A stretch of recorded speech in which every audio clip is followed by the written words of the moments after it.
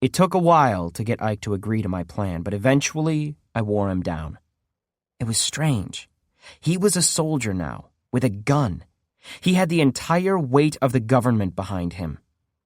I was just a positive, and if he'd wanted to kill me on the spot or make my life a miserable hell, there was nothing whatsoever to stop him. But in the end, what mattered to him was this. I'd always been the older brother he never had. I'd been his only friend as a child. There weren't a lot of children in New York City. A few of us crisis babies, but almost no births since then. As a result, Ike had spent his formative years with no one but me for a role model. I think he would have done anything I asked. I knew better than to abuse that power. When we were done talking, I headed back down into the darkness and mud of the camp below and went back to my life as if nothing had happened. It was days before I heard from Ike again. He came for me in the middle of the night, just like he had before, shining a flashlight down on my head. I was ready this time. I headed across the darkened camp to the hollow pillar, and once again I ascended to the level of the catwalks. Our destination this time wasn't the bunkhouse I'd visited before, however, but one on the far side of the camp. That is, over on the female side of the camp. There was no difference in the catwalks that ran over that half of the camp as far as I could tell, and when I looked down into the female camp, I saw a little difference between it and the world I'd come to know. Their shelters were in different places, but they were equally decrepit and just as many of them had collapsed. I couldn't see anyone moving below, but it was dark enough to make that unlikely anyway. Ike kept us moving at a good pace. If he was spotted out here with me, if another guard saw us, he would have a lot of explaining to do. "Normally, I don't work this side," he whispered to me. "We have our own patrol routes we're supposed to stick to, but we get bored and we break the routine sometimes. I don't think anybody will shoot us, just on principle. But if somebody tells you to halt, you better do it." I didn't respond. I wasn't paying much attention to what he said. I was too busy thinking about what was about to happen. Ike took me to a bunkhouse perched on top of the wall, about as far from my shelter as we could get without leaving the camp entirely. No lights were on in the bunkhouse, and its door was locked, but he had a key. "We have to make this quick, okay?" he asked. "Finn, okay?" I shrugged. "Okay." He opened the door and I stepped inside. She was waiting for me there, in the dark. I found I couldn't speak. Not right away. I walked toward her, and every step seemed to make me more nervous about this reunion. She didn't look up or move at all. I could just make out the scar across her nose in the darkness. "Hi," I said, finding my voice. It croaked out of me, but it was a recognizable sound. Hi, Kylie." "Finn," she said. There was no emotion in her voice at all. "Of course." "That guy, that soldier, that's Ike," I said. He and I, we were friends back in New York. He wanted to do me a favor, I guess. That's why he brought you here, so we could talk." "Okay. How have you, been?" "Fine." Of course. I couldn't bear to see her like this, perfectly quiet and unemotional. It sounds funny to say now, but I would have much preferred if she jumped up and punched me in the face or screamed insults at me or anything. I didn't expect her to leap into my arms and tell me how much she'd missed me and how glad she was that I was still alive. Anger would have been enough. "I guess the female camp is about as bad as ours," I said. "I'm so sorry. I didn't know it would be like this." "Everywhere is like this. This is what life is like," she said. "You mean dirty and painful?" "I guess a lot of it is," I said. I sighed. I had hoped for more than this, even as I expected nothing less. I'd wrestled with the idea of just letting her go, of forgetting about Kylie and focusing on my own misery. But I owed her something. I owed her my life, at the very least, several times over. I owed her more than that, a sum I couldn't begin to articulate. but she wasn't going to let me repay it, because that would suggest there was some kind of justice, or at least balance in the world, and she couldn't handle that thought. It would be cruel of me to insist otherwise. It was cruel of me to pretend she was right. I couldn't win. I went over to her chair and squatted down in front of her. Listen, we don't have a lot of time, and I have a bunch of questions. I might be able to visit you again at some point, but for now, I just need to know what happened. When you got here, remember? Addison was sick. Is she still here? Did she get better? I don't know, she said. Was there the tiniest flicker of anger in her eyes? It was impossible to say in the darkness of the bunkhouse. I shook my head. Tell me what happened. We got here a few hours after you left us. The SUV made it that far, and even had some gasoline left. We could have kept going. We could have found somebody else to protect us. But you said we should come here. I did, I admitted. We came to the gate, and Heather told the man there who we were and why we'd come. He wouldn't look at us, not close up. He wouldn't come over and look at Addison. She was having trouble breathing by then. He just wanted to see our left hands, our tattoos. He said that Heather and I should exit the car and head into processing. Heather kept asking him what would happen to Mary and Addison. He didn't say anything. He just kept yelling the same order over and over.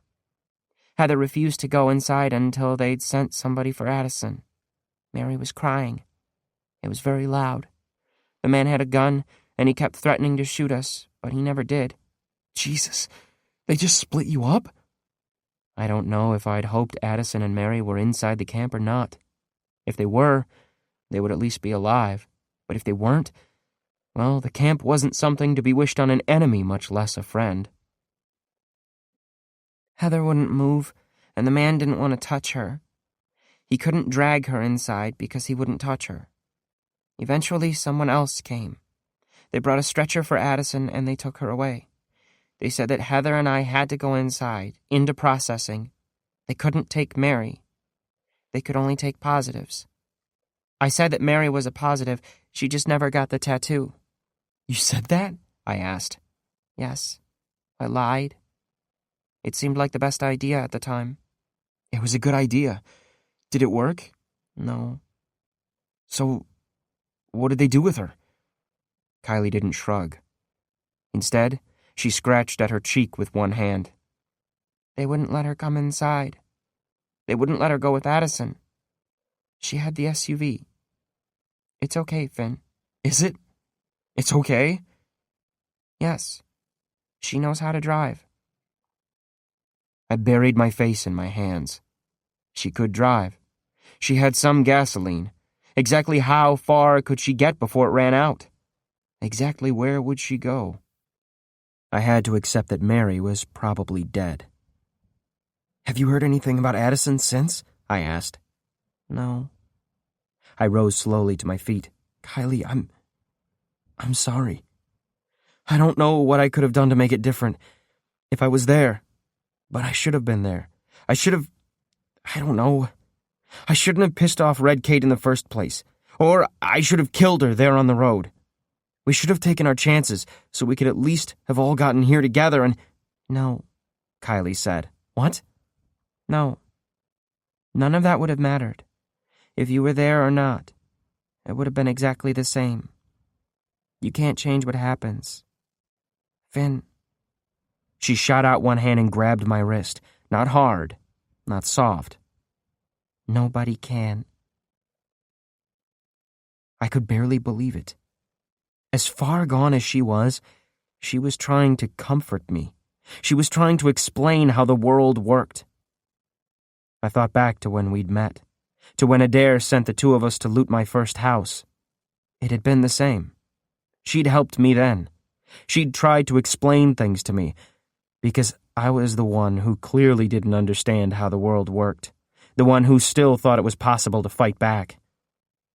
Despite all her armor, despite how withdrawn she was, she still cared enough to tell me there was no hope. It was the closest thing to kindness, to love, she could muster. I'm going to do what I can, I said. I'll find out about Addison. I'll see if the soldiers can't go and find Mary and help her. I had no idea how I would make either of those things happen, but I would try. I promise. Okay, if that's what you want. I clenched my eyes shut. How's Heather? I asked. She's not adjusting very well, Kylie said. She sounded like she was describing the weather. Some of the women here, especially the older women, they make it hard on the younger ones. They give them a hard time. Heather doesn't know how to go inside herself, like me. She was never as strong as you, I said, trying for a compliment. Strong? You can do anything. You can survive anything. Oh. No, Kylie said. No, you've got it wrong. That's not strength. I'm not strong. I'm weak. I'm weaker than everybody. I just use that weakness. Okay. The reed bends and survives the storm. The oak stands proud and breaks, she said. Not for the first time. I got the impression it was a saying she'd memorized. Words that weren't her own. The reed bends. Chapter 77. The next day I spent wandering around the camp in a kind of haze. What I'd learned from my meeting with Kylie did not have a good effect on me. What she'd told me, what I'd so desperately wanted to know, what had happened to Addison and Mary and Heather, how she was handling life in the camp, these things had seemed like such burning questions. They'd nagged at me, kept me awake at nights. I'd known I wouldn't like the answers much. But I'd thought there would be some kind of resolution, some finality to it.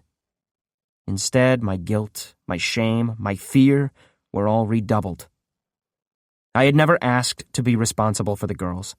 I'd never wanted anything but to live a nice, quiet, safe life in Manhattan, hadn't I? I spent the days so lost in thought, so consumed by my own self-loathing, that I completely missed the whistle for second shift. Eventually, I saw the crowd of people streaming over toward the work sheds, and I hurried to join them, but I was already late.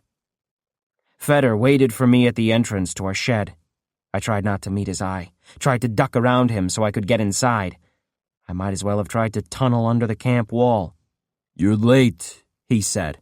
"That looks bad. You work for me. That makes me look bad." I'm really sorry, I told him. So the fuck what? This isn't about sorry. I tried to say something else. I tried to explain or make excuses. I don't even remember. I do remember what his fist looked like, coming straight at my face. The beating he gave me was methodical. It was supposed to be instructive. It wasn't about anger, or even about proving that he was my superior. That was taken as read. No, it was about teaching me to be on time. I went down quickly, unable to fend off any of his blows. The kicking started in then. It lacked the savagery of the first time when I arrived at the camp. It was mostly aimed at keeping me from catching my breath. The pain had to be sustained, kept at a certain level so the lesson could sink in. I'd always thought Feder was an idiot, a pile of muscles with nothing else to show for them. But he knew his trade very well. He was an expert at ass-kicking. I might have actually admired his precision and restraint, if I wasn't on the receiving end. When it was over, he spat in my hair and left. Luke came out of the work shed and helped me get to my feet, which took longer than I would have liked. When I could stand without falling over, he helped me inside and put a circuit board in front of me. "You need to be more careful, maybe," he said. "Maybe," I said. "People in here, they go along to get along, you know? They don't make waves, and they don't get beaten up so much." I've heard that before. Maybe Adair had been right. Maybe I was too stupid to give up. Keep your head down, right? Don't ask for anything more since you won't get it. Makes sense. It's kept me going this long, Luke agreed.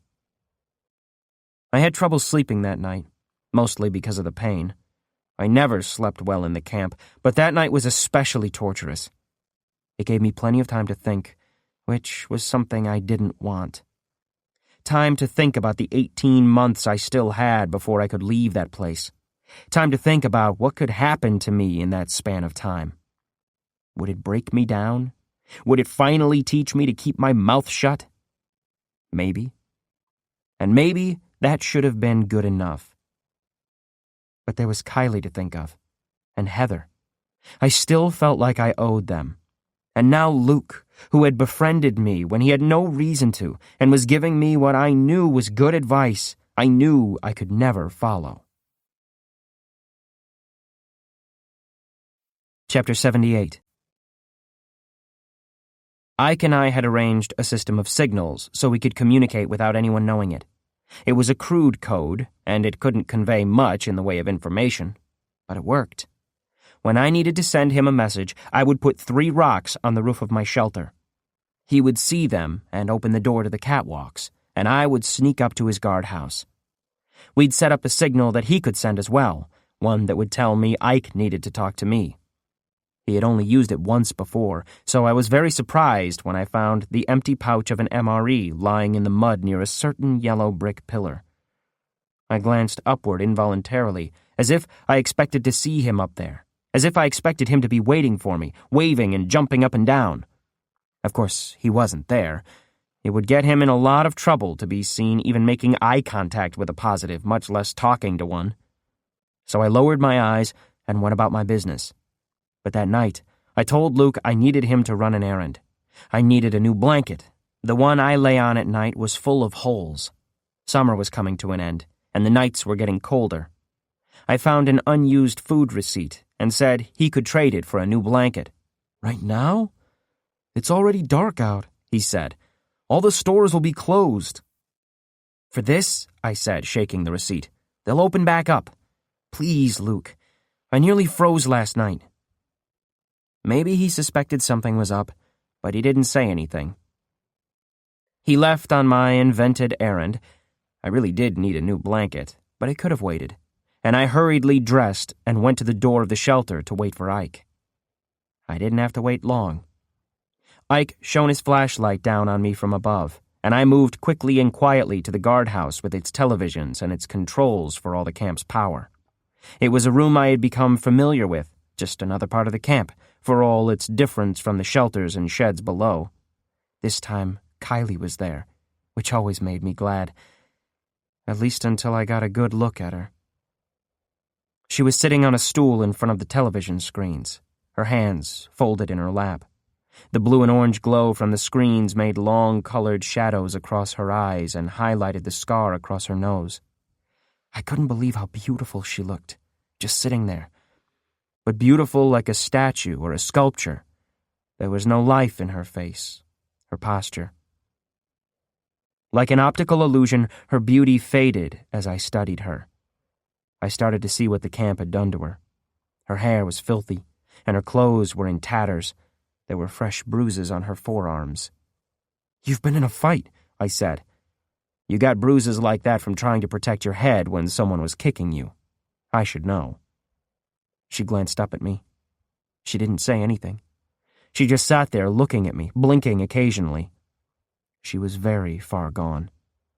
I thought she wanted to say something, but the words wouldn't come. Something very bad had happened, I thought, and my stomach clenched in nausea.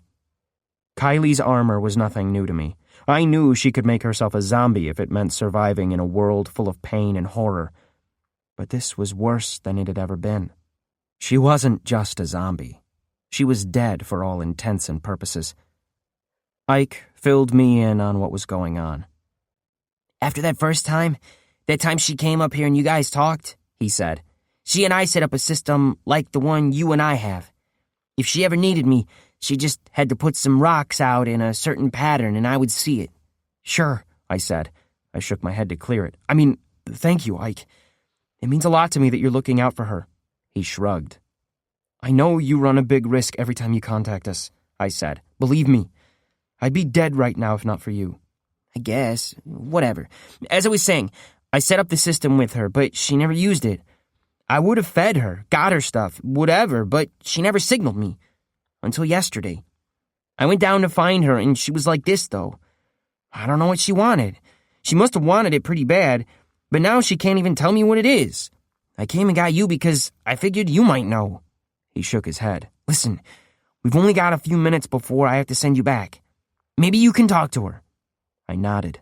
I went over and squatted down in front of Kylie, where she couldn't help but see me. I reached up and touched one of her hands. She didn't pull it away, but she didn't move it either. It's me, Kylie. It's Finn. Stones.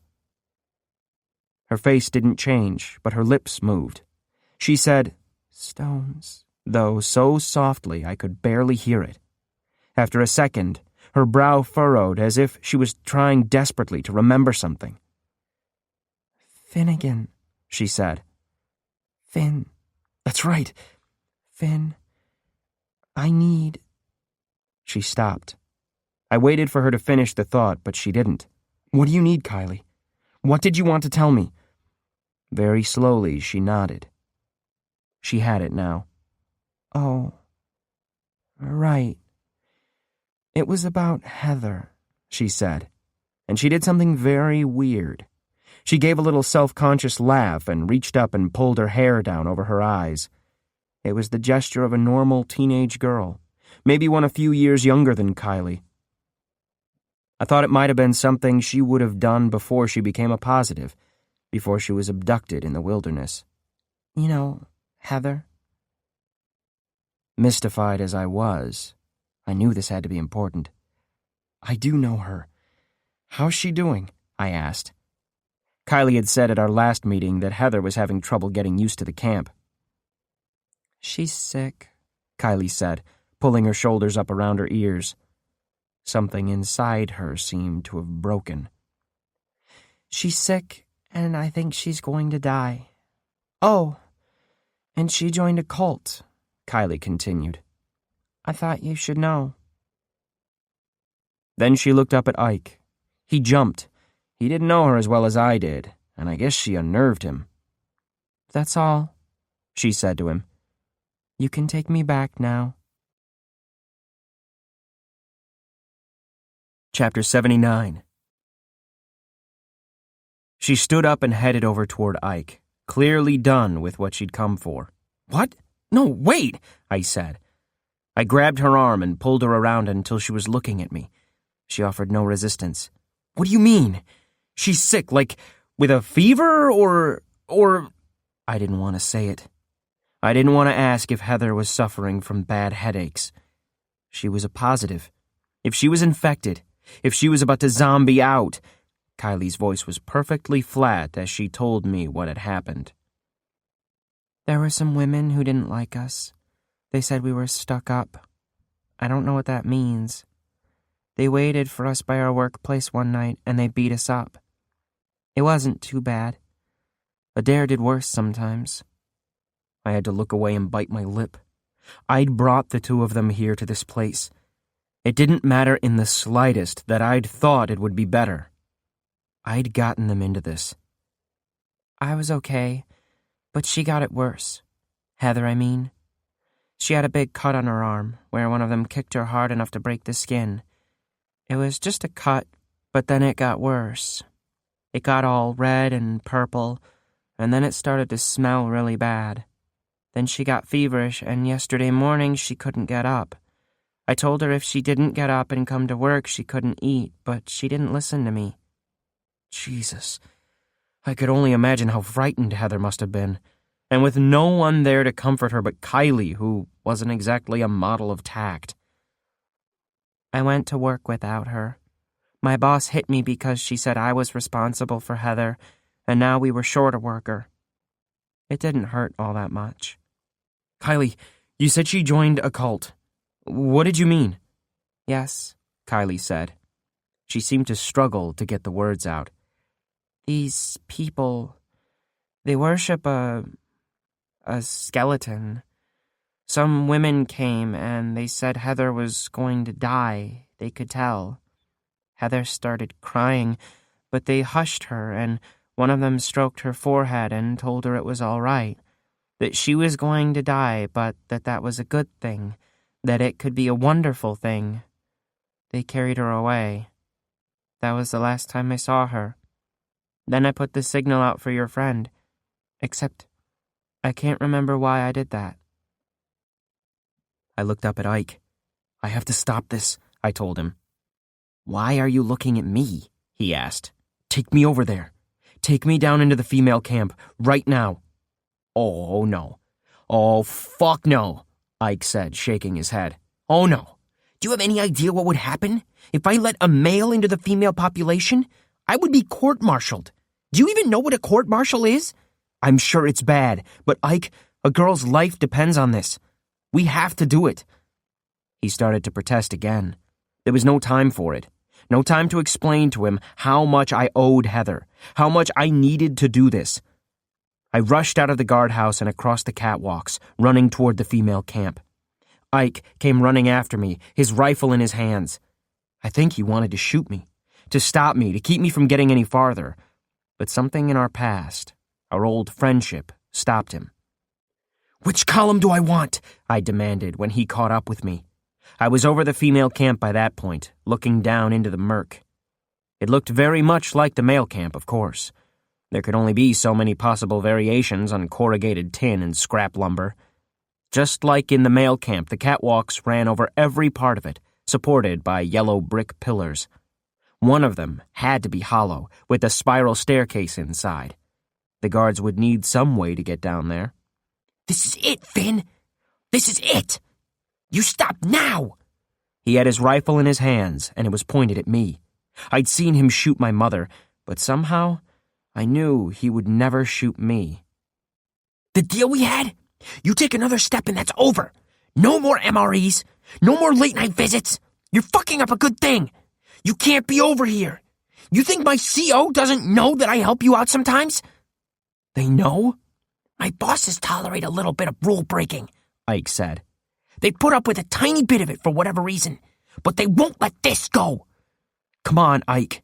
This, he said, gesturing at the female camp with his rifle. This is not okay. This is not fucking okay. You head back now. You go back to your crappy little house right now, or we're done. I studied his face, trying to determine just how serious he was. Pretty serious by the look of it. But I had to do what I had to do. Fine, I said. I take the latter option. What? You take me down there, into the female camp so I can help my friend, and then our arrangement is over. You never have to worry about me again. Chapter 80. Ike took me down the hollow column and unlocked the door at its bottom. When you come back, knock 3 times and I'll open this up for you and take you back to your own place. A little light burned inside the hollow column, and I could see just how grim his face had become. You know you can't bring her back with you. I know. Kylie came down the stairs behind us, and for a second, I thought Ike would shoot her, he was so jumpy. But instead, he just shook his head and switched off the light. He opened the door for us, and we headed out into the female camp. In the dark, in the mud, it should have looked exactly like the male camp. It had all the same elements and was just as featureless as my side of the camp, but it was just different enough to be creepy. Everything was in the wrong place, the shelters clumped in strange patterns. They had a well for fresh water right in the middle of their camp. It added up to make me feel like all of reality had been strangely twisted. That, or I was just afraid of being caught. Kylie led me to a shelter near the wall. This is where the sick women go, she said. We saw no one on our way there, but when we arrived, I was shocked to see a little light coming from inside. I glanced through a crack between 2 planks of crumbling wood and saw candles burning inside. You have candles? I whispered. How did you get candles? We make them, she said. That's what we do for work here. Candles and soap, and we patch up old clothes. Sometimes we steal some of what we make. Another weird thing. I'd assumed the female camp was hard at work putting together circuit boards, just like the male camp. But Luke had told me that sometimes the work changed, and that it wouldn't always be circuit boards. I guess the Army needed other things too. I knew nothing then of the old division of labor that had been disappearing even before the crisis, the idea that there was such a thing as woman's work, as opposed to that done by men. It seemed that someone in the camp's administration still thought that way. Whatever. It didn't matter. I wasn't here to learn about the female camp. I found the door of the makeshift shelter and stepped inside. A group of women were kneeling on the floor together, in front of a foot-high statue of a human skeleton. It looked like it was made of wax and had been carefully, if inexpertly, sculpted. I could make out the various bones and even tiny carved teeth in the miniature skull. One of the women looked up and saw me, and she gasped. The others jumped up and pressed back, moving away from the door. The only exposure to men these women had since coming to the camp had been the leering suggestions of the men who pressed up against the fence between the two camps, the ones who called out rude suggestions all day long, the ones who shouted out their fantasies of what they would do if they ever got through that fence. The women I was facing now must have thought I was there to ravage the lot of them. I might have corrected them, but the last thing I wanted was for them to think I was safe, that they could shout at me to get out, and I would. I needed to do this quickly and quietly, and if that meant scaring them, I was okay with that. "Heather," I said. "Where's Heather?" They didn't say a word, but one of them, younger than the rest, glanced toward a little alcove at the back of the shed. I pushed past her and headed back there, Kylie in tow. I knew I was in the right place when the smell hit me. Flies buzzed angrily and swarmed around my face as I pushed aside a threadbare curtain and looked in on Heather. She was lying on a makeshift mattress of piled blankets, and a candle burned by her head. The sleeve of her shirt had been torn away to expose the wound on her right arm. It was festering, and badly. Weeping pustules had formed all around the gash, and I could see black veins under her greenish skin. As I knelt down beside her, I could hear her laboring for breath, and I could see that her eyes, while open, weren't focusing on anything. "Heather?" I said. I grabbed her hand, her left hand with its plus sign tattoo. "Heather, it's me. Finnegan. I've come to get you out of here. It's the least I could do." Kai, Heather gasped. "Kylie's here too. She came and got me. I know she isn't the warmest of people, but she does care about you, Heather. She wanted to save you." "Kylie," she managed to pant. "Kylie, why? You know what I want." "It's going to be okay," I told Heather. "I know. No, it is. Came to save me? From what?" "These people out there," I said, pointing back toward the main room. "I'm not sure what they think they're doing here." "They're helping me die," Heather said. Her eyes were fever bright. I started to shake my head, but she had more to say. "Die the right way," she said, nodding a little. "Die so somebody—" She coughed, then had a single spasm that seemed like it would shatter her fragile body. "So somebody else can live." "What?" I couldn't understand. "If I die now, then somebody else doesn't have to." "That's nuts, Heather. That's nonsense. It doesn't work that way.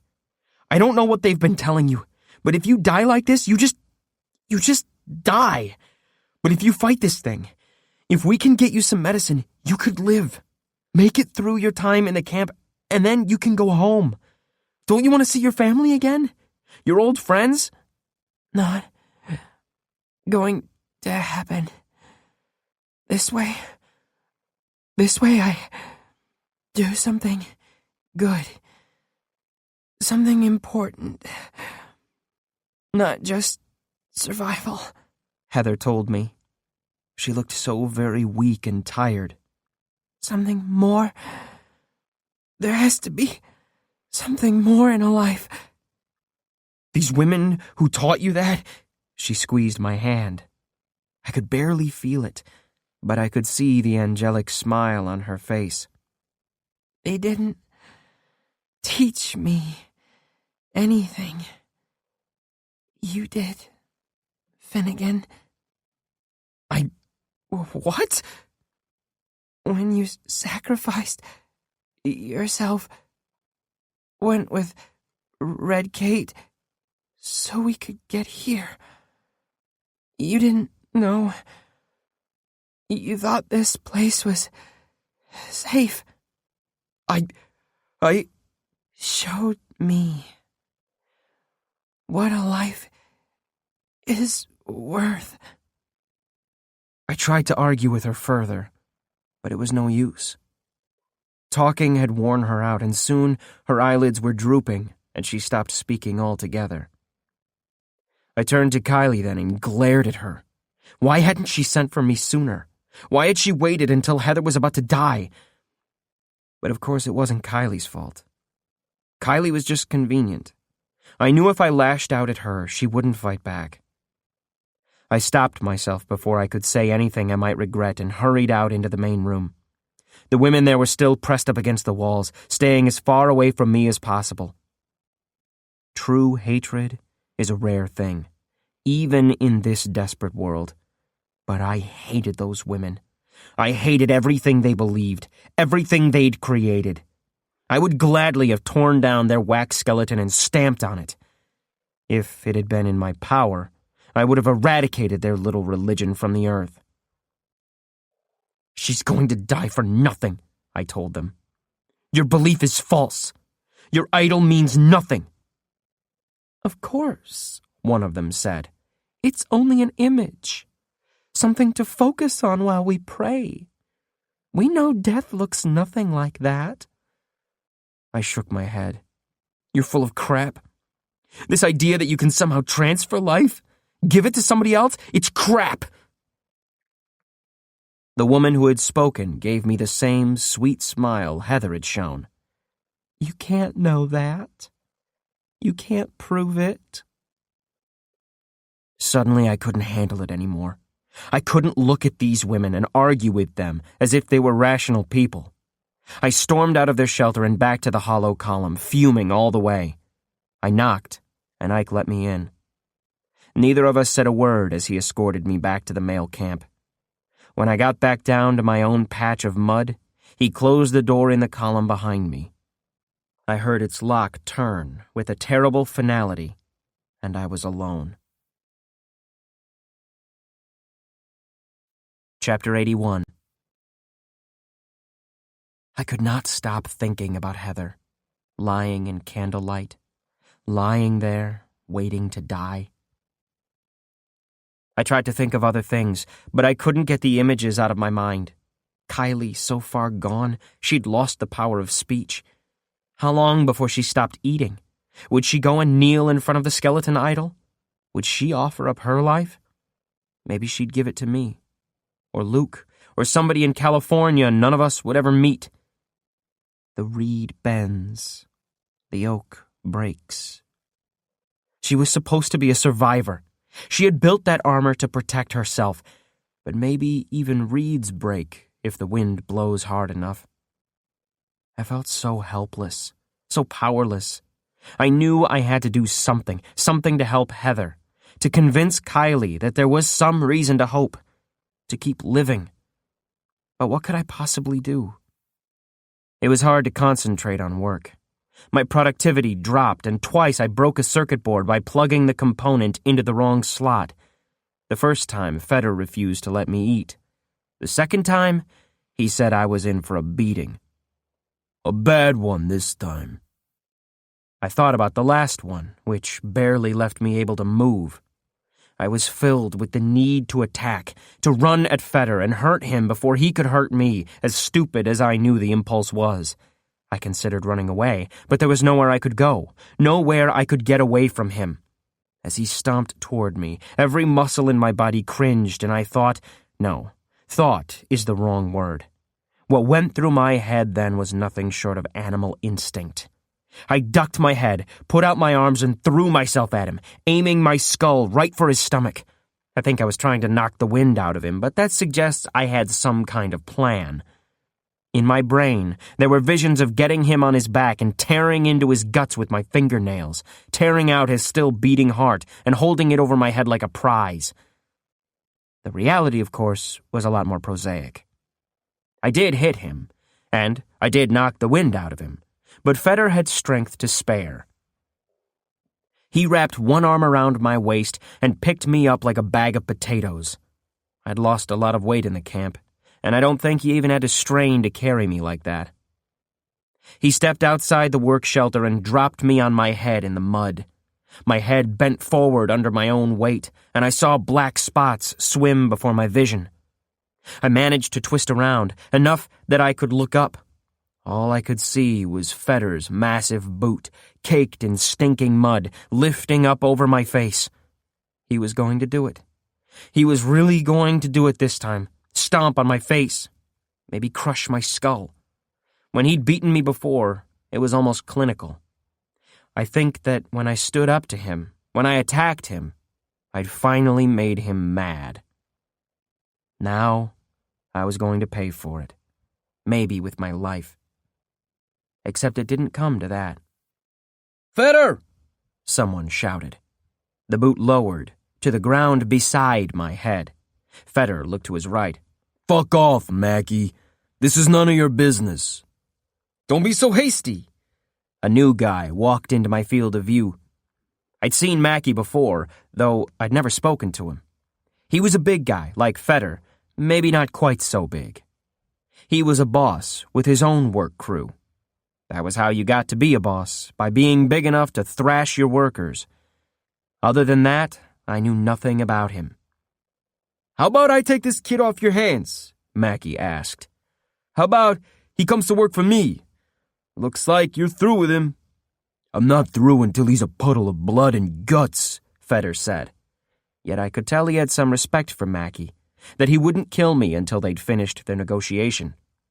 He won't be much use to me dead, Mackie pointed out. Listen, I'll trade you. Any one of my guys for this one. Feder looked confused, but not like he was deep in thought. We have a deal? Mackie asked. He reached down and hauled me to my feet. I still felt a little dizzy, but it wasn't too bad. I get one more punch, Feder said, for my aggravation. Mackie mused that over for a second. Yeah, okay. Then Feder punched me in the stomach so hard I couldn't eat for 3 days.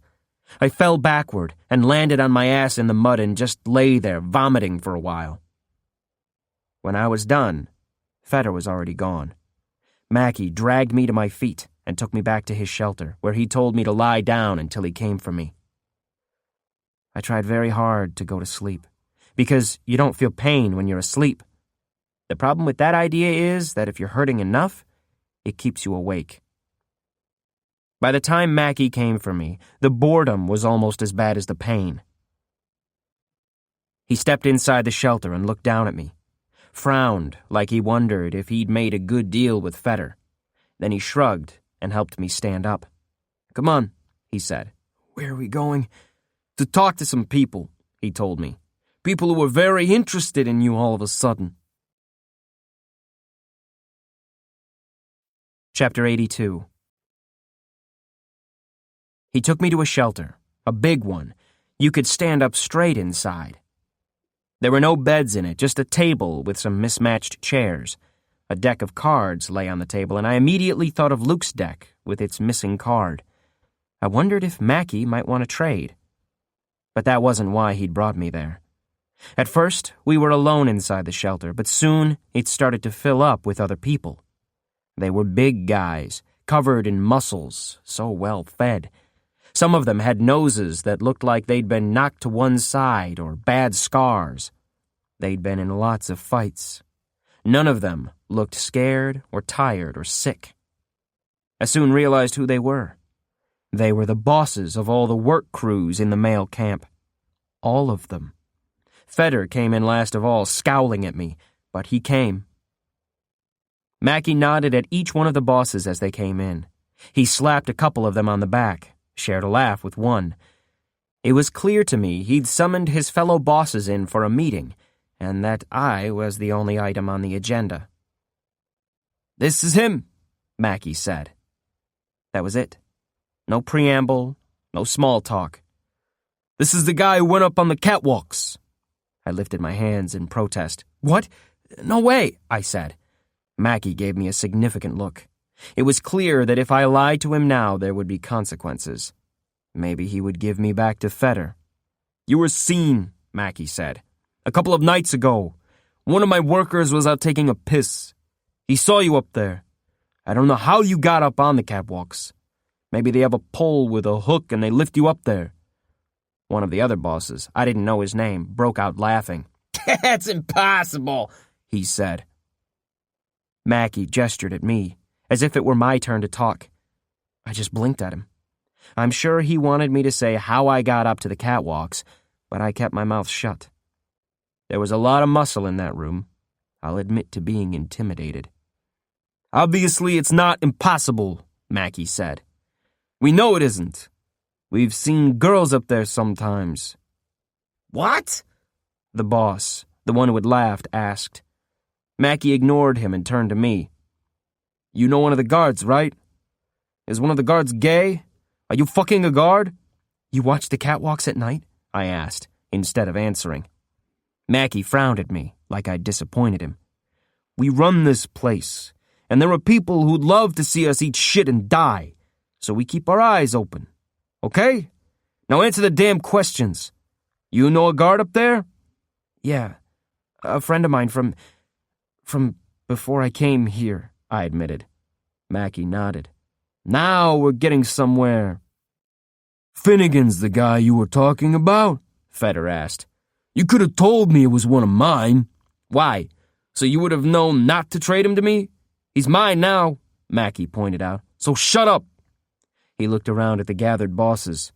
"I called you here because we need to figure out how to make this work for us. How we're going to benefit from it." "They've got good food up there," one of the others said. "Better than we get." There was a general murmur of assent. "He could bring girls over here," someone else said.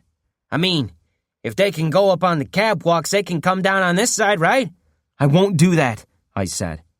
I'd let them grind me to a paste before I started pimping for them. Not that I could have anyway. Ike was done with me. My access to the catwalks was over and done with. I didn't tell the bosses as much. "You work for me now," Mackie pointed out. "You'll do what I say." "I can't. You can beat me, but I can't," I said. Mackie frowned. "I think we're scaring him," he said. "You guys, get out of here." The bosses just grumbled for a second and didn't move. "I said get the fuck out of here!" Mackie roared, and that got them moving. When they were gone, when it was just the two of us in the shelter, he gestured for me to sit down at the table. I sank gratefully into a chair. "I'm not like Feder," he said. I nodded. "I'm not going to beat you up for working slow. I figured out a long time ago people with broken arms can't work at all. So don't be so scared of me, okay?" I must have frowned at that because he laughed. "Look, I get it," he told me. "You've had shit luck since you got here, and Feder has got you sleeping with both eyes open. You think bosses are all about exploiting their people. Well, fine. That is part of it. But some of us, the smarter ones, we try to protect our people too, make their lives a little better. A happy worker is a productive worker. I can make your life here pretty easy." Maybe I believed him a little, but that just made me angry. "How?" I asked. "Are you going to shoo the flies away from me? Are you going to give me someplace dry to sleep at night?" "That's not how things work here. Look, life is shit. But if you go along, you get along, right?" I fumed for a while after he said that. I'd heard it one too many times. I refuse to accept that. Life doesn't have to be like this, I told him. I felt like Caxton was right behind me, one hand on my shoulder. If we all agreed, if we decided tomorrow we didn't have to live like this, things would change. They would get better. "Yeah, see, that's the hard part," Mackie said. "Getting people to agree on things. You even talk to anybody in this camp? You ask if the sky is blue, you'll get 6 different answers. I shook my head. You say you want to make life better for your workers? You're in charge here. You said that too. Then it's your responsibility to change things. You and all the bosses. He smirked at me like I was crazy. Look, just tell me you'll snag some of that good guard food the next time you go up on the catwalks, okay? That's all I need to hear for right now. I said nothing of the kind. I walked out of the shelter then, and he didn't try to stop me. Chapter 83. I started working for Mackie after that, and nothing much changed at all. He didn't beat me. That was nice. But I was still working the same shift, in the same dismal conditions. At the end of every work shift, he would tell me to stay behind, and he would ask me when I was going up on the catwalks. I told him I couldn't help him there, that I was done with the catwalks and the guards, but he didn't believe me. I kept pressuring him to organize the workers, to improve our conditions. He had one response to that. How? He would ask. And then something did change. One day, he asked that question, and I had an answer. I had a plan. I could see it all in my head, all the steps laid out in order. I'd felt helpless before, but Mackie wasn't helpless. The bosses weren't helpless, not if they worked together. He'd thought that by acquiring me, he would gain access to the catwalks. Instead, it seemed I had acquired him. A way to talk to the only real power in the camp, down at the level of the mud. A boss who would listen. So that day when he asked, how? I had an answer. I laid it all out for him. I showed him how it could work, how we could make it work if we just stuck together. How we could get concessions from the guards, basic health care. Maybe I could save Heather's life. More food. Who knew how many lives that would make better? I could see in his eyes as I explained it that he almost believed it could work. Almost. In the end, he said he would think about it. He made a point of telling me he doubted he would get a yes, but he said he would take it to the other bosses. I walked back to the shelter I shared with Luke that evening, and for the first time since I'd come to the camp, I felt like life was worth living. Like maybe everything could be okay, that it would be okay. Like we had a chance. Luke and I stayed up late playing card games. We didn't work together anymore, but we were still friends, and I was absurdly grateful to him for that. For being kind to me when I'd needed it the most. I found myself smiling so much my face hurt. Late, when we should have been in bed, I needed to pee. I put down my cards and went outside, headed for the latrines. Before I got even halfway there, though, I stopped, froze in place. A light was shining down on me from the catwalks. Chapter 84. It turned out Ike wasn't done with me, after all. I was excited. This was great news, that Ike was still my friend and my ally. I was thrilled with my new plan. I felt like I could actually achieve something. I desperately wanted to talk to Ike about it, see if he had any thoughts, any way he could help me. But he wouldn't let me talk. He had news for me that couldn't wait. He just broke it to me plain. Your friend Heather died last night, he said. Oh. I sat down on the floor. It wasn't something I could control. I sat down because my legs wouldn't work anymore. Oh, I moaned. It was dangerously close to a wail. I'm, sorry, he said. Oh, I said. Oh, no. I didn't choose to make those sounds. Listen, Finn, you have to keep it down, Ike said. If somebody hears you... But I couldn't stop. For a long time, I just sat there making plaintive noises, rubbed at my face, at my shaved head. Heather. Dead. I was going to save her. I'd tried so hard to save her. She hadn't wanted to be saved in the end. She'd wanted to die as some kind of sacrifice, Some gift she would give to someone she might not even know. She thought her death could have some meaning if her life didn't. She died not blaming me for what happened to her. She died thinking I was some great teacher who'd shown her the way to true wisdom. That made it so much worse. And Kylie. What this would do to Kylie. The thoughts were so dense in my head I couldn't breathe. Eventually, I wiped the tears off my cheeks and carefully, slowly, I stood up. Listen, Ike said. what we said before, last time, I mean, when I said we were through, that wasn't true. It was never going to be true. I'll keep bringing you up here when I can.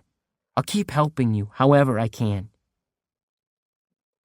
I think he was just so alarmed by my grief, he would have done anything to get me to stop wailing and blubbering. I don't think he meant me to hear what I heard then. "Help me?" I said. "You want to help me?" Yeah, Finn, look. "Ike, I need your help. I need it badly, and it's going to be tricky for you. Maybe dangerous, but I need it. Truly." My big plan had to move forward. There was no doubt in my mind.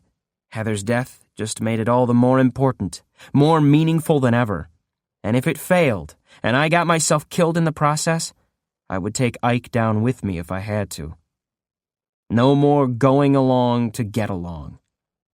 Things had to change. Chapter 85. The next day my plan went into effect, except I wasn't the one leading the charge. At the end of second shift, when I'd finished assembling so many circuit boards for Mackie that my fingers were bruised, I stepped out of the workshed with no thought in my mind but getting a food voucher for a stale sandwich. So you could say I was very surprised when I found Feder out there. He was standing on an old rotten crate and shouting at everybody who walked past. "Nobody goes to work tomorrow," he said. "When the whistle blows, you just stay wrapped up in your nice warm sheets. No first shift, no second shift. Nobody works. Not until we get better food." I could only stare. My fellow workers listened or just walked away or did what they were going to do. But I stood there, staring, because Feder had somehow decided to put my grand plan into effect. By himself. The whole point of the thing had been to get all the bosses behind the plan, all at the same time, to make sure every work crew refused to go to work, to stop the production of circuit boards entirely so the Army couldn't fix its helicopters. I figured that was the only way to make them listen, to make them agree to our demands. I had worked up a whole list of those, ways to make the camp better, to make our lives more tolerable. First on the list was basic health care for the positives in the camp. Better food was on my list too, but it came farther down. Feder apparently had reprioritized. 2 sandwiches every damned day," he shouted. "And more meat. We're starving down here. Nobody goes to work tomorrow." I saw Luke. He'd just come off his own work shift. He watched Feder for a while, then came over to me and said, "He must have gone crazy. What does he think he's going to achieve other than getting shot?" "Yeah," I said. "Listen, I have to find Mackie." I ran to my new boss's shelter. He was in there reading a tattered magazine, something about a sport nobody had played since before the crisis. "Have you seen what Feder's doing?" I asked Mackie. He got up and went outside. He scowled. "God damn it," he said. "He jumped the gun. We were still talking about this, about whether or not it would work." "You were?" I asked, somewhat surprised. "Yeah. Believe it or not, some of us bosses think maybe you have a brain in your head," he told me. "Looks like Feder was going to vote yes. I figure he got ahead of himself because he wanted the credit for making this work. Maybe he thought it would make him king of the camp or something." The idea chilled me to my marrow. He grabbed a positive who was standing nearby. "You," he said. "Who do you work for?" "Michelson," the guy replied. "Go get him, and tell him to get all the other bosses together." When the guy had run off, I asked Mackie, "What are you going to do?" "We're going to support Feder. Help him out." "What?" I've been in a lot of fights, Finnegan, and I learned one thing. Once you're in it, don't look back. Hesitating gets you killed. I don't like how this started, but it's started, and we'll never get a second chance. Chapter 86. I don't know if any of the positives in that camp understood what a strike was. None of us knew anything about labor or capital or negotiations, but we all grasped the idea pretty quickly. The next morning, only about half of the workers showed up for first shift. None of the bosses did. The workers went inside their work sheds, and maybe they put circuit boards together, and maybe they just sat there waiting to be told what to do. I don't know. I was part of the strike. I was out there talking to people all day, trying to convince them not to work.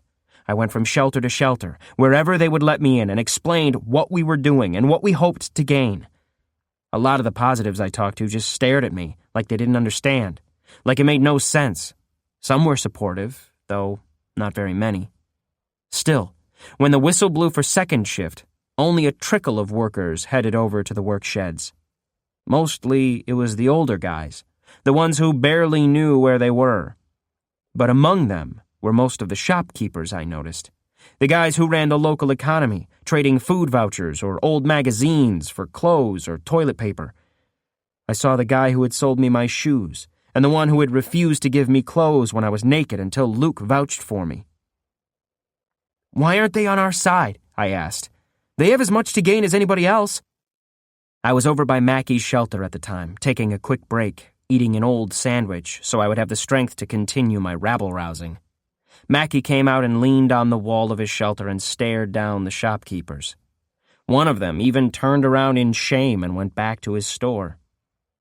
"They think they have something to lose," Mackie explained to me. "If nobody works, nobody has food vouchers, which means they've got nothing to trade." He shrugged. "We don't need them." "We need everybody," I said.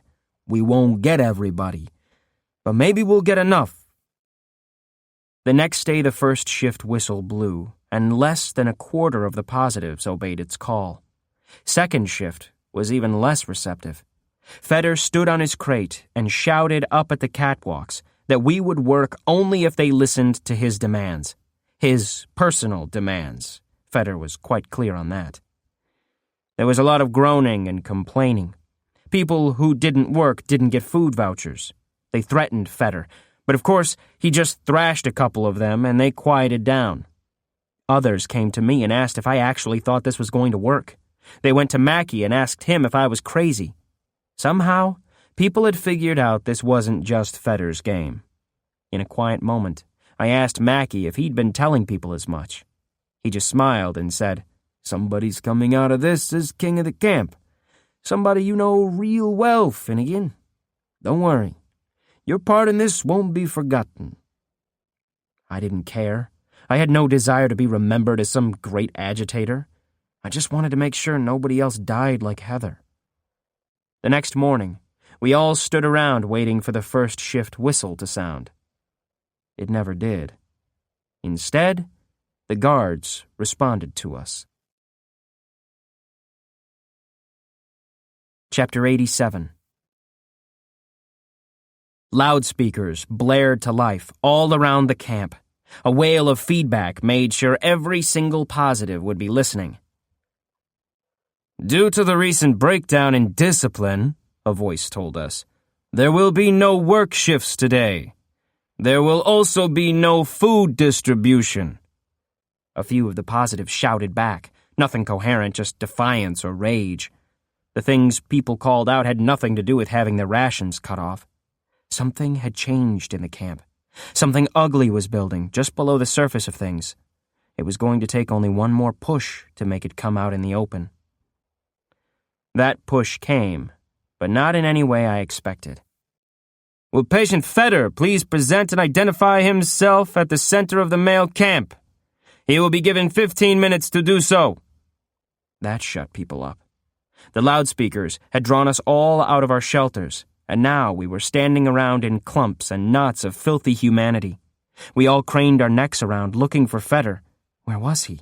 What did the guards want with him? Feder was no coward. It took only a few minutes for him to show himself. He'd been over by the work sheds. Maybe he'd been over there conspiring with his fellow bosses. He sauntered over to the middle of the camp with a cocky grin on his face, as if he was very pleased with himself for causing all this commotion. He put his fists on his hips and then looked up at the catwalks. For the first time, I looked up there and saw that a number of soldiers had gathered just above the well. "What's going on?" Luke asked me. I could only shrug. "Are you Patient Feder?" the loudspeakers asked. It sounded like they needed some kind of official identification. Feder grinned and said something, then spat into the mud. Some of the positives nearby laughed. Maybe Feder had made some incredibly witty remark. I wasn't close enough to hear it. "Pursuant to the Crisis Emergency Powers Act," the loudspeakers said, "inciting your fellow positives to riot is a crime considered equal to treason or looting. The penalty is death. Proceed." I'll never forget the look of surprise on Feder's face. The soldiers up on the catwalk took aim and fired down at him with their assault rifles, shooting him so many times his body jerked and flew about in a kind of horrible spasmodic dance. His blood splattered everyone standing nearby as he fell into the mud. He did not move again. The screaming that followed seemed to go on forever. Positives ran for their shelters, for the work sheds, for any kind of cover. People were trampled in the mad rush. Luke had to grab my arm and pull me backward into our own shelter, where he heaped blankets on top of us as if they could protect us from bullets. I tried to get up, to get out of the shelter, but he just pulled me back down. The second or third time I decided I agreed with him that I should keep my head down. So it wasn't until after dark that I dared to show my face again. Chapter 88. Luke thought I was crazy. "They'll come for blood. Your blood," he said, glaring at me. "If you start riling people up again, the guards will blame you for all this. You really couldn't just go along? You couldn't play the game?" "Sometimes you have to choose a different game," I told him. I felt weightless, like a good breeze could blow me away, high up into the air, where I would never be seen again. I knew perfectly well that my life could be over come morning. Feder had been so strong, so big and vicious, and now he was gone. There was no reason to expect that I wouldn't be next. But somehow, I didn't care. My life was less important than what was happening here, than what could happen, if the cards played out right. I didn't sleep that night, because I was far too busy. I went around from shelter to shelter. Nobody questioned why I was there or that I had a right to talk to them, though I was met with mostly hostile stares. I told them we didn't have to live like this. I spoke of what we could accomplish in the morning if we worked together. I didn't expect applause or reasoned arguments. I spoke my piece, and then I moved on. There was only one shelter where I didn't try to make my case. It was a shelter full of the sick and the dying. It was just like the one on the female side of the camp, the place where Heather died. I hadn't realized that we had one of those too. It had never occurred to me. But there it was, the stink, the low whispered prayers, even the skeleton idol. This one was smaller than the one the women prayed to.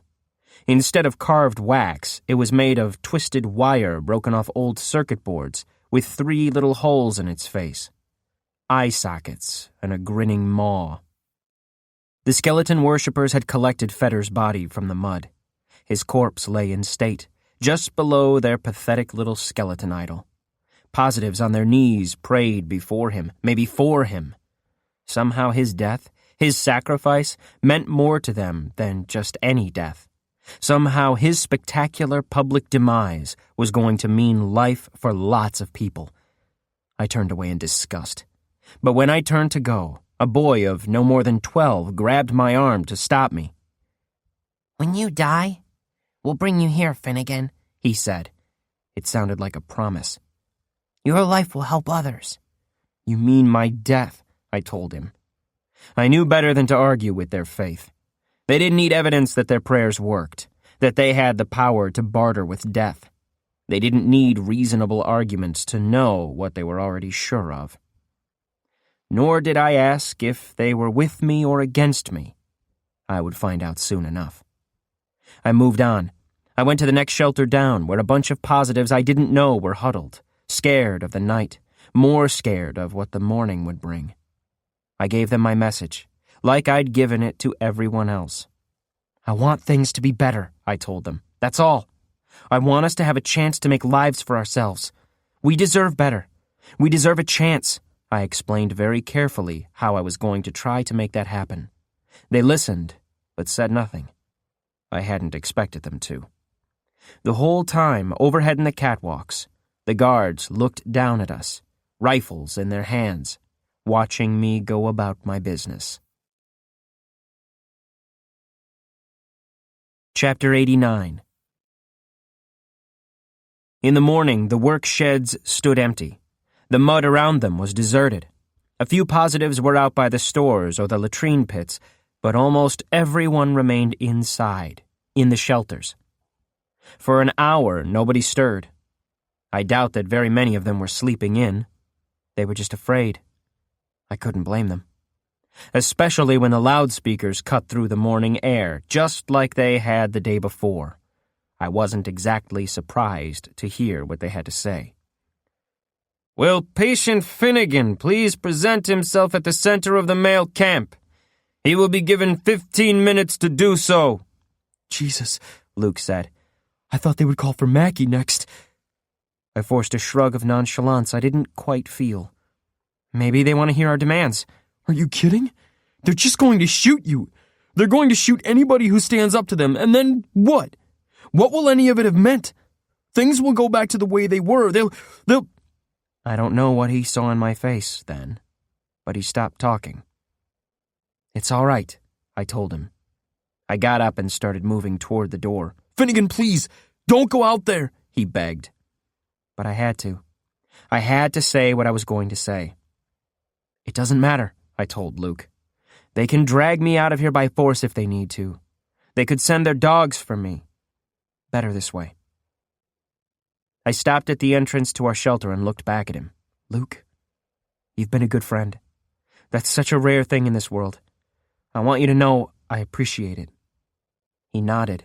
His eyes were so wide I thought they might bug out of his head. Outside, the sun was blasting down. It was a truly hot summer day, and the mud under my feet was cracked and almost solid. I walked over to the center of the camp in no great hurry, but not dragging my feet either. I didn't want anyone to think I was less brave than Fetter. I had gone from feeling weightless to feeling like I was made of nothing but light, like I was an image on a television screen. Probably I felt that way because everyone was watching me. When I reached the center of the camp, I stopped and looked up at the guards. A firing squad had gathered up on the catwalks, just as they had for Fetter.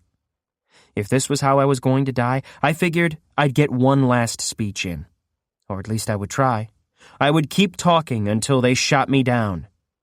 That would have to be enough. "I speak for the camp," I said. Somewhere, inside one of the shelters, someone shouted, "Not for me, he doesn't!" Someone else laughed. I ignored them. "I speak for the camp," I said. "For the positives in the male camp. We have a list of demands that I will now present.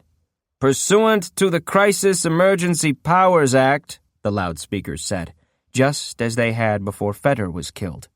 "Inciting..." And then, for no reason that I could see, the loudspeakers went silent. Silence filled the camp, though it didn't last. The soldiers up on the catwalks turned to look at one another, as if they were as confused as I was.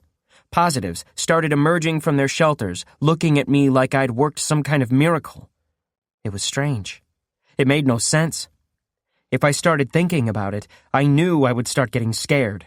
I would run away. So I didn't think about it. "The first of those demands," I said, my voice weak with tension, so I raised it and shouted, "First of those demands is an immediate resumption of food distribution. Second is the provision of medical care for all positives. third is... Stop! I looked up at the wall, at the nearest loudspeaker, but the voice I'd heard wasn't amplified. It came from one of the catwalks, from a soldier in a flat cap. He had gold birds on his collar, which I thought must mean he was a high-ranking officer. You, Patient Finnegan, come over to the intake center, and we'll talk about this privately. I frowned. I'd expected to be shot by now. My big plan had been to state the list of demands before I was shot. Fortunately, I'd made a contingency plan. No, I said. No, I don't think so. I won't let you murder me in private where nobody can see. I speak for the camp, and the camp has a right to hear what I say. More and more of the shelter doors were opening up. Positives started emerging into the sunlight. They moved toward me, toward the well.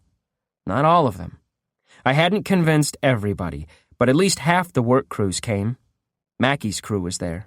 Fetter's old crew, too, which was being run now by a kid younger and no bigger than me.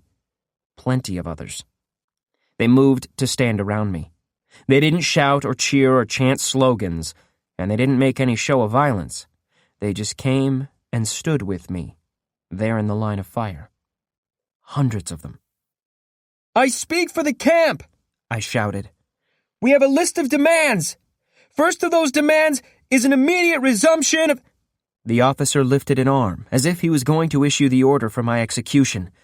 I don't know if it was an accident or a guard who got scared, or if it had all been planned out from the beginning, but someone fired a shot. I couldn't see if it hit anyone. It could have been fired into the air. The result, regardless, would have been exactly the same. The camp went insane. Suddenly, every positive in the male camp was outside, running one direction or another. A great wave of them staggered back as more shots were fired, and I was nearly knocked off my feet and trampled, but somebody grabbed my arm and pulled me up, helped me get running. The noise of the gunshots was impossible to discern from the shouting, the screaming and wailing, the angry demands and the general roar of hundreds of voices all talking at once. The loudspeakers started roaring again, but I couldn't hear what they said. It was utter chaos. Somebody had the idea to start pulling down the shelters. They tore them apart, throwing sheets of corrugated tin and eroded wood into the mud. One of the work sheds came down with a massive crash and a cloud of dust that kept me from seeing even half of what was going on. Luke ran up to me out of the mob and shouted my name 3 times before I even realized he was talking to me. What are we supposed to do? He asked. Tell us what to do. This is just crazy. Mackey came up on my left.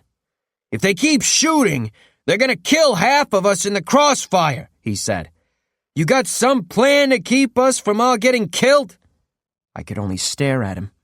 He expected me to take charge, to fix this situation. All I'd wanted to do was present some demands, to try to make life a little better for everyone. Apparently that was enough. I'd stuck my head up, and now I was responsible for everyone. My immediate reaction was to shrug off that mantle, to refuse to serve. But that wasn't who I was. Not anymore. As soon as I'd taken charge of the SUV, as soon as I'd led the girls here, I'd already made my choice. They won't listen to us now. Not while all this is going on, I said, gesturing at the riot around us. It looked like someone had made a pile of broken wood and set it on fire. Meanwhile, the occasional shot still rang out from above us, though thankfully I didn't see any dead bodies. When this dies down, they'll just punish us for what we've done. So we need to think about how to control the damage, Luke said, nodding. No, I told him, no. This is the moment. This is the only chance we're going to get. If we want this to mean anything, we have to move now while things are in chaos. It's the best opportunity we'll ever have, but we need to make sure we don't all get killed in the process. I was just thinking out loud, trying to come up with a brilliant idea in the middle of a riot, but Luke and Mackey nodded like I'd just said something amazing. They were ready to jump if I gave them a direction. We need some kind of cover, I said. Somewhere we can regroup and get people organized. There's nowhere to go, Luke said, waving at the camp full of collapsing shelters. Nowhere to hide in these walls. I stared at him, because what he'd said made perfect sense to me. You're right, I said. We have to leave. Chapter 90. What? Mackie laughed at me. Leave? Leave where? The camp? We just walk out of here? And how exactly are we supposed to get through the walls? We don't have to. We'll go through the intake center, the one on the western side of camp. Get everybody moving over that way, I told him. How am I supposed to do that? Just think of something, I told him. He shrugged and pushed his way into the crowd, shouting for people to follow him. There's a fence in the way, Luke told me. Any 20 of us could tear that fence down, I pointed out. Not if it's electrified. I smiled. No, more than that. I let a big, goofy grin erupt across my face. I've got a plan, I said. Just get everyone over to the fence. This was something I'd been considering for a while. How to keep that fence from being electrified. I'd seen what happened every time a new positive entered the camp. How the ravening mob would press up against the fence only to be driven back when the power was turned on. I knew exactly how to keep that from happening. Not that it would be easy. I ran for cover, dodging around knots of rioting positives, once having to throw myself down into the mud as bullets whizzed over my head. I still hadn't seen any dead bodies, and I thought maybe the guards had been ordered to fire into the mud, to scare the positives rather than kill them. But even if that was the case, and it seemed like too much to hope for, it couldn't work forever. Eventually, one of the positives was going to get shot by accident, if not by intention. And if Mackie was successful in getting everyone over to the fence, I had no doubt the guards would use lethal force to protect the camp's containment. I had to work fast. I headed over to the yellow brick pillar that held up the catwalks. People rushed past me, screaming, but none of them bothered to look in my direction. I glanced around one last time to make sure nobody was looking right at me. Then I raised one fist to knock on the side of the pillar. The hidden door popped open as soon as I touched it. Ike must have known that this was the day. He must have left the door unlocked for me the night before, ready for whatever I had planned. If it hadn't been for him, if he hadn't given me that one last chance, it would have been the end of things. It would have been my death. But apparently, even after the end of the world, friendship still counts for something. Chapter 91. I reached the level of the catwalks and, still hiding inside the pillar, looked around for a long time, making sure no guards were nearby. If any of them saw me, I had no doubt they would shoot me without warning. When I was sure it was safe, I climbed out of the pillar and crouched down on the catwalk, trying to get my bearings. I got a good view from up there of just how far the riot had spread. Nearly half the shelters in the male camp were down by then. Many had been set on fire. A large number of positives had moved toward the western fence, toward the exit from the camp, right where I wanted them. Clearly, Mackie and Luke had been hard at work. I glanced over at the female camp and saw a weird dichotomy. Over there was no riot. The women and girls in the female camp were all pressed up against the fence that separated them from the male camp, but they were standing motionless, only able to watch what was going on. I wished I'd had more time, that I could have organized some kind of demonstration over there, but it was too late to think of that. Just then, I had to worry about staying alive for another 30 seconds.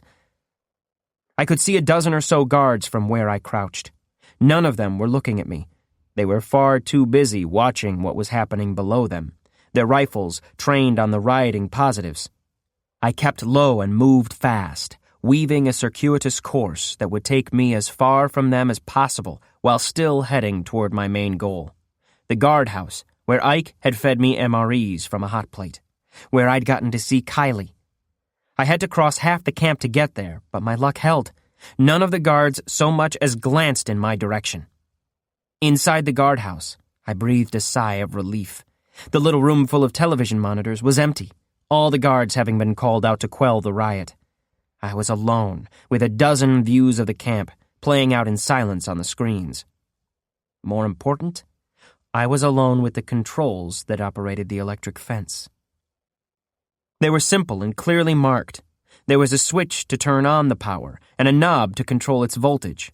Someone had made a little red X on the dial, which I assumed meant that if it were turned up that high, the charge in the fence would be lethal. The power was switched on, the voltage down at the same level, I presumed, that drove people away from the fence when new positives arrived. I flipped off the switch, but that wouldn't be enough.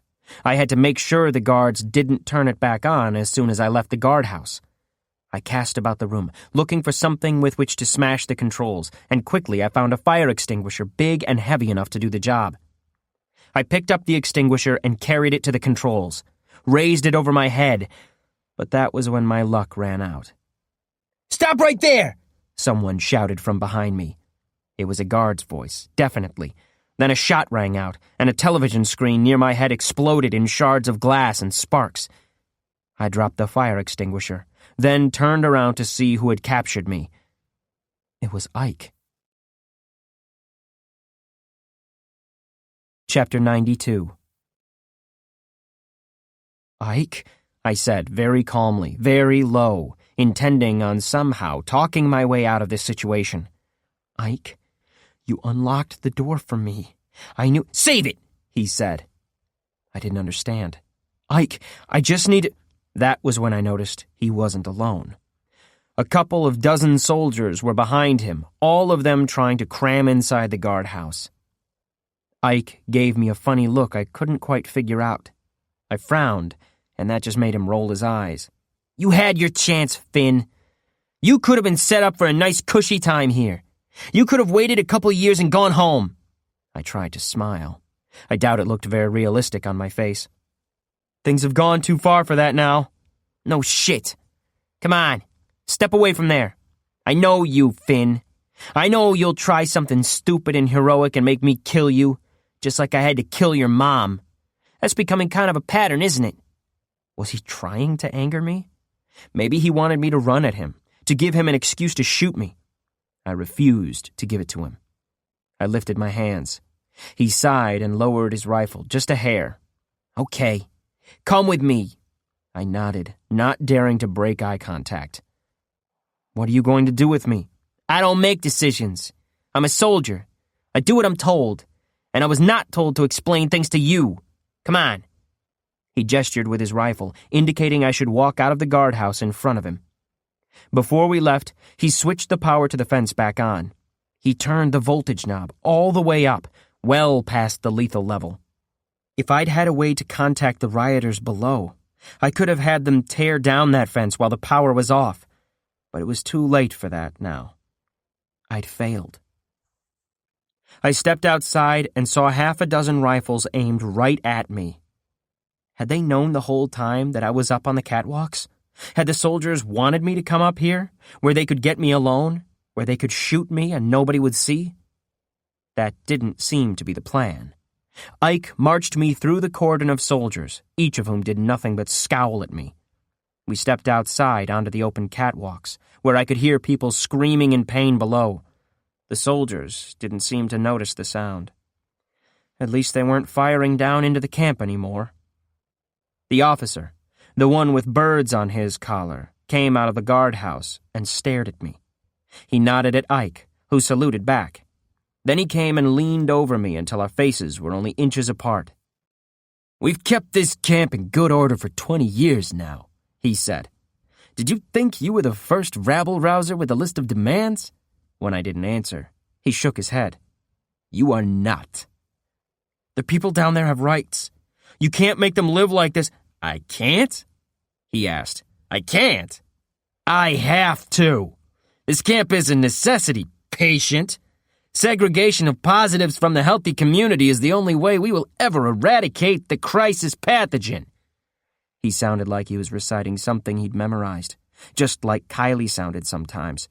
"We don't have the resources to make the camp as comfortable as we might like." "Comfortable?" I shouted back.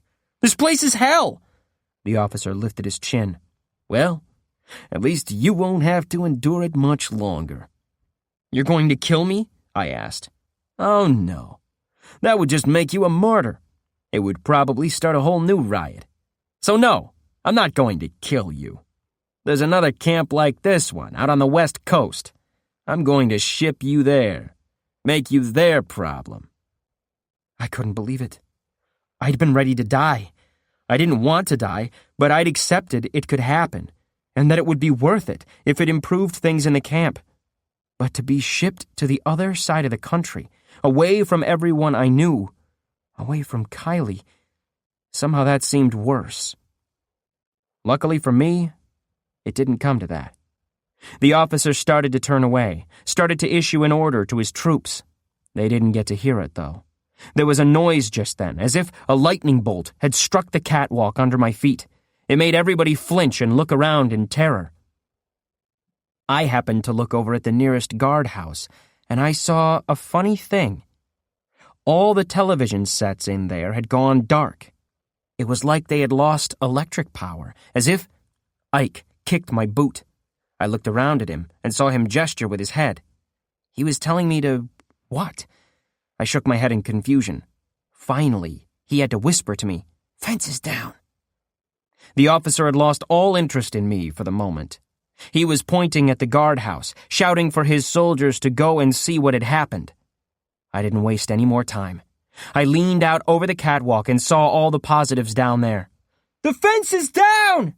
I shouted at the top of my lungs. "It's down! Hit the fence now, while you've got a chance!" I heard a great deal of roaring and shouting, questions and exclamations and simple noises of surprise. Soldiers grabbed me and threw me down on the catwalk, and somebody pointed a gun at me, and somebody else grabbed the barrel of the gun and pushed it away. I ignored the soldiers. I blinked the sun out of my eyes and looked down at the muddy camp. They were moving. The positives were moving, heading for the fence. They hit the fence like a wave, and it just disappeared, torn apart by their combined weight.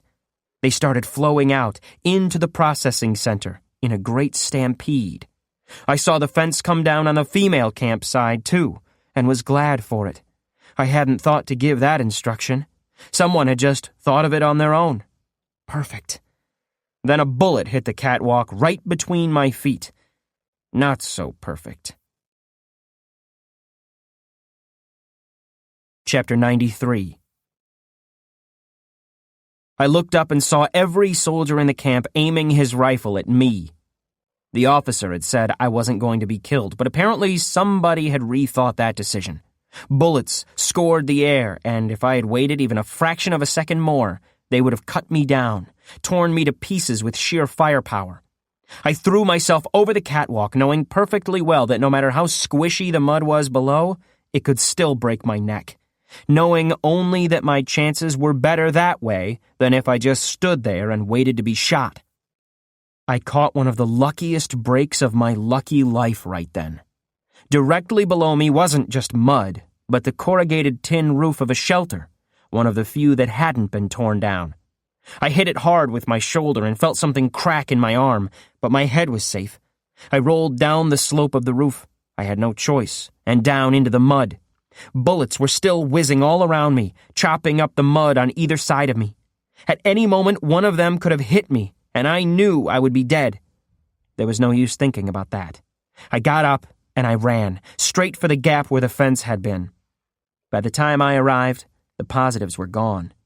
I hurried through the long hallway and into the processing center beyond. I saw a last few people running out of the door on the far side of the room, but that was all. Otherwise, the big space with its blood sampling stations was empty. It seemed unreal. It seemed like something from a dream.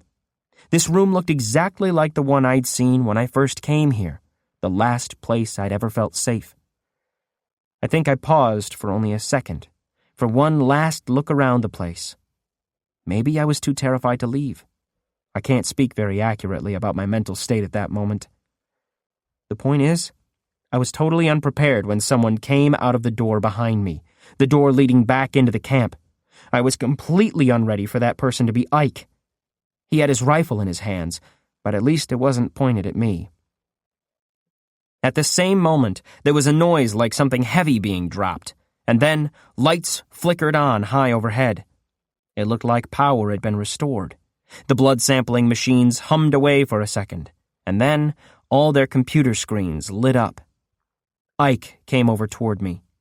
He slung his rifle over his back. Then he pulled something from his belt. It was a knife, and tossed it to me. I caught it and saw it was the knife I'd taken from Red Kate. The knife with the eagle on the blade. "Told you I'd find that," he said. I couldn't believe it. Any of it. You powered down the fence, didn't you? I asked. He shrugged and gave me a goofy grin. "Yeah. Man, you just couldn't take a hint up on the catwalks, huh? Did you think I was actually going to arrest you?" I didn't know. Ike laughed. "That red X on the console? They told me on day one, the fence is old and it doesn't work as good as it used to. Don't ever turn the power up past that mark or you'll short out the generators." And they were right. Power's back on now, though. They just had to throw a circuit breaker. I didn't know anything about electronics. I just shook my head in disbelief. "Thank you," I told him. "Don't thank me too much," Ike said. "You're really going to just leave? It's just wilderness out there. It's supposed to be suicide if you're on foot." "I've seen it. I've seen worse." He sighed. "Better go. If the others figure out you're alone down here, they'll kill you. No joke." I believe it. I turned to go, to run after the others, but I couldn't just say goodbye like that. Not after all he'd done for me. So instead, I looked him right in the eye and said, "Come with me." "Where?" he asked. "No idea." We stood there staring at each other for a second. Eventually, we both cracked up laughing. I was sure he would turn around and I would never see him again. Instead, he shrugged his shoulders and walked past me. "What the hell?" he said. "For a job where you carry an assault rifle and stuff, Army life's just so fucking dull." I figured I could promise him that whatever came next, it wouldn't be boring. Chapter 94.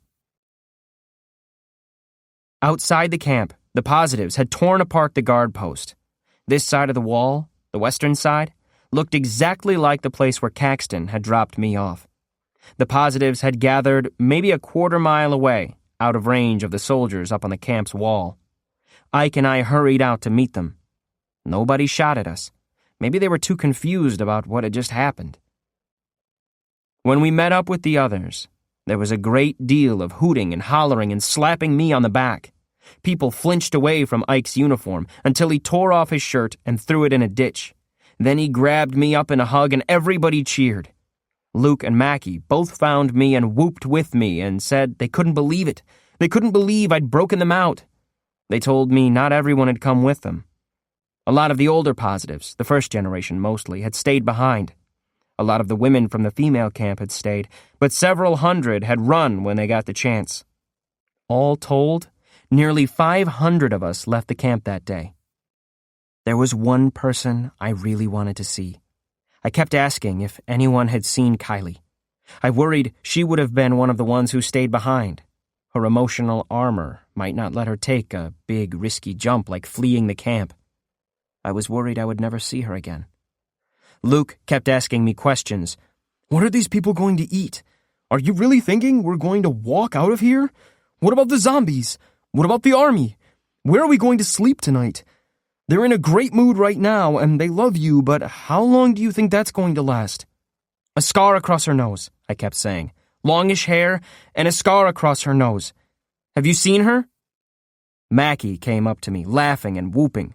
"God damn, Finnegan," he said. "I thought I was going to be king of the camp. That's what I thought. Now there's no goddamn camp anymore." He picked me up and squeezed me hard, and all I could think to do was ask him about Kylie. "She acts kind of, I don't know, dead inside. The last time I saw her, she was wearing this sort of green shirt, a scar across the bridge of her nose. Have you—" "Finn," she said, because she was suddenly there, standing right in front of me. Her arms were folded across her chest like she was cold. "You came," I said, as if I'd given her a personal invitation. I couldn't believe she was really there.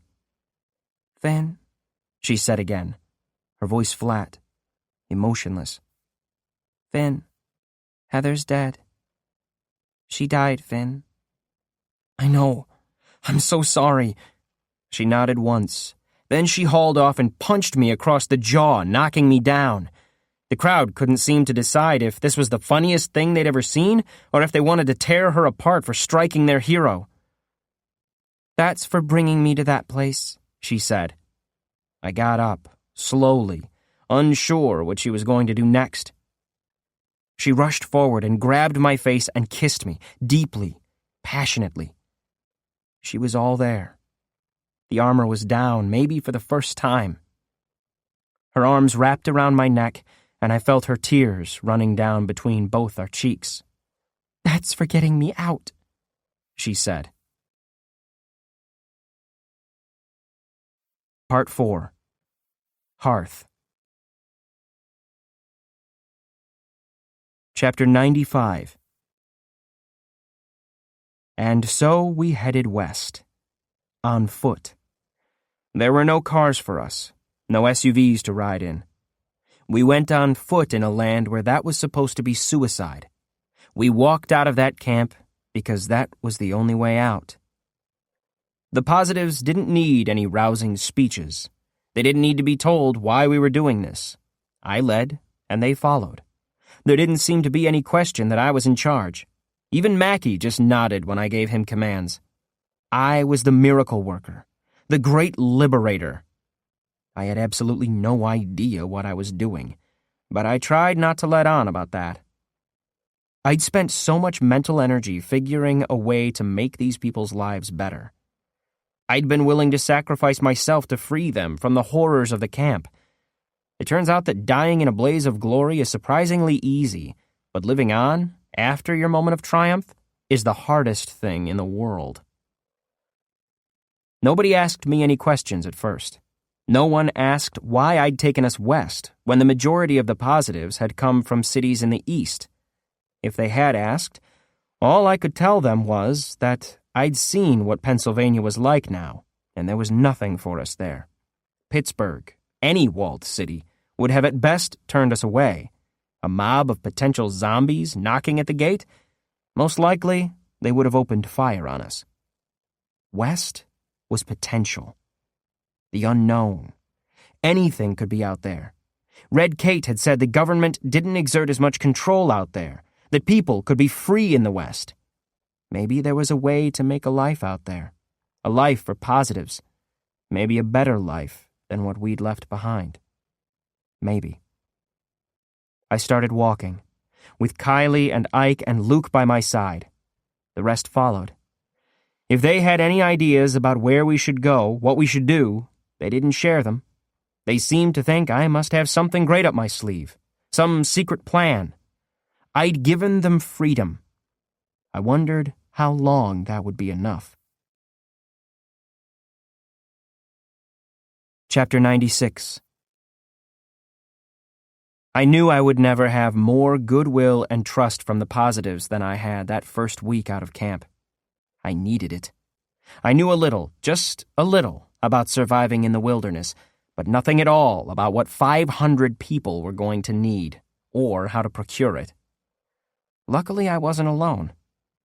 As we set off on foot, trying to get some distance between ourselves and the camp while we still had the strength, I had plenty of advisors to help me make decisions.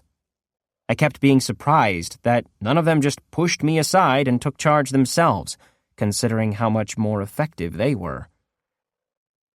We could have all died in the first few days if a positive I didn't know at all, just some random woman I'd never met, hadn't come to me and told me we needed to start boiling our drinking water. There was no shortage of water in ditches along the side of the road, but I'd been afraid to touch it after what happened to Addison.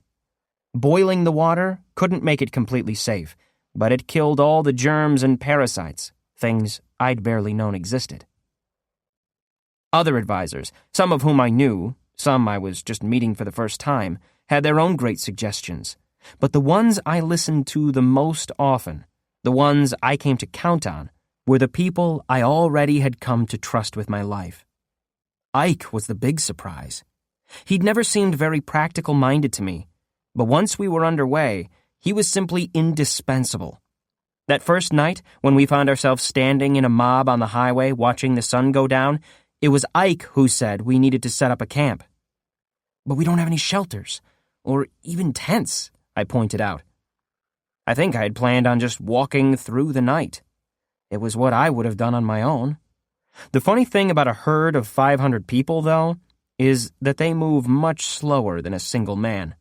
Some of them were just too weak to go any farther, and I refused to leave them behind. Some were already griping about blisters and sore legs and wondering what they were supposed to eat. A camp is just wherever you sit down, Ike told me. But there are a couple of things that'll make it a lot more bearable. We need to dig latrine pits. We need to set up some kind of watch system. If zombies come in the night, we need to know about it in advance. If one of us goes zombie, we need to be ready for that. And we need to get people organized in groups. We need a head count of how many of us there are so we know if anybody goes missing. I just stared at him. Where had he come up with all this? He shrugged. Basic training. It was boring as hell, but they repeated everything until it stuck. Made me memorize stuff I was never going to need at my new job as a soldier. I think most of the time it was just to keep me busy so I didn't wander off. So we made camp that first night, with everyone sleeping under the stars, wrapped in whatever clothes or blankets they'd brought from the camp. Ike's system of watches worked well. Watchers had to stay awake for only an hour, since we had plenty of people to take their places. No zombies appeared, which surprised me a little. A group this big made plenty of noise, and I knew how active the zombies got at night. By morning, I had figured it out, though. It was the army. The medical camp was one of their important assets, and they'd done a thorough job of clearing the land around it. A sort of invisible perimeter surrounded the camp where there were no zombies at all. Eventually, we would walk past that unseen border, but for the moment, we had a little grace. Chapter 97. In the morning, Mackie came and told me everyone was accounted for. Ike had wanted an inventory of how many people we had, but it had fallen on Mackie and the former bosses to compile it. I wasn't crazy about that. I wanted to throw over the old boss system and let people make decisions for themselves. But I needed some kind of organization, and the bosses were more than happy to step up. Anything that let them hold on to a little of the power they'd lost when we left the medical camp. Just counting heads was something.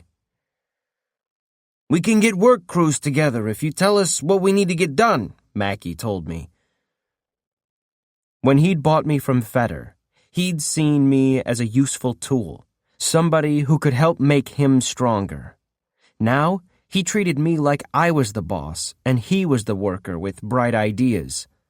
I knew many of the other bosses, the ones who had beaten their workers for fun, the ones who'd become bosses by dint of muscles, not brains, weren't as willing to accept my authority. They respected Mackie, though, and it became clear he was going to be my highest-ranking officer. It was amazing how fast we recreated old power structures. I thought about what I could do with 500 workers. We need food. We're going to need weapons and tents and a million other things. Medical supplies. Okay. How do we do that? Where do we find that stuff? I rubbed at my face. Well, I said, and paused as if I were thinking. I knew the answer. I didn't like it, but I knew. Well, we're going to have to start looting. I hated the life I'd left behind, the life Adair had taught me about, but it had kept me and the girls alive. The first thing we need is a map. We'll find a gas station, and there'll be maps there. Once we know where we are, we can figure out where the loot will be. Can you get together some people who are strong and fast who can scout ahead? Sure, Mackie said. We're going to need food sooner than that, Luke said. Luke had always questioned me, always pointed out the flaws in my logic.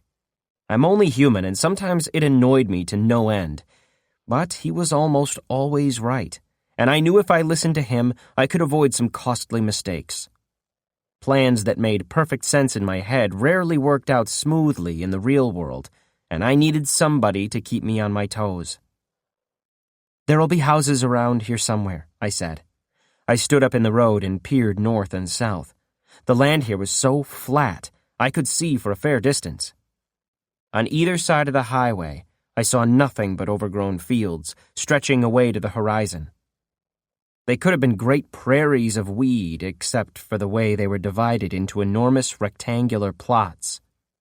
"This used to be farmland," I said. "There have to be farmhouses, stores, something.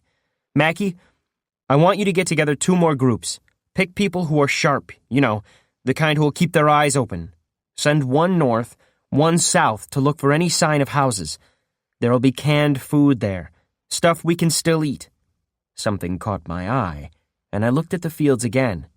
Most of the overgrowth was just green, ragged, and dusty, and distinctly non-edible. But here and there I saw stands of golden tassels blowing in the wind. Wheat. This had been farmland once. The weeds had reclaimed it, but some of the old crops seemed to be making a good show of surviving. They had grown wild and probably wouldn't provide all we needed, but it was something. "Luke, find me someone who knows how to make flour and bread." "Out of that?" Luke said. I know that's what you make flour out of, but we don't have any ovens or anything else we need." "Somebody might know how to get around that," I told him. "In the meantime, we need to get everybody else moving, walking. We can keep the pace slow today so the scouting parties can catch up with us later. But the farther we get from that camp, the better. I don't think the army really wants us back at this point, but I don't want to give them a reason to come round us all up." My advisors all nodded and went about the errands I'd given them. For a second, I let myself relax. Maybe this was possible. Maybe I could keep all these people alive. That day we walked no more than 7 miles, judging by the mile markers at the side of the highway. The positives weren't used to this kind of active lifestyle, and many of them just refused to go any farther until I personally came over and asked them nicely. I was beginning to see why so many of the powerful people I'd known had used threats and violence as motivators. It would have been so much easier if I could have just bullied the people into moving. But that wasn't right. It would make me as bad as Adair or Feder or the guards back at the camp, and I refused to lead like that. There was another way to motivate people. You could inspire them. If you gave them something to believe in, they would follow you toward that goal. Now I just needed to think of what that goal would be. That night the scouting parties came back, with mixed success. I got my map, a beautiful road atlas, just like the one Adair had annotated. This one was pristine, with no red marks to indicate what we were walking into, but it had a full map of Ohio, and I could see we wouldn't be traveling through desolate farmland for long. The scouts who went out looking for food turned up some canned goods. It looked like a lot when they hauled it back to camp, but once it was divided up, it didn't go nearly far enough. A lot of people got nothing. I couldn't do much about that, except give my share to the scrawniest kid I could find. That got me some smiles and pats on the back, but did little to appease the hungry people who just stared at me. My idea for harvesting the wild wheat turned out to be a dud. A couple of positives turned up who had been gardeners and cooks back before they were exiled from their cities. They took one look at the sheaf of wheat I'd gathered and shook their heads. "It needs to be ground down for flour, and I have no idea how to do that," one of them, a young woman, said. The man standing next to her shrugged. "That's not the hard part. The hard part would be collecting enough wheat to make even a pound of flour. It would take days to go through these fields and find a significant amount. On the other hand," he said, and he showed me a plant he'd found on his own. It had a straight stalk with finger-like pods hanging from it. Each pod contained a couple of small beans. "This is soy." "Never heard of it," I told him. He nodded in understanding. "I don't think it grows out east. Here it's everywhere, all over these fields." "And you can eat it?" I asked. "You can boil the beans and eat them right out of the pod. They don't taste like much, but they'll fill you up. He shrugged. There's supposed to be other things you can do with it, but I don't know how. I put a hand on his shoulder. Then I looked at the woman standing next to him. This is something. This is huge. I want you to look for any other plants we can use as food. You two could be the ones who keep us alive. Both of their faces lit up at the sound of that. I could see in their eyes that they wanted it. They wanted to be the ones who fed us. Maybe they just knew that whoever came up with food for this camp was going to get a lot of perks. It didn't matter. They had their goal. 2 done. 498 to go. My final advisor was Kylie. When she came to me in the camp that night, I had a lot of questions for her. I knew almost nothing about the women we'd liberated, the former residents of the female camp. She'd lived among them, and she knew who could be trusted with various tasks. She also knew about the special challenges they faced. Some of the men are going to be a problem, I told her. I don't want to scare you, but the way they used to talk about what they would do if they ever got their hands on a girl... Finn, I know what sex is, and I know what rape is, she said. Right. I'd almost forgotten. It's under control, she said. Her mask was on. For a brief moment after we left the camp, she'd been human. The human woman who had cared about Bonnie and Addison and Heather and mourned for them. Now her armor was back up. She needed to survive out here, and she would do whatever it took. Care to tell me how? I asked. You had work crews in your camp. So did we. Our bosses knew what to do. We stay together. We never go anyplace alone. The men who would hurt us are cowards. They'll prey on a woman who's alone and vulnerable. So we'll make a point of never being alone. Good, I said. I won't let that happen to my people. She just watched my face, like I was something to be studied, something she'd never seen before. We sat in silence for a long time while the camp around us prepared for sleep. The noise of 500 people took a long time to die out, but as night fell and the sky lit up with stars, something like peace came over us. Sleep here tonight, I told her. Next to me. We can keep each other safe. She nodded. Then she laid out her blankets and settled into them. I showed her how to make a bed on the road surface. I'd already learned that it stayed drier overnight than the softer ground on either side. Then we curled up, back to back. Eventually, slowly, she turned to face me. She held out her hand, and I pulled it around myself, wrapping her around me like a blanket. It just felt so right. Chapter 98. Day by day, things got harder. Though the farmland gave way to small towns, the scouting parties could never seem to bring back enough food for everyone. We took turns eating. All of us were used to a near-starvation diet, but somehow since leaving the camp, the positives had begun to expect more. Maybe because they were walking so much, expending more energy, or maybe they'd thought escaping the camp would solve all their problems. The grumbling started with just a few individuals who couldn't or wouldn't put up with the grueling hours of walking, followed by little or no food. They would threaten to just sit down in the road and stop walking. They never actually did it, of course. They were terrified of being left behind. And at first, the people around them would just tell them to shut up and conserve their energy. But eventually, they began to organize. I suppose I'd taught them how to do that. I couldn't very well blame them for wanting to improve their lives. The first group to approach me was a former work crew, led by their former boss. He'd been one of the meaner sort, the bullies. And I'd expected trouble from him, but I hadn't expected his erstwhile workers to stand behind him. They came up to me one night while I was conferring with my advisors. Mackie stood up, very tall, his chest puffed out when he saw them approaching. "That's Garrett," he said. "This ought to be fun."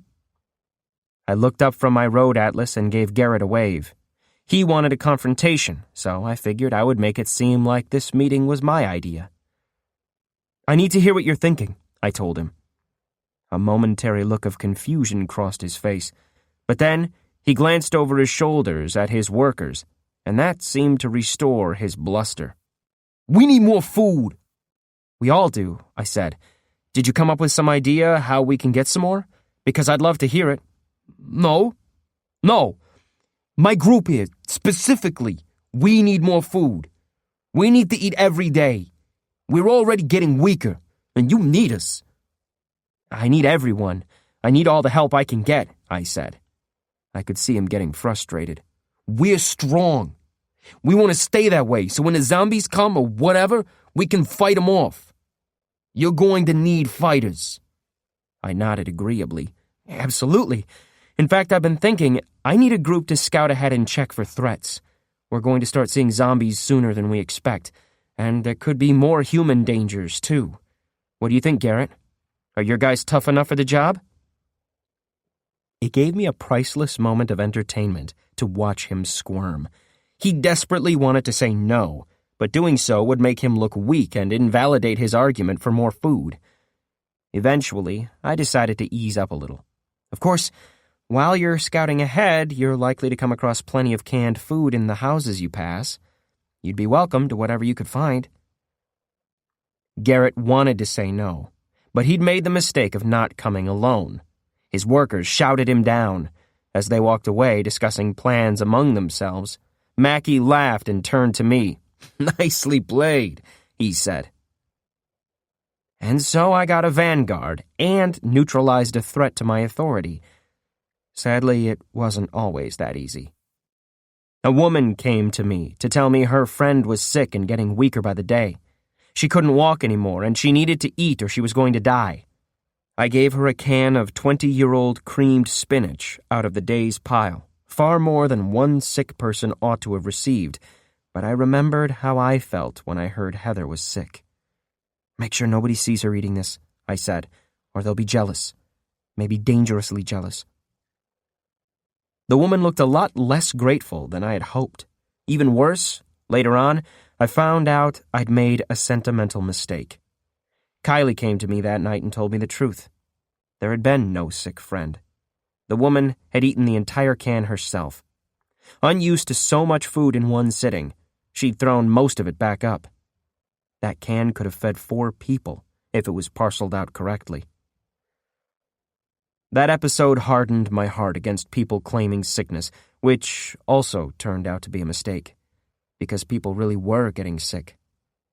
I don't know if it was exhaustion or exposure or what, but one by one people started dropping out of the back of the line as we walked, falling down on the side of the road. Others had to come pick them up and sometimes carry them. Soon enough, we had our first death, and our second the same night, and our third the next morning. Suddenly, the agitators, the complainers, weren't being told to shut up.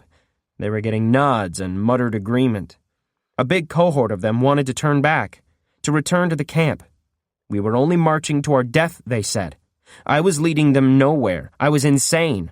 I had fooled them all into leaving the camp in the first place because I wanted them to die.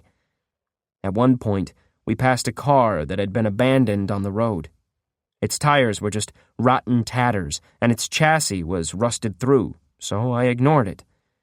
I barely even registered the skeleton in the front seat. Others, however, saw the bones. They lifted them reverently free of the broken windows and wired them together and carried them along with us. And each night they knelt before that skeleton and prayed. I hoped we'd left that shit behind, I said as I watched them go about their devotions, making their bargains with death. People need something to believe in, Luke told me. For a while you fit the bill, but it's been too long since you did something for them. I'm making decisions for them all day long, I said. Without me, they might get a chance to find out what they'll do without you, he interrupted. I'd say you have 2 days, maybe 3, before they decide you're the wrong one to be in charge. Fine. Let somebody else take over. It would be a relief, I said. But of course I didn't mean it. Luke could see I didn't, so he let it drop. The next day, the scouting parties came back almost empty-handed, and 6 more people died, almost at once. The skeleton worshippers looked positively smug. "We need something to bring us back together," I said. Mackie and Luke and Ike and Kylie all just looked at me, waiting to hear what I was going to say next. I had nothing. Chapter 99. "We're not here to demand food, or that you heal the sick. We know some things are just too much to ask from you." "That's a relief," I said. This last committee of supplicants was a mixed bag, men and women, a few scrawny children. One of them had been a boss back in the camp, and a couple had been shopkeepers. Now they were just concerned. They were worried, and they'd come to me asking to be heard. I sat down on my blanket and looked at them one by one. They were starving. I could see it in the sharp cheekbones, in the rail-thin arms. I was sure I looked just as bad. They were exhausted. Only a few of them had decent shoes anymore. The rest had their feet wrapped in bloody pieces of fabric. What they were not, for the most part, was angry. Unlike most of the groups that came to me, they didn't look like they wanted a fight. What they did want remained to be seen. "This isn't about ultimatums." Their spokesperson was a woman with dreadlocks who was, if no fatter than the rest, slightly taller. Her eyes stayed on my face as she spoke. She took her time. I didn't know her, but I could already tell she was a born leader. I would have to create some new task force or scouting group and put her in charge. It had worked, kind of, so far. "We don't want miracles." "Okay," I said. "Well, thanks for coming by anyway. If you don't mind, we just want to know where we're going." I closed my mouth. So this was it. The big question. The one I couldn't answer. For people like Adair or Red Kate, it wasn't a question that ever needed a real answer. They were happy to just roam the world, looking for whatever it brought them. Some of the positives who walked out of the camp were probably of the same type, born wanderers, survivors who knew that staying in one place too long was going to get them killed. But these people were different. These weren't looters. They weren't, as Red Kate put it, maggots on the corpse of the world. These were people who had been born in cities, who had expected to spend their lives there gardening and maintaining. Whatever had made them positives, whatever exposure they'd had to the virus, had changed that and uprooted them. But the camp had held out the promise they could go home again. They were, on the surface, like me. Wasn't that what I'd been fighting for all this time? A safe place to sleep, food enough to keep me alive, friends and family around me, and the security of knowing they were likely to be there when I needed them? It's funny. Until that very moment, I'd had no idea how much I'd changed, of how much more I expected from life now. "We're going west," I said. The woman with the dreadlocks frowned. "That's it?" I reached behind me and picked up my road atlas. "Eventually, we'll hit Indiana. See? Here. Indiana." "And there's something in Indiana we're headed for?" the woman asked. I could feel them all tensed up. Feel them like coils bent in my direction, metal springs held back by a loose catch. What I said to them now could make them nod and accept things and go back to their blankets and get ready for the next day's march. All I had to do was say that something was there, some refuge, and they just had to hang in there. I could say that the city of Indianapolis would take us in. I could say there were looter camps where we could make a new life. In other words, I could lie. But I'd been taught one thing along the road, one thing that stuck. You could look at the people who'd come before you, the people who you went to with these questions, and you could do exactly what they'd done. Or you could try to do better. "I won't lie to you," I said. "That's good," the woman told me. "I don't know what's out there. I honestly don't. I just know that west is better than east, because east means going back and pleading with the camp guards to let us back in, to admit we made a bad mistake and we're sorry and we'll be nice children from now on. We'll put up with the mud and flies and the dogs and the guns and everything we left behind. West, I said, trying to make it sound profound, is better than east. It has to be. I'd hoped that would at least stir them, make them nod and bite their lips and think, okay, he's right, and we'll give him a little more time. Even then, I didn't fully understand what hunger and exhaustion could do to rational people.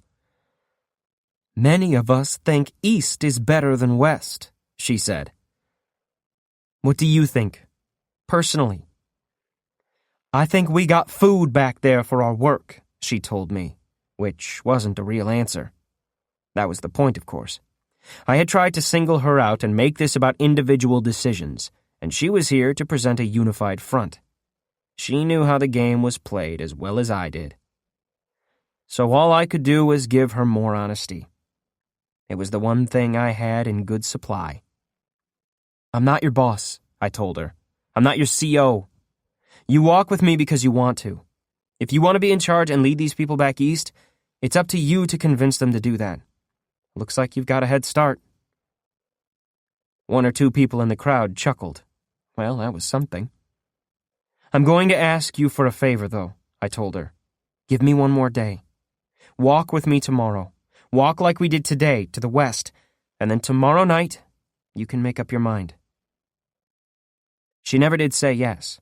She just shook her head and walked away, and her people followed. Mackie spat on the ground when she was gone. You need to start showing some backbone. People want to be bullied a little. They want to know their place. I smiled at him. You want that? You can head back to camp. Because, I said, rising to my feet, I won't do it like that. I'll lead these people honestly or not at all. That second thing you said, Luke said, is looking pretty likely. We'll see. She didn't say no. A lot can happen in a day. Except for most of that next day, it didn't. We got back to walking, the endless, foot-killing walking. The sun burned us until I wished it would rain, pour down on me, as miserable as that might be, because it would be better than this late summer dry heat. The scouts went out and I waited for them to come back, waited for them to bring me some kind of sign, anything. And then, amazingly enough, they did. It's about 3 hours away, one of them told me, still panting from having run most of the way back. The rest of his crew had stayed with the thing they'd found. We have about an hour's daylight left, I said, frowning. Keep 'em walking. It's worth it. I nodded at the scout and sent the order back. We would keep walking, even when night fell. More than one emissary of the disgruntled came hobbling forward to tell me I was on borrowed time, that making them walk all night wasn't going to get me anything. I just smiled and shrugged my shoulders. And then, just after the moon rose, they all saw it, and a noise went up from the throng behind me. Not exactly a jubilant whoop. They were too tired for that. But a sound of thanksgiving all the same. Up ahead, just off the side of the road, was an enormous building behind a parking lot full of abandoned cars. In giant letters over the building's doors read the legend, Food Queen. A grocery store big enough to feed an army. Chapter 100. Inside the Food Queen was darkness and cool air, and row after row after row of shelves standing silent and frozen in time. That didn't last. To be honest, we made a mess of the place. Positives ran up and down the aisles, pushing each other around in shopping carts, shouting with joy. They kicked over the standing displays of fresh food that had long since rotted away to husks and leathery rinds. They swarmed back through the meat department into the stockrooms. Most of them, though, crowded into the canned food aisles, where shelf after shelf of preserved food stood waiting for them. Every can lined up with its label pointed outward. Every can was a little treasure. I used my knife to pop open can after can of peaches and syrup, of corn and water, of soups of every description. Some of the cans had rusted until their contents had leaked and dried out. Some had swollen up so much they burst, and their precious food was lost. But most of them, the vast majority, were still intact. Positives pointed out the best used-by dates on the cans and laughed to think of times so long ago when people could be picky about freshness and tore open the cans anyway and crammed the food in their mouths, barely taking the time to chew. Even the disciples of the skeleton idol cried with joy. Even the grumblers rushed up to slap me on the back and tell me what a hell of a job I was doing. The woman with the dreadlocks just kept shaking her head, but her face was split by an enormous smile. "I doubted you," she kept saying. "I'm sorry I doubted you." I'd gotten lucky.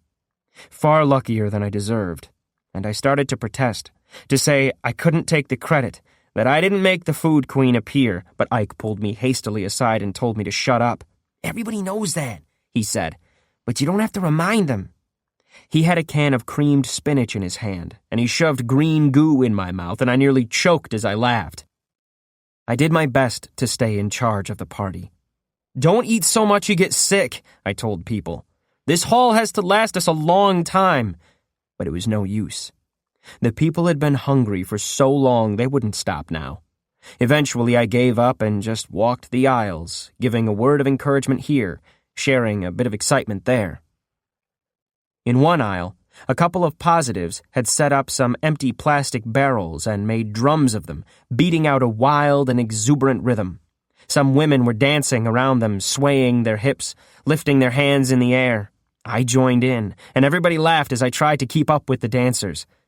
In another aisle, a group of positives had set up some folding tables and had constructed something resembling a family meal, with bowls full of food, and even plastic forks and knives, napkins, salt and pepper shakers. It looked so much like something from my lost youth in New York, I wept a bit. They asked me to join them and say grace, and I was happy to oblige. Eventually, when the clamorous riot had settled down to a contented rumble, I climbed up on one of the checkout lanes, up where just about everyone could see me. The dark was lit by flickering candles, and I could see all their faces peering up at me. Luke climbed up far enough to hand me a lit candle of my own, so I could be illuminated as I made my big speech. Except, this wasn't a time for a speech. It was time for celebration. I didn't need to rouse these people. Not that night. I needed to give them something. A reward for freeing themselves and staying free. So I kept it simple. "Eat up, folks. Enjoy. We'll sleep here tonight, indoors for once." There was a great deal of cheering at that. "And tomorrow?" I thought for a moment. "No, tomorrow we'll stay here too. No walking tomorrow." That got me a round of applause, a thunderous noise of hands slapping together.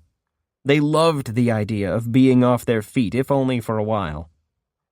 When I climbed back down, Kylie was waiting for me.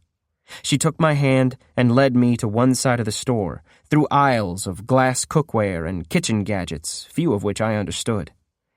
No one else had bothered to go back there since there was no food to be had. Kylie led me farther, to a door that opened on a tiny office that must have once belonged to the store's manager. She closed the door behind us and locked it. I set my candle carefully on the desk, propping it up so it wouldn't fall over and start a fire. Then I turned around and saw that Kylie was sitting on a wide couch up against one wall. She chewed on her lip as she watched me, waiting for me to do something. I wasn't entirely sure what she had in mind. "Adair never kissed me," she said. "Not once. Kissing's okay." I moved over to the couch and sat down next to her, feeling more nervous than I had ever felt while looting a zombie-infested suburb. I had no idea what I was doing, but I really, really wanted to do this. I put a hand on her hip, but she picked it up and moved it away. I touched her face, and that seemed to be okay. I kissed her gently, and she wrapped her arms around my neck and pulled me close and kissed me harder. For a long time we did just that, just kissing, and it was innocent until it wasn't anymore, until it grew passionate and wild, and I kissed her neck, kissed her throat, kissed the top of her chest. I felt her tense up. I'd gone too far. I'd triggered her, reminded her of something Adair had done once, or some other man who'd seen her as nothing but a doll to play with, a doll that didn't even scream when you squeezed it too hard. I jumped back, away from her, horrified of what I'd done. "I'm sorry," I said. "I'm so sorry. Kylie, forgive me. Shut up," she said. She was breathing very heavily. She stared at the floor, her hands hovering in front of her, shaking. Let me do this because I have to. If we're ever going to be..." She shook her head. "I wanted us to pretend to be a family once. Remember?" "I do," I said. "I wanted us to pretend to be married. Except I didn't want to just pretend. And if it's ever going to be real, I have to let you do things to me. You want to, don't you? I mean, I'm not ugly to you?" She reached up and touched the scar across the bridge of her nose. I took her hand, pulled it away. Then I leaned in and kissed the scar. Her eyes fluttered closed. Then she reached down and unbuttoned her shirt, unhooked her bra. She lifted out one of her breasts and put a hand on the back of my head, pushing my lips down until they touched her breast. I kissed her nipple and felt it harden in my mouth. It only lasted a moment. She pulled me away, not too fast, and covered herself up again. "That was good. Gentle," she said. "Finn, you'll always be gentle with me, won't you? I need that. I need you to be careful with me." "I promise," I told her. "And I promise that next time we can do a little more, a little at a time. Do you think you can wait? We'll get there. We'll get there together." "Of course." She nodded and wrapped her arms around me and held me close. "I don't want to be dead inside anymore. I want to be like you. But it's dangerous." "I'll protect you," I told her, "just like you've protected me." "Sleep with me tonight, okay? Not, not..." "I know," I told her. "We'll just sleep." And so we did. Chapter 101. I woke in Kylie's arms the next morning. I thought I'd heard a noise outside the little office, a commotion of some kind, so I disentangled myself from her still sleeping form and went out to take a look. A lot of the positives were crowded in the back of the store, clutching at one another, while others, mostly the young men, were up front, by the big plate glass windows that were the only source of light in the Food Queen. So many of them were near the window, I couldn't see what was going on. I elbowed my way through the crowd to get a look and recoiled at what I saw. A zombie was pushed up against the window, smearing its greasy body against the glass. Its long hair was bleached by the sun, and its eyes burned a dull and mindless red. It had been so long since I'd seen a zombie that I'd forgotten how gut-churningly awful they were. Human in all but mind, a terrible perversion of what we could be. "Everyone get back," I said, pushing at the air with my hands. "You're just encouraging it." The zombie licked at the glass and tried to scratch its way through with its fingernails. I didn't want to look at it. I didn't want it to exist. "It can't hurt us in here. Just, everyone get back." Some of the positives obeyed me, more than I'd expected, frankly. That just gave others a chance to move in for a better look. The thing was naked, its skin covered in sores and blisters and patches of terrible sunburn. It looked like it couldn't hurt a fly. We would have to deal with it when we left, but for the moment, I was willing to just let it bump harmlessly against the glass. Ike, on the other hand, was less patient. Maybe he was just bored. He hadn't killed anything in a while. He came forward, holding his assault rifle over his head. It was the only firearm we had, the only weapon other than knives. The crowd parted for him and made a wide clearing around the gun. "Give me some room," he said. "I got this." I looked out the window, and in the split second before he fired, I said, "Wait, Ike, don't—" But it was far too late. His rifle sputtered 3 times with a noise that filled the entire Food Queen. 3 red holes appeared in the zombie's forehead, and it slumped to the ground. At the same time, the entire window pane shattered in a trillion tiny cubes of glass that spilled out across the floor like chipped ice. Positives laughed as they danced back away from the glass. Hot air billowed into the cavernous store. "There's more." I finished. I pointed out at the parking lot, where maybe 50 more zombies were already staggering toward that giant hole in the glass front of the Food Queen. "I think they heard that," Ike said, his eyes wide. Then he opened up with his rifle, the muzzle flare blinding me as he shot into the oncoming wave of once human flesh. I took my knife out of my belt, knowing that he couldn't get all of them. I glanced over my shoulder and saw the positives behind me, climbing over one another in their desperation to get away from the windows. I looked over at Ike in time to see him fire his last shot. We were still facing more zombies than my panicked mind could count. "Go find another weapon. There were kitchen knives in aisle 27, I told Ike. "They'll be all over you like flies on puke in a minute," he said. "Then get something to help me fight them off with," I spat at him. He didn't waste any more time, but ran for the aisle. I stepped forward, over the broken glass, thinking I would plug the hole in the windows with my own body if I had to. I didn't even think of expecting reinforcements from the positives behind me. The vast majority of them had lived in cities all their lives until they came to the camp. They'd probably never seen more than a couple of zombies, much less fought any. Even the bosses, who were used to violence, had only ever fought humans, and then with their fists. What was coming my way was a lot bloodier than what they knew. I had little time to think. The zombies were on me in seconds, and it was all I could do to slash and stab at them, to push them back as they tried to squeeze in through the broken window. Blood splattered all over me as I cut and hacked, as hands reached in to grab me, as teeth gnashed at my hands and face. They cared nothing for pain, recoiling when I cut them only out of instinct. Nothing would stop them from coming in. Nothing could hold them back for long. Then one of them grabbed me by the throat, and I couldn't breathe. I could feel its ragged nails digging into the skin of my neck. I could barely see as black spots danced in my vision. I lashed out blindly with the knife, but connected with nothing but air. This is it, I thought. This is the end. Except Ike returned just then, with a massive meat cleaver in his hand. It must have come from the Food Queen's butcher shop, and it was made for nothing but cutting through bone and muscle tissue.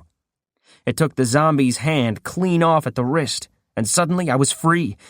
I stumbled back, and the horde of zombies came pushing in through the window now, but Ike slashed and chopped all around him in a flurry of steel, and once I'd had a moment to catch my breath, I jumped in too, not even bothering to get up, just jabbing and slashing at the zombie's legs. Still, it wasn't enough. One of the zombies got through, climbing over the mutilated bodies of its fellows. It leapt over our heads and headed for the biggest supply of meat it could find. The positives in the back of the store. "We can't let it get them!" I shouted at Ike. "So go! I'll hold these," he told me. I nodded and scrambled to my feet. I couldn't see the zombie in the gloom of the store's interior, but I could hear screaming, and I ran toward it, my knife out at my side where I wouldn't stab myself with it if I tripped and fell. Back in aisle 15, the positives had set up a sleeping area, and I dashed over their scattered blankets, kicked through their possessions in my haste. The screaming came from my left then, and I ran that way. Up ahead, I saw my people running in every direction at once. In the middle of the crowd stood the zombie, its hands clutching at a woman in a blue shirt. I raced forward and planted my knife deep in its back, low below the ribcage. I must have struck its liver because it went down instantly. "Clear!" I heard Ike shout from the front of the store. "What?" I called back, unbelieving. They're all down, he said, coming around the side of the aisle. You got yours? He looked down at the dead zombie on the floor. Yeah, I guess you did. Fuck yeah! What a goddamn team we make, huh, Finn? We got him, you son of a bitch! We got every last one of... Excuse me, the woman in the blue shirt said. I'm sorry, but... She was holding up her arm. The zombie had taken a sizable bite out of it, leaving a gushing red wound. Suddenly, she went very pale, and her eyes fluttered shut as she fainted to the ground. Chapter 102. The store stocked plenty of rubbing alcohol. Ike doused me in the stuff until the fumes made it impossible for me to breathe or see, until all the zombie blood had washed off me. When I'd recovered a little, I picked up a fresh bottle and said, "Your turn." Not quite yet, he said. His face was grim, but there was a certain light in his eyes I knew all too well. He looked at the bloody cleaver in his hand, and then down at the injured woman who lay on the floor where she'd fallen. Just let me take care of this. Then I'll clean up. I looked down at the woman. There was a round hole in her arm, just the size of a set of human teeth. She was still bleeding liberally, and her breathing was shallow, but that was probably just shock. She was still very much alive. "Hold up," I told him. You want to do it? No. I looked around at the positives, who stood in a great circle around us. Nearly 500 people, all watching, waiting to see if I had the backbone to do what was necessary.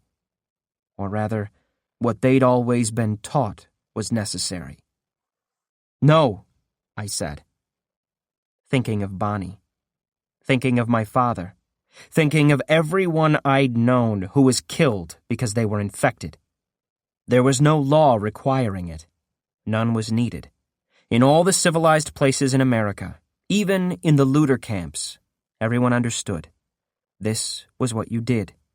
It was a tradition dating back to the early days of the crisis, when zombies outnumbered humans by a factor of 10.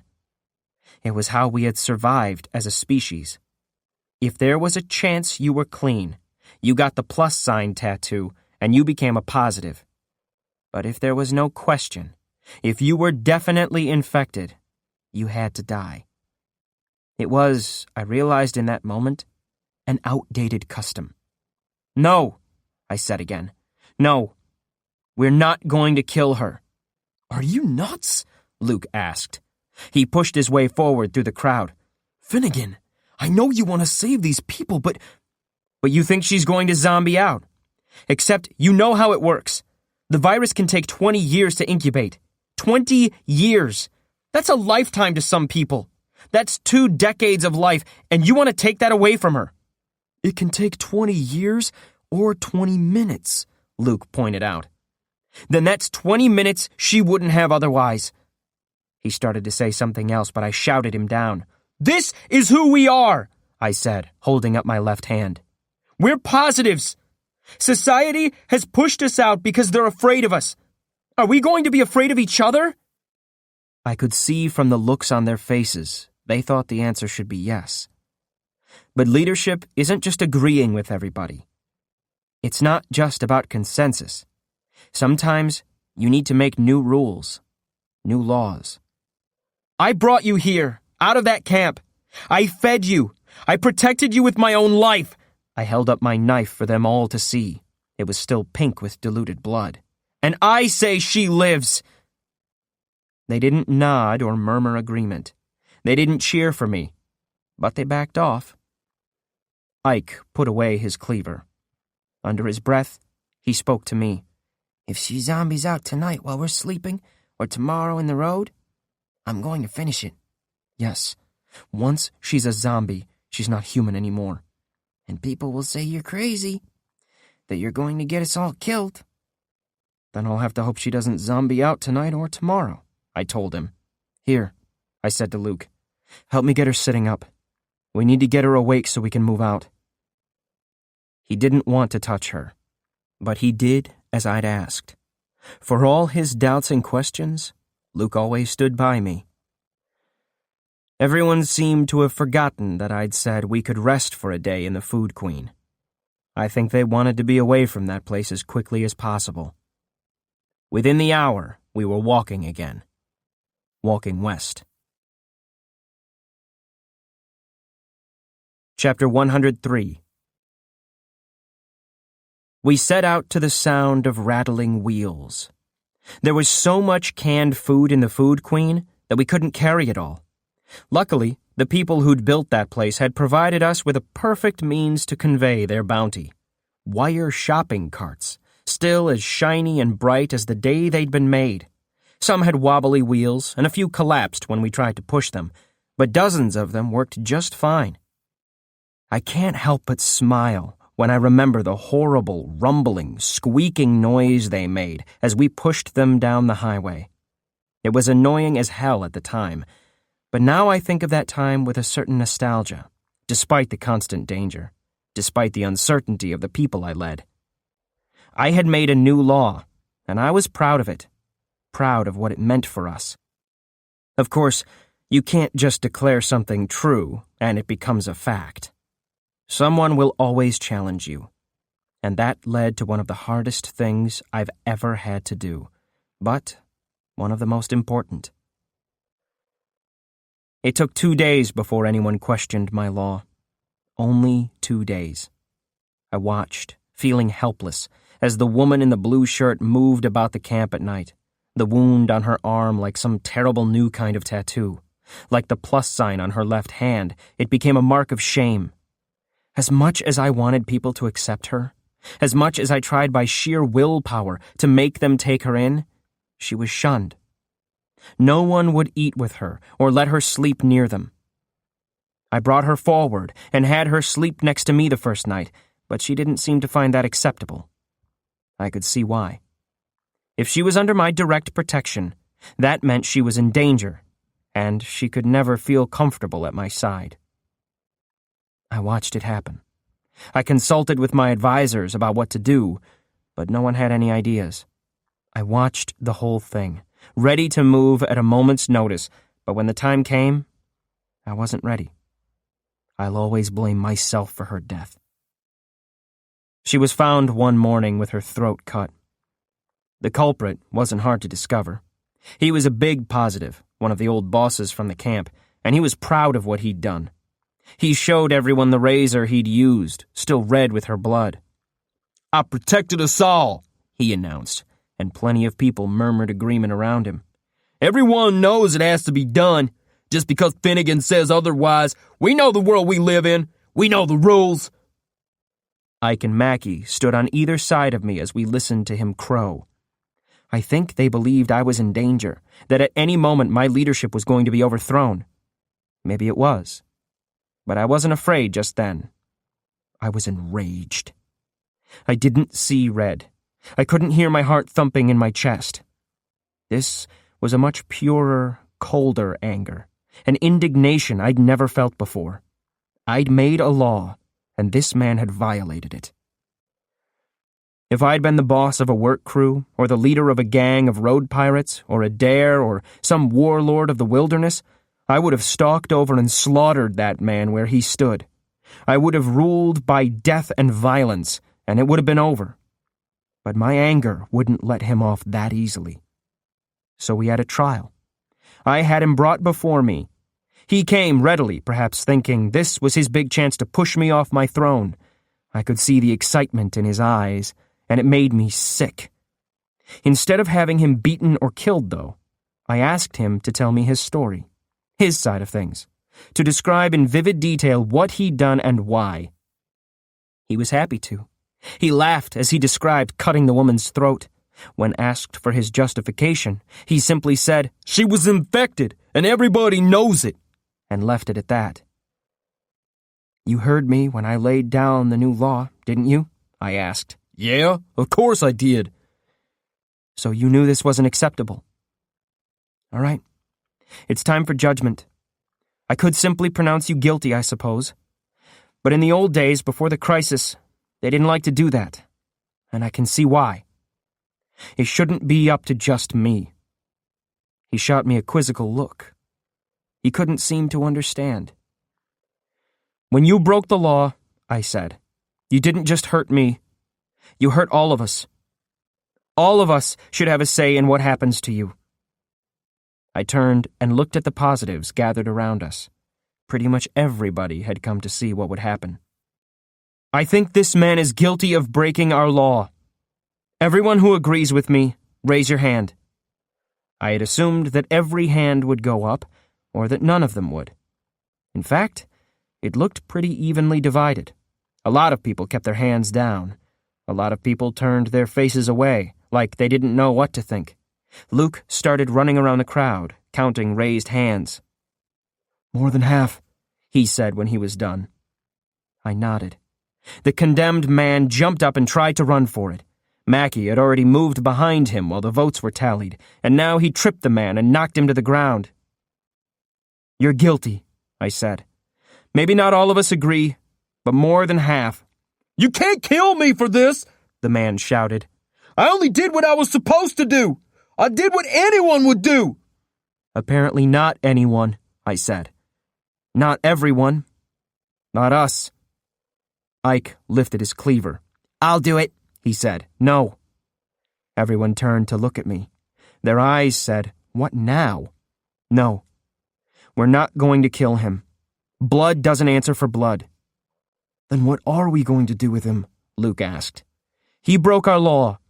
That means he isn't one of us anymore. Someone, give him a day's worth of food and water."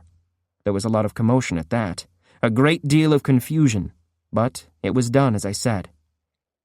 "Now," I told him, "get out of here." "What? What the hell are you—" "You're not one of us anymore, so you don't walk with us. Head east if you want, and try to make it back to the camp. North or south, whatever direction you pick.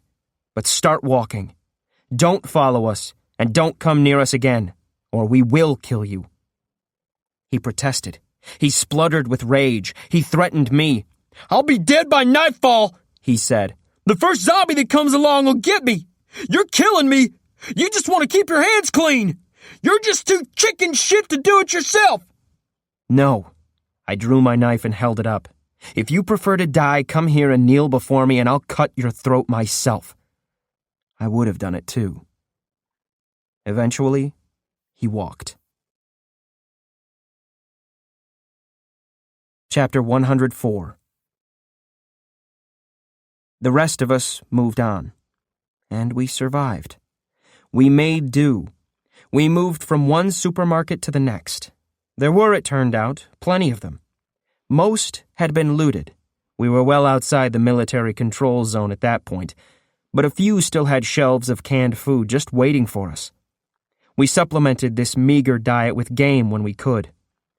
Herds of animals roamed those great empty plains, mostly a kind of wild, scrawny pig that was almost impossible to catch, but that tasted so good when it was roasted over a fire that it was worth it. I created hunting parties, and Ike taught them how to kill. Some of them already knew how to butcher and prepare steaks and chops. We found weapons in old gun shops and malls. We found what we needed. Little by little, we all learned to survive out there, in the western wilderness, and the miles disappeared under our feet. Sometimes it rained, and we had to take what shelter we could find. Sometimes we were beset by mobs of zombies, and we had to fend them off. But we handled it as best we could. We lost people, it's true. People died under my watch. But I kept to my new law. No one was killed for being infected.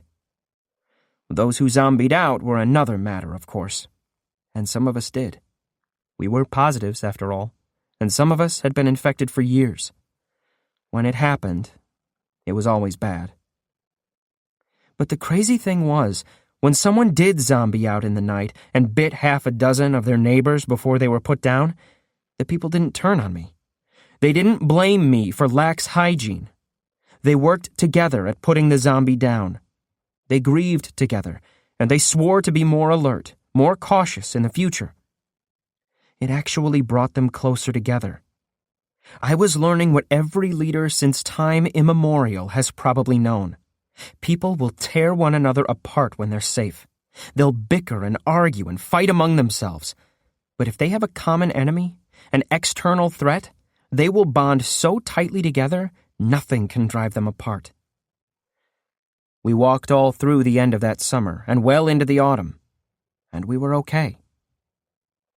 I had spent so much of my life being taught to fear the zombies, to fear other people. That fear, that paranoia had kept the first generation alive after the crisis. It had been valuable to them. As we got better and better at surviving, at not having to worry about every little thing, I learned that fear wasn't worth the price. The fear had turned some human beings into animals and some into savages.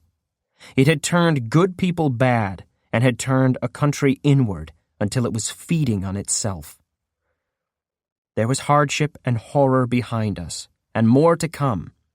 But as strange as it may seem, I was happy in that fragile time. I was joyful even. A big part of that was Kylie. Though our material situation had not improved much from when we were living together in an SUV in the wilderness of New Jersey, we had both found a kind of hope and belief in each other. Every night we came together, and little by little, we became more intimate. She would let me touch some part of her, some wounded patch of skin. Some nights, it seemed almost absurd, as when she let me touch the backs of her knees. It turned out that Adair had beaten her there once as a punishment, leaving her barely able to walk. She flinched and wept as I stroked the soft skin there, but afterward, she said it was like a healing. Little by little, her armor came down, and she came back to life. It was an incredible thing to watch. I would catch her eye at some random moment of the day, and in the second before she looked away, her eyelids would crinkle with embarrassment or shy surprise, and she would bite her upper lip. Or I would see her play with her hair like a normal woman in a normal world, lost in thought.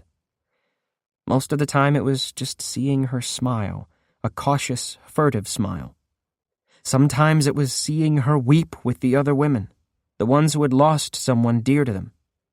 Those moments broke my heart.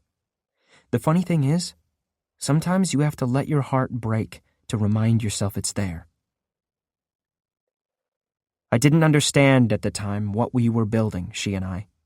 I didn't understand what any of us were building, the strength or the meaning of the community of positives.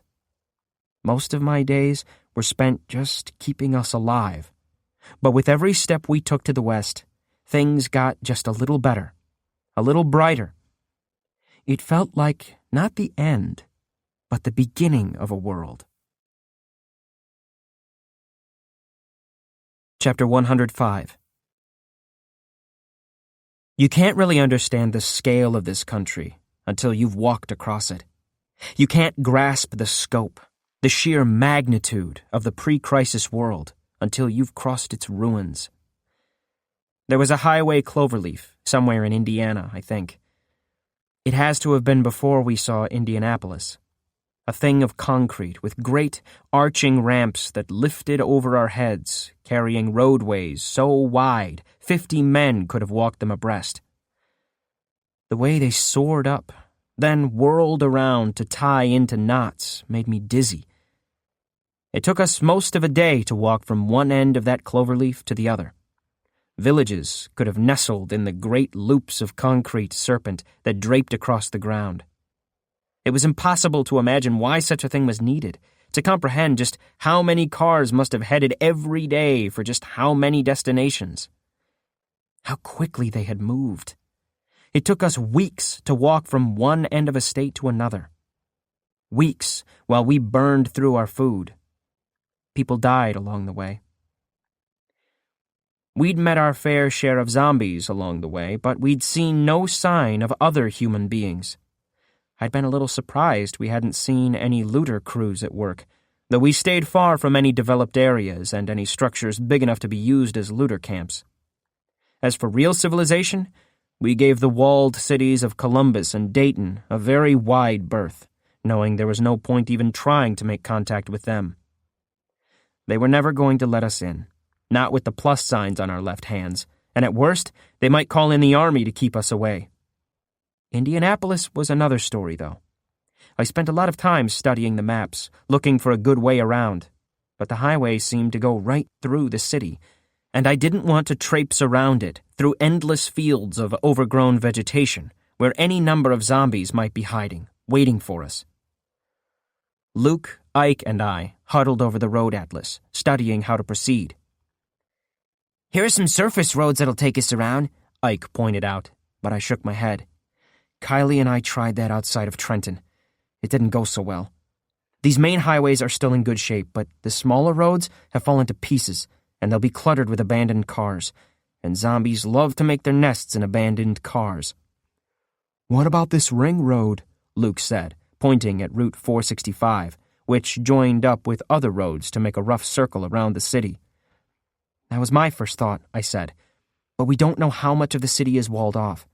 If we can avoid it, I don't want to get close enough that anyone even sees us. A couple of us should scout ahead, Ike suggested. See how close we can get. I'll go. It'll be dangerous. He couldn't hide his excitement at the possibility. Ike would have preferred death to boredom, and our long trek had been pretty boring as far as he was concerned. I'll go too, I said. Bad idea. We can't afford to lose you, Luke pointed out, so I'll be careful. I can't ask anyone else to go in my place. I won't ask them to do something I wouldn't. Maybe I was just starting to get bored myself. So Ike and I headed out while the rest of the positives made camp, all of them excited and glad for a day off their feet. Kylie saw me off with a deep, soulful kiss. Her eyes flashed with emotion now every time she looked at me. It was intoxicating. We'd come so far, and I'd gotten so used to her dead-eyed stares that when she was alive with me now, no other woman could possibly compare. I wrapped my arms around her and held her close. "If you don't come back," she said, "you'll be fine. I know this is scary for you, sending me off like this, but..." She sighed and grabbed my lips to stop me from talking. "I was going to say, if you don't come back, I'll take these people south and the long way around the city. You think I need you to keep me alive? Finn, I was surviving in the wilderness for years before you came along." I laughed and hugged her again, and then I headed west with Ike toward the big, bad city. Each of us had a shotgun now, looted from a hunter's shop in a mini-mall in Ohio. I had my knife, and he had his cleaver. We carried enough food and boiled water for 3 days, and a blanket each. Nothing else. We wanted to travel light, so we would make good time. We were still about 20 miles out from the city, but we ate up the ground all that day. I'd forgotten how fast 1 or 2 people could move on their own, and how the 500 positives had cut down that pace. Ike and I said little as we hurried along. We saved our breath for walking. It was strange, though, the way we fell into the same rhythm, the same stride, without even trying. I often forgot in those days that he and I had grown up together. We'd become such different people, but in many ways, we were still the kids who fished in the subway and climbed skyscrapers looking for canned food. It felt good to be working with him again, no matter what darkness he'd found in his soul or what I'd found in mine. Then we stopped for lunch, and he shattered my mood beyond repair. We had some sliced pig meat and boiled water, the best our tribe could provide. We ate in silence. I was raising a bite to my lips when he said out of the blue, "Finn, I don't know where it is you're headed. I don't know what you're looking for out here. But I know one thing. I'm not going there with you." I lowered the food. Suddenly, it didn't look edible. "I need you," I said. "We, the positives, need you." "No. Maybe at first." He sighed and looked at me with such a desperate, longing glance I had to turn away. "I'm no good for what you're trying to do. If things keep changing like they have been, eventually, you're going to have to exile me. Or kill me." "Bullshit," I said. He shrugged. He wasn't looking at me anymore. We'd stopped under a copse of trees, and he kept looking up into their branches, as if searching for the insects I could hear buzzing up there. The last cicadas of the year, probably. "Ever since I ran from New York, I've known one thing. I don't believe in anything. I just don't have it in me. I'm not living for anything. I don't know why I'm living at all. Come on, I said. That's bullshit. That's useless thinking. I threw my lunch into the undergrowth. Finn, I'm getting bored again.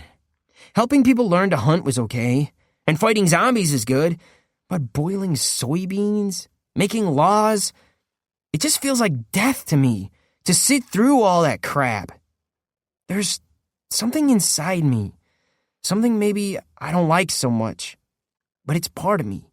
It is me, and it talks to me all the time. It says, why don't you break something just to see what happens? Why don't you start a fight just for something to do? All these questions, all these ideas. I think if I was born before the crisis, I would have been some kind of criminal. They would have had to lock me up. Now, out here, sometimes you need somebody violent.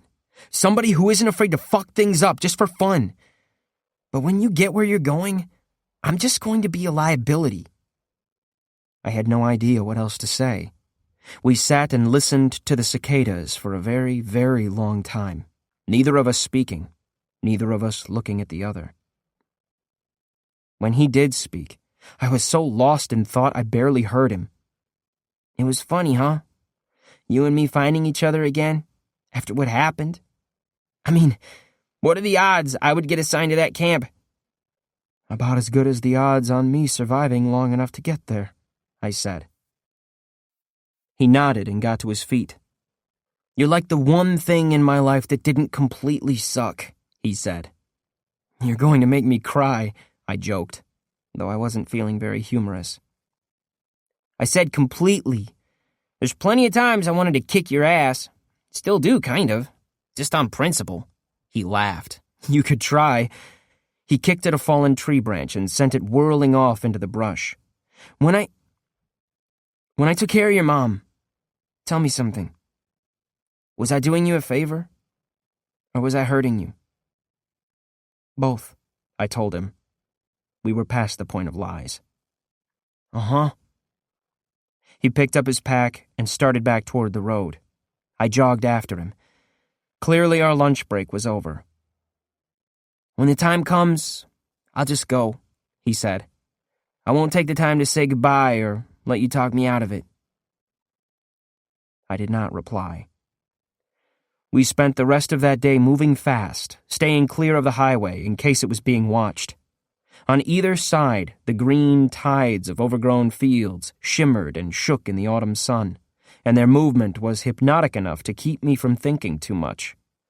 I knew I didn't want to think very much just then. A couple hours later, we saw the city up ahead of us. Chapter 106. That land is so flat, you can see for miles in any direction, but a strange trick of perception means things are constantly sneaking up on you. Indianapolis, before the crisis, must not have been a discrete city like New York. It wasn't a tight knot of buildings with a clear border, but instead a sort of general increase in development. We started seeing buildings on the sides of the highway, big stores at first, but then smaller houses and patches of parkland. Roads converged toward us, all headed in the same direction. In the distance, we saw the spires of office buildings, shimmering in the heat haze. And then we saw the wall. It must have been built during the crisis, built in a hurry, but by people who still had access to powerful tools and an enormous pool of manpower. It stood across the road, an obstacle 30 feet high, built from stacked pyramids of old, rusted shipping containers. The containers had been filled with construction debris, broken concrete, old bits of rebar, sand, gravel, whatever the engineers had on hand. To hold the containers together, chain-link fencing had been draped over them like a net, and then coil after coil of barbed wire was strung along the wall lengthwise. It was ugly and dirt simple, and bigger than it probably needed to be. It would have kept out an army of zombies forever. Except then someone had come and blown a hole right through it. Where the wall crossed the road, it was broken wide open. The shipping containers torn apart like they were made of cardboard. The barbed wire had been peeled back until it stuck up in the air like frizzy hair. The breach was wide enough to drive 2 SUVs through, side by side. The torn shipping containers in that hole were still streaked with soot, and a smell of harsh chemicals filled the air as we approached. Ike and I had spent hours watching that hole, sure that someone must be guarding it. Whatever had happened here, the people of Indianapolis would want to fix it, we thought. That hole would make them paranoid. Anyone approaching that opening would be shot without warning. So we moved in very slowly, very cautiously, looking for signs of snipers or landmines or any kind of defenders at all, and we kept not seeing them.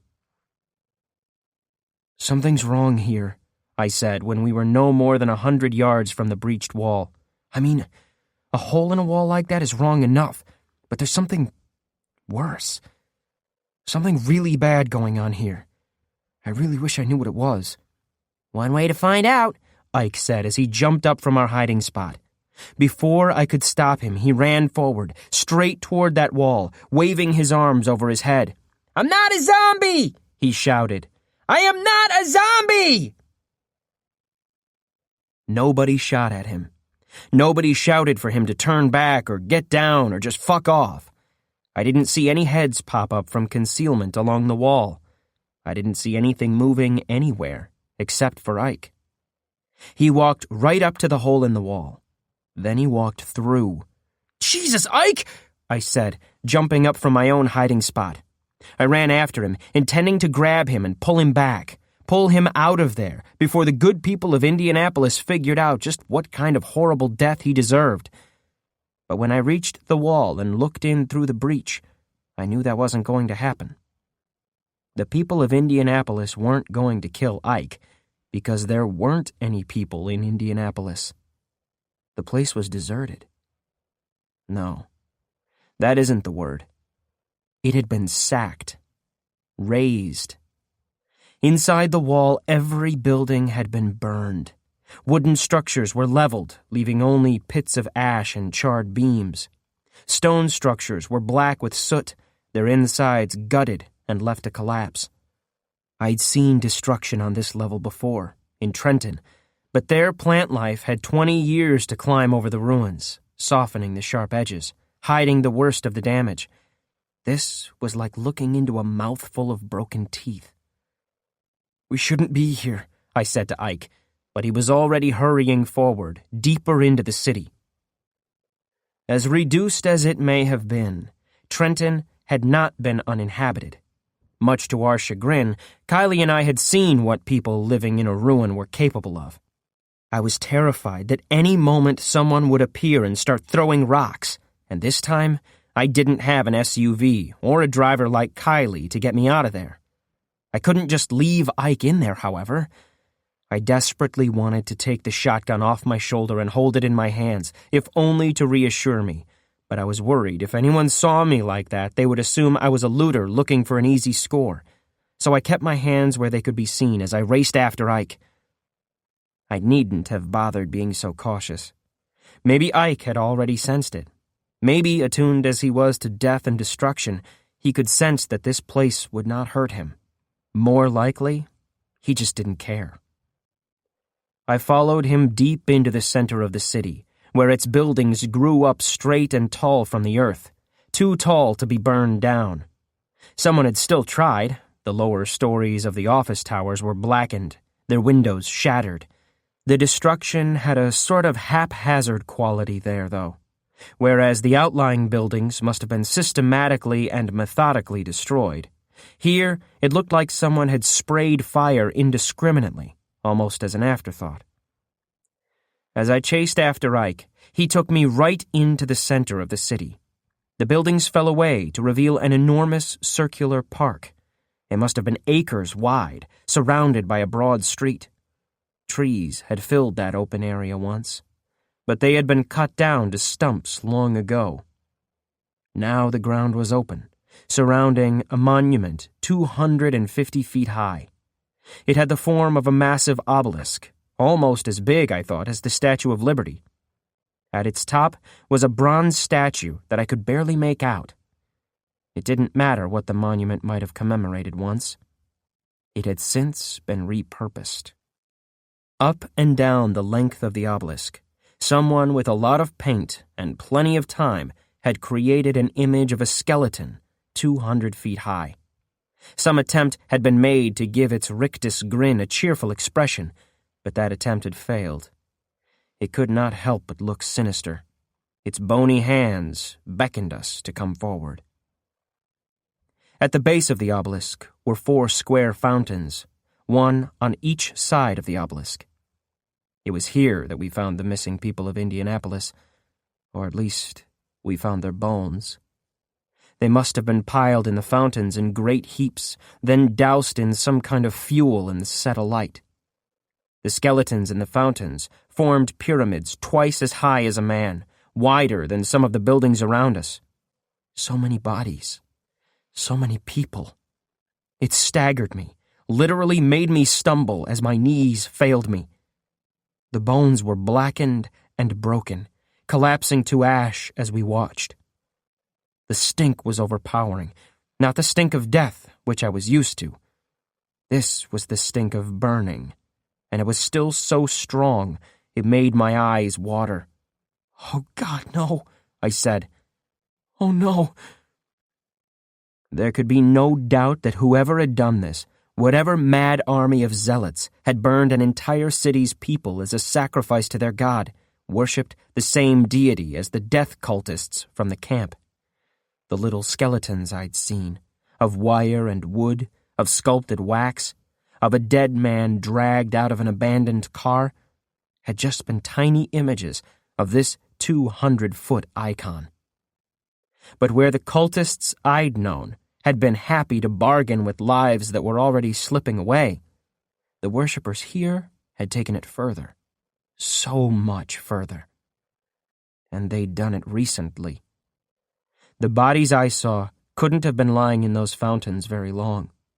There was still meat on some of them, charred meat that hadn't been devoured by scavengers yet. "Ike," I said. "Ike. Come on, Ike." I wanted nothing but to get out of there. I'd never felt such a sensation of repulsion, of a desperate need to flee. But Ike just stood there, taking it all in, studying it, memorizing every detail, nodding in something like appreciation. Chapter 107. Together, we headed out of Indianapolis, eastward, back toward the camp of positives. Ike and I spoke even less on the way back than we had on the way out. When I got back, Kylie was waiting for me with open arms. I pushed her away, gently, because I didn't want to be with her with the stink of Indianapolis still on my clothes and hair. "We can go around to the north," I told Luke and Mackie. "The ring roads are clear enough. I want to get as far past the city as I can, though, before we make camp again, so we'll start first thing in the morning." They must have seen something in my eyes, because they asked a lot of questions. I didn't want to talk about what we'd seen. Eventually, they stopped trying to pry it out of me. I didn't want them to know. I didn't want any of my people to see what I'd seen. I did go and find the death cultists in my own camp. They weren't doing anything objectionable that night. There were no sick people nearing death for them to pray over, no bargains to be made at that particular moment. They smiled and waved as I approached, though their cheer faded quickly when they saw the look in my eyes. "Where is it?" I asked. "Your idol. The skeleton."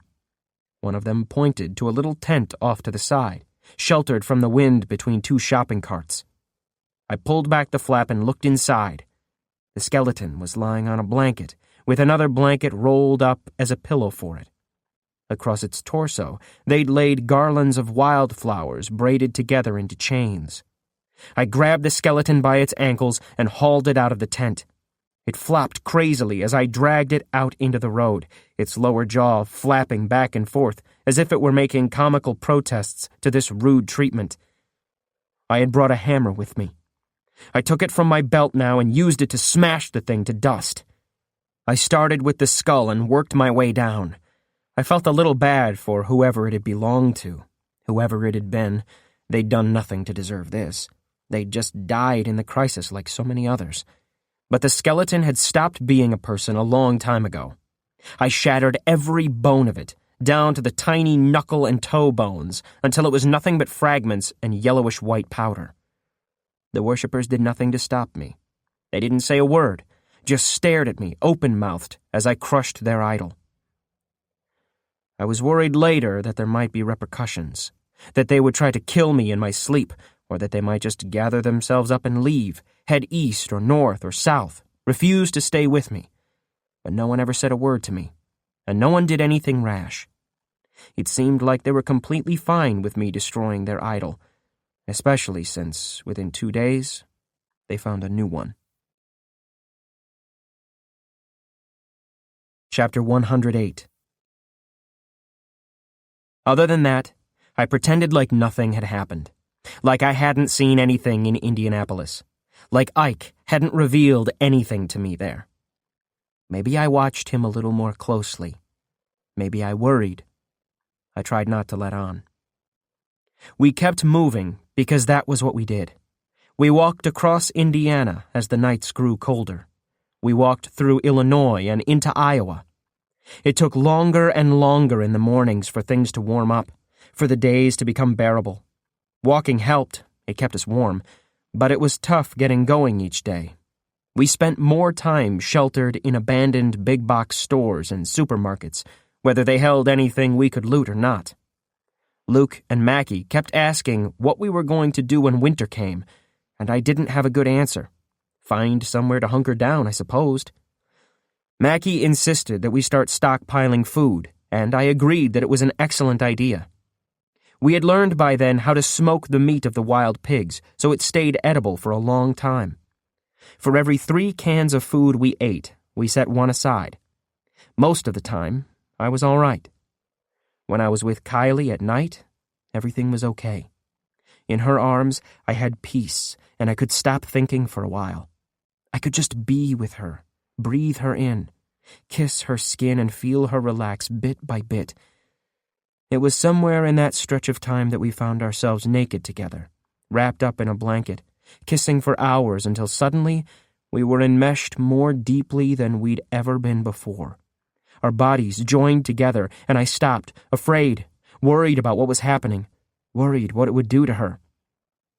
"It's okay," she said, though her entire body was tense. She forced herself to relax, to receive me. "Just go slow.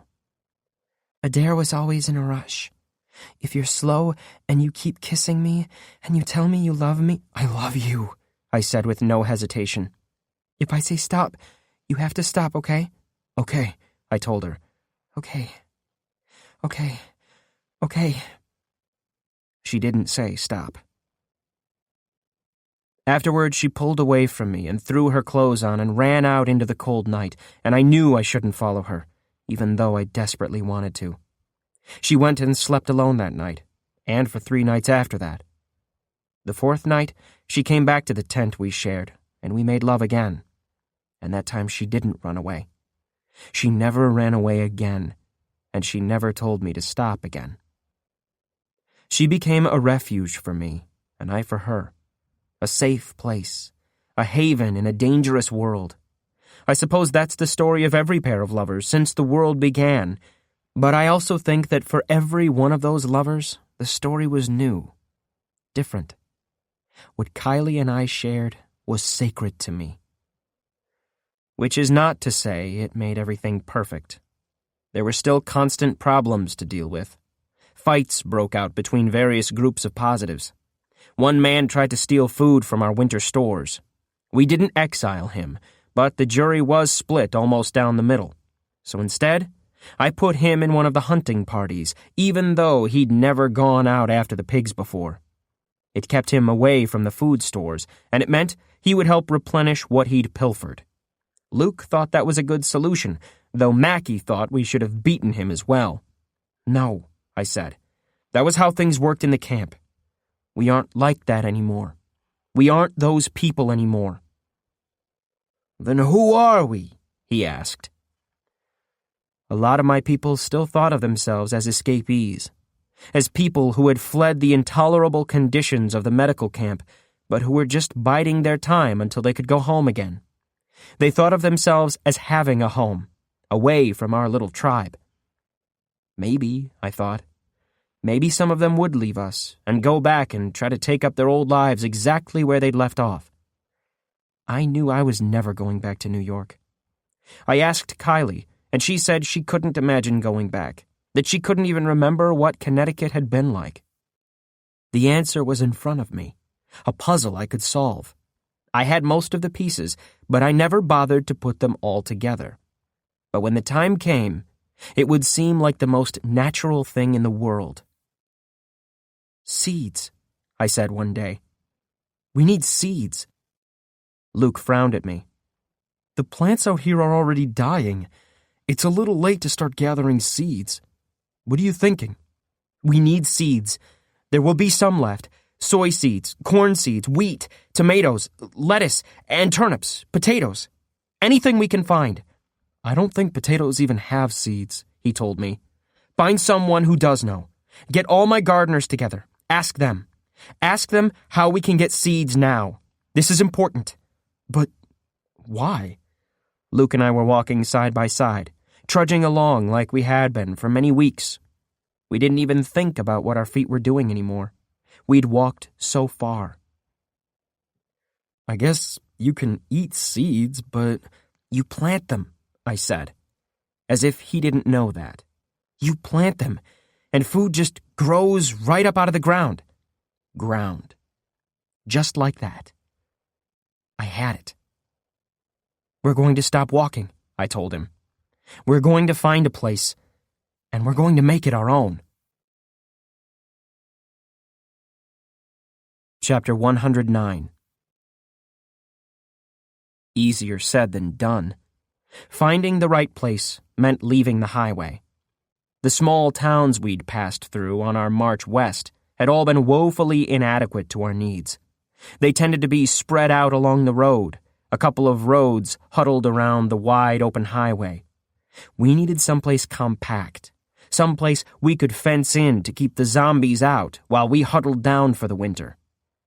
We needed a place small enough to defend, big enough for 500 of us, far enough away from the main highway that we would be safe from road pirates, close enough to a major abandoned urban area that if necessary, we could go out and loot for canned food when our smoked pig meat ran out. We needed a place that felt right, too. And a place that wasn't tainted by death.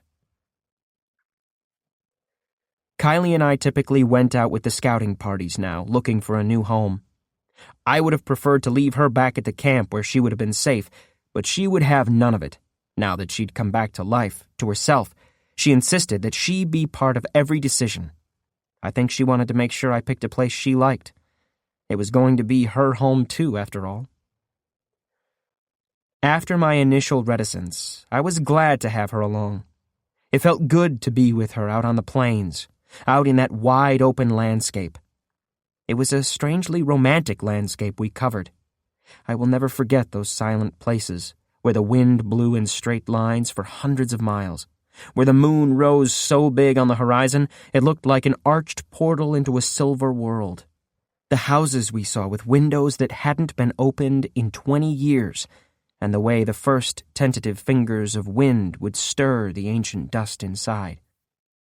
Having her along also meant I had someone there to share my horror when we found more evidence of the skeleton cult. Far too often when we chanced upon some likely little town, we had to turn back because we saw the grinning face of their icon writ large across the faces of the houses. I wouldn't let my scouts go near these haunted places, for fear of what we might discover inside their silent buildings. It couldn't be as big or as horrible as what had happened to Indianapolis, but even one sign of human sacrifice would be enough to scare my people. I wanted them inspired, not terrified.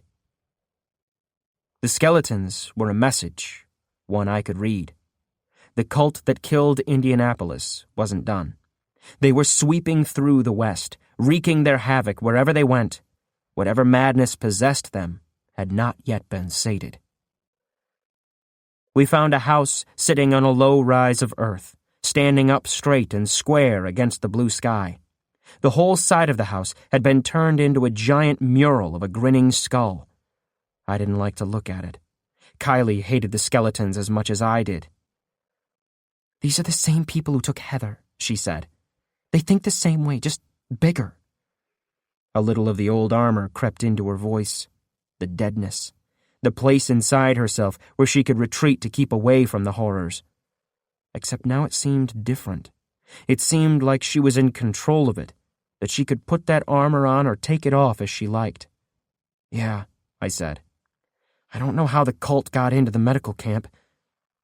I thought of Red Kate's knife, the one with the skulls around the hilt, and realized for the first time the cult had already spread as far as the East Coast. I don't know how many of them there are, or what they think they're going to achieve, but it's the idea that's important to them. This idea you can placate death. "We'll stay out of their way," she said, "if we can. If not, we'll show them they're wrong." She was my strength when I was weak, and I was never more grateful for her than then. It seemed, based on what I saw, that the skeleton cult was moving west. I took my scouting party south, thinking to get away from their influence, and also that we might end up somewhere with more mild winters. We found more skeletons painted on the barns and farmhouses down there, but we found something else as well. Chapter 110. 5 of us were in the scouting party, Kylie and myself, Mackie, and 2 women named Archer and Strong, tough women who had been bosses back in the medical camp. We were all armed with guns and knives in case we ran across any zombies, though it seemed the skeleton cult had done a pretty good job of clearing those out wherever they went. We ate up the ground. We must have walked 30 miles each day, but so far we'd found nothing, just endless stretches of farmland, none of it useful for our purposes. Either the places we found didn't have enough buildings to house all 500 of my positives, or they were too close to the highways. At least we saw fewer of the painted skeletons. That was something. It told me I was on the right track.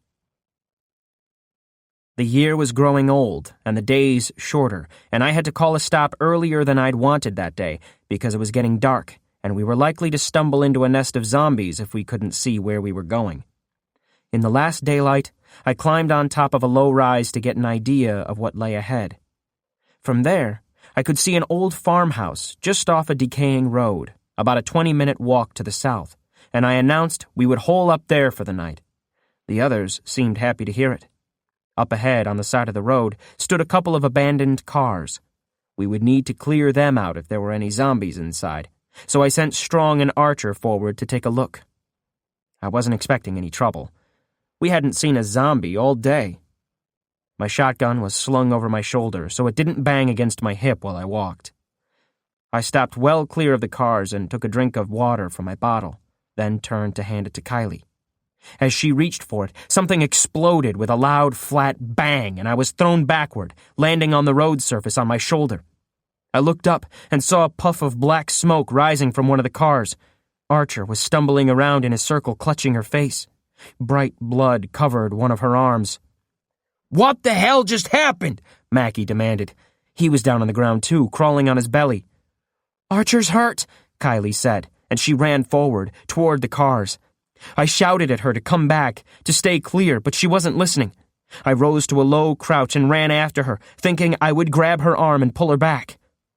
When I was halfway there, the side of Archer's head erupted. Blood and brains leapt out of her shattered skull in bright ribbons. She slumped over and fell down next to Strong, who tried to catch her as she fell. Strong yelled something I couldn't make out. Mackie was still down on the ground, wriggling his way forward, his hunting rifle in his hands. I managed to grab Kylie, she had stopped running by then, and I turned her around, sent her hurrying back toward the others. I heard a rifle shot, and I thought Mackie had fired his weapon, but it wasn't him. A bright spot of blood appeared on Kylie's shoulder. She didn't cry out, but it didn't matter.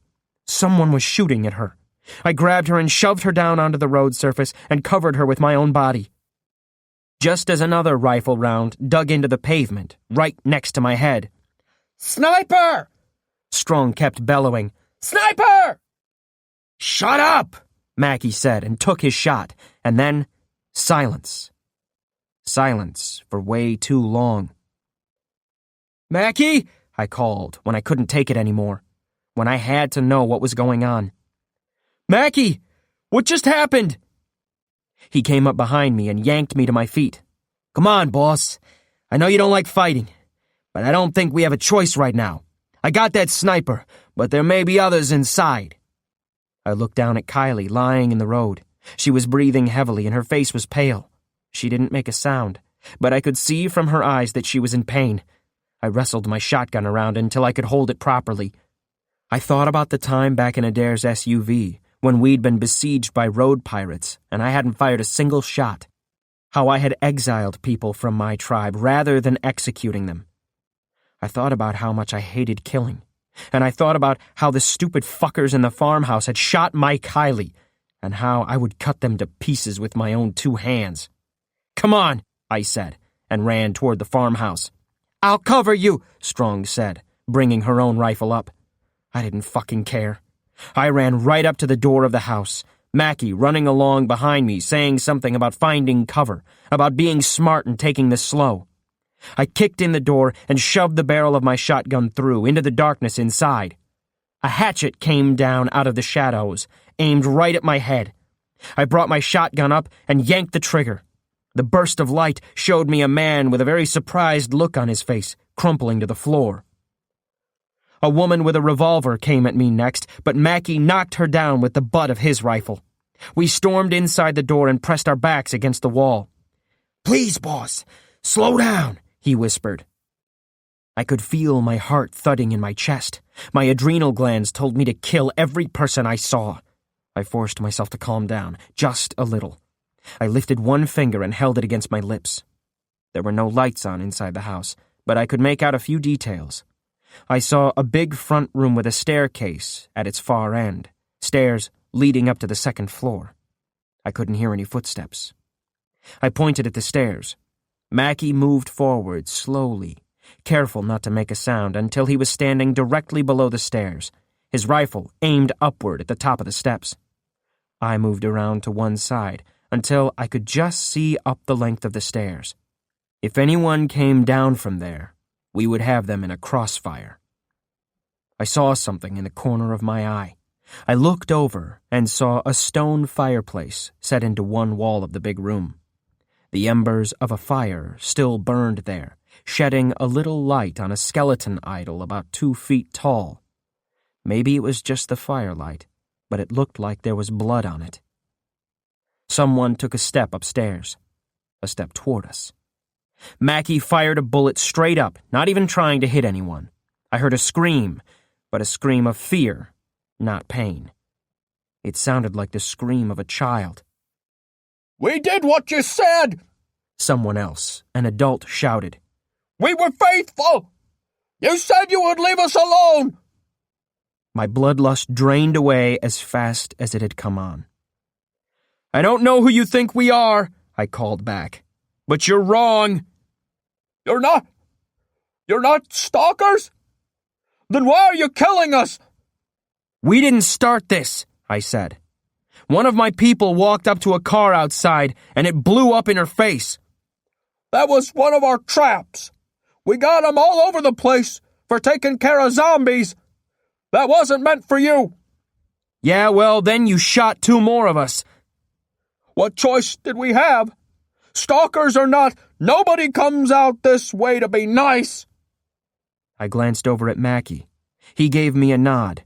He was still ready to fight if anyone poked their head down those stairs.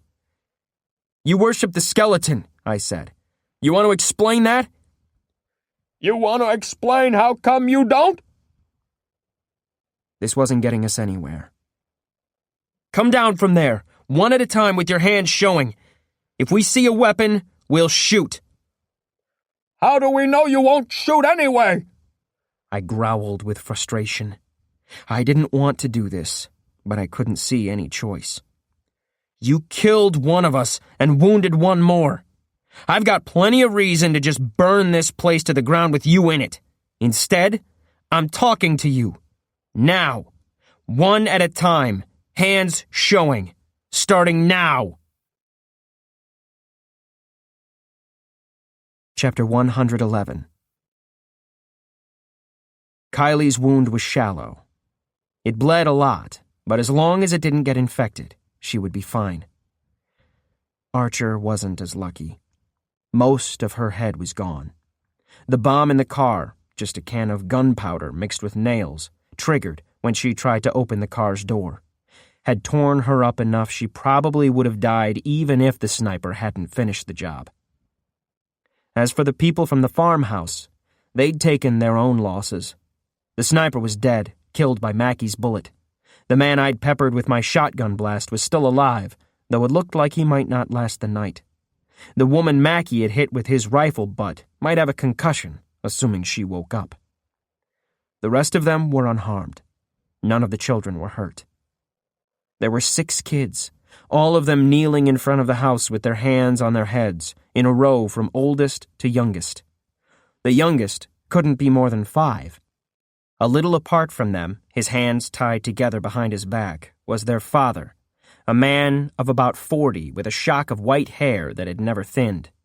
He said his name was Deptford, and he'd been living on this farm since before the crisis. Him and his wife, his 2 brothers, and their kids.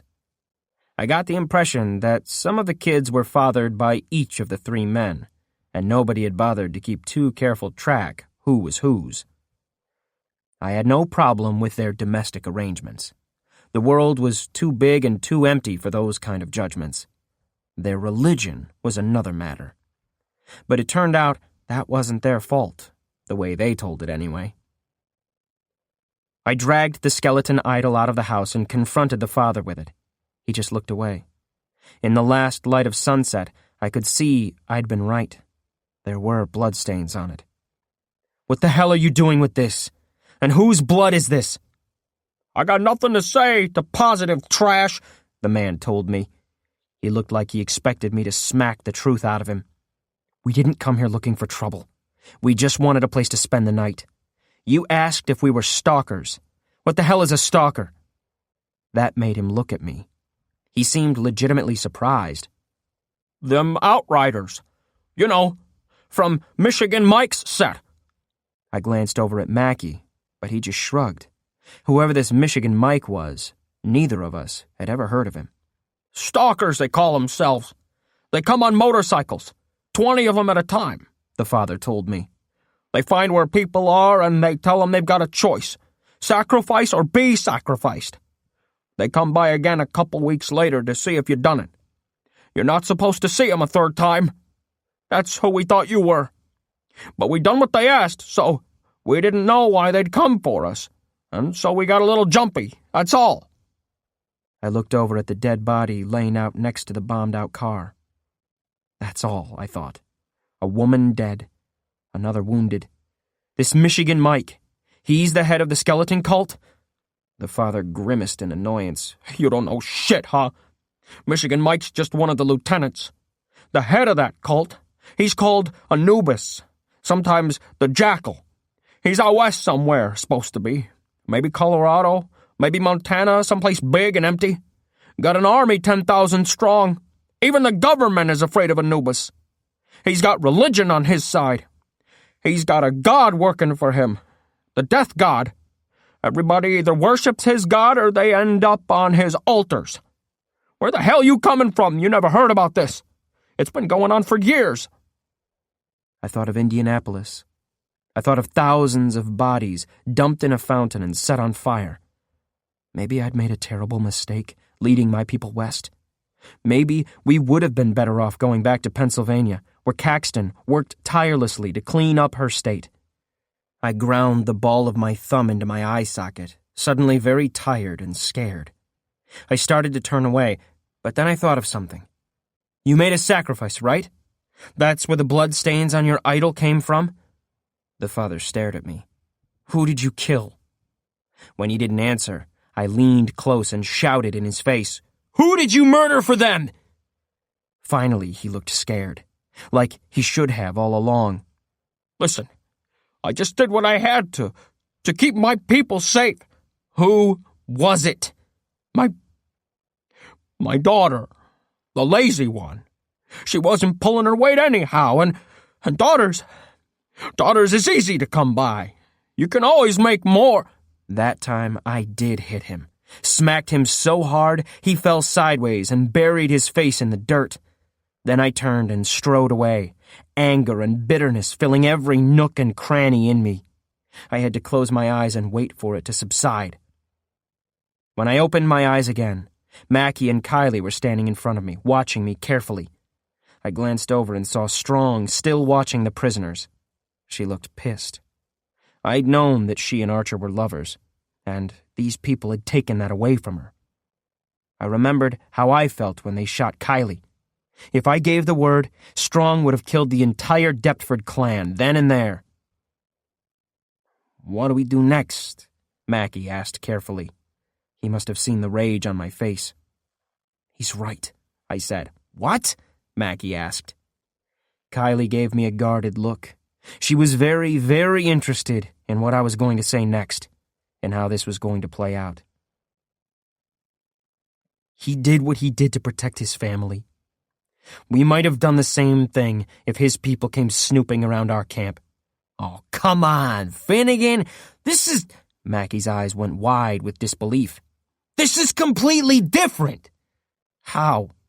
"Because this is them, and that would be us." I could see in his face. He knew that what he was saying didn't make perfect logical sense. He didn't care. "I'm not about to forgive him and forget all this," I assured him. "The kids can choose for themselves," I said. "They can come with us or stay here. Obviously, we can't carry their wounded, so they have to stay. The father stays here. We take all their guns." "You're just going to let him be?" Mackie asked. "They don't get punished?" "No," I said. "No?" he demanded. "No? Why the fuck not?" "Because this is us," I said. "That's not how we live. Not now, not in the future. This is us. We don't kill unless we have to, and we show compassion when we can. That's our law now. That's my law." Mackie stormed off in disbelief. He'd been one of the good bosses back in the camp, one who didn't beat his workers just for fun. But apparently, there are levels of compassion, and not everyone agrees on where the lines should be drawn. He'd beaten his workers when they needed it. I could hardly expect him to see this my way. On the other hand, Kylie was nodding slowly, as if I'd said something profound and she was working it through. In the end, all but one of the kids joined us. They would have a hard time fitting in with our tribe. They lacked the plus sign tattoos on the backs of their hands that gave us cohesion, but they would have a better life all the same, I thought. The one who stayed was the youngest girl. Kylie tried to talk her out of it, but she wouldn't hear it. She would stay with her father because he needed her. That was her choice. That was another of my laws. People can choose for themselves. If they make bad choices, that's not for me to second guess. Chapter 112. We came away from that farmhouse with a couple new people and a bunch of guns. The family there had stockpiled a significant arsenal during the crisis. That was a good thing. We barely had enough guns for our scouting parties as it was. But the encounter with the family gave us something far more important in the long run. Losing Archer was hard, but her death would not be in vain. It gave us hearth. The children we picked up at the farmhouse knew the local area pretty well. They'd gone out looting often enough, and they knew where clean water could be found, where the wild pigs tended to gather, and, most important to me, where all the little towns were. It turned out that my scouting party had walked right past an abandoned town and never seen it. There was a good reason for that. The land around us was as flat as a tabletop. You could see for miles in any direction, except where the occasional tree blocked the view. We'd assumed we would find any town just by keeping our eyes open. It hadn't occurred to us that one might be hiding behind the trees. One of the children, a boy named Matthew, led us right there once he figured out what we were looking for. He took us into a little forest that had looked, from the road, like just a single copse of trees. As we got closer, it became apparent that the forest went on for hundreds of acres, an oblong-shaped thicket. We'd seen its leading edge and assumed that was all there was to the forest. It was like an optical illusion. It was first thing in the morning when we entered the forest, but the trees were so thick it was still like night under there. I worried we would stumble upon a nest of zombies, but we didn't see any. Matthew took us to a trail through the woods, a nature trail, he called it, a path laid down before the crisis by people who wanted to get away from their cities and see a bit of the wild world. Hard to imagine wanting to leave a city now, Mackie said. He seemed distinctly unnerved by the forest, by its darkness, and by the constant song of the insects up in the branches, by the crunch of dead leaves underfoot. The fact that for the first time in months, he couldn't see farther than a few dozen yards in any direction. I smiled to see him so put off. This was a man who'd taken the horrors of the medical camp in stride, who had faced down zombies and snipers, and a few trees made him feel ready to jump out of his skin. "It's just about a mile in," Matthew said. "Don't worry. It ain't covered in trees. There's a clearing." And so there was. In the heart of that forest was a cleared space, maybe a half-mile around. The trees gave way to overgrown brush. Up ahead, I saw what looked like a scaffold made of metal pipes, leaning at crazy angles, strangled by vines and slowly rusting away. "What is that?" I asked. Kylie stomped through the brush to reach it. She dug into the vines and pulled up a piece of rubber, about 1.5 feet long, that had rotted and cracked. Chains were attached to either side of it. "It's a swing set," she said. "A kid's swing set." We were standing in a backyard, and we didn't even know it. Once I knew what to look for, I glanced up and saw that the vines ahead were clinging to the side of a house. A few dozen yards away was the corner of another house, and another. I pushed through the overgrowth, nearly tripping on a fallen bit of fence. Beyond lay asphalt, cracked and colonized by weeds, and beyond that was a street. On either side of the street were the vine-covered faces of more houses, more and more. At the end of the road, I saw a big concrete building with a massive parking lot. I headed toward it. The others came along behind me, keeping an eye out for zombies, until I could make out more details. In big, silver letters on the front of the building were the words, Hearth Township High School. Beyond the school lay a street lined with shops, and another with small factories and warehouses. The vegetation had clambered over everything, vines and creepers reclaiming this place for the world that had existed before humans ever came here. But the buildings underneath seemed largely intact. We spent all day poking through them, pushing open doors that had warped and swollen into their frames, climbing stairs thick with an inch of dust. The houses were empty, cleared out of furniture and appliances. The schoolrooms were bare to the walls, though hundreds of child-sized desks had been piled up in the gymnasium. The factory floors were littered with debris, but the walls stood high and wide, and the cool air inside seemed to be holding its breath, waiting for something. There were no skeletons anywhere, in either sense of the word. No dead bodies, but also no sign the cult had ever been here. Matthew seemed unwilling to enter the buildings. That was fine. We left him outside with Strong and the other children to keep an eye out for zombies. I was a little surprised when none appeared. "Why are all the houses empty?" Kylie asked at some point, and I realized there was something truly strange about the little town of Hearth, nestled in its clearing in the forest. I started to wonder if anyone had lived there at all, or if this town had just spontaneously appeared with no people to build it. "I never been this far before," Matthew said when we asked him. "My daddy always said this was a ghost place, and so I was scared to come." Ghosts? Kylie asked me, a little fear on her face. Something occurred to me. Did he say it was a ghost town? I asked. Matthew nodded. "That's right. That's what he called it. I always figured there must be whole families of them here. Families of all the people that died in the crisis." I laughed. A ghost town. Kylie looked at me funny. I've heard those words before, I told her.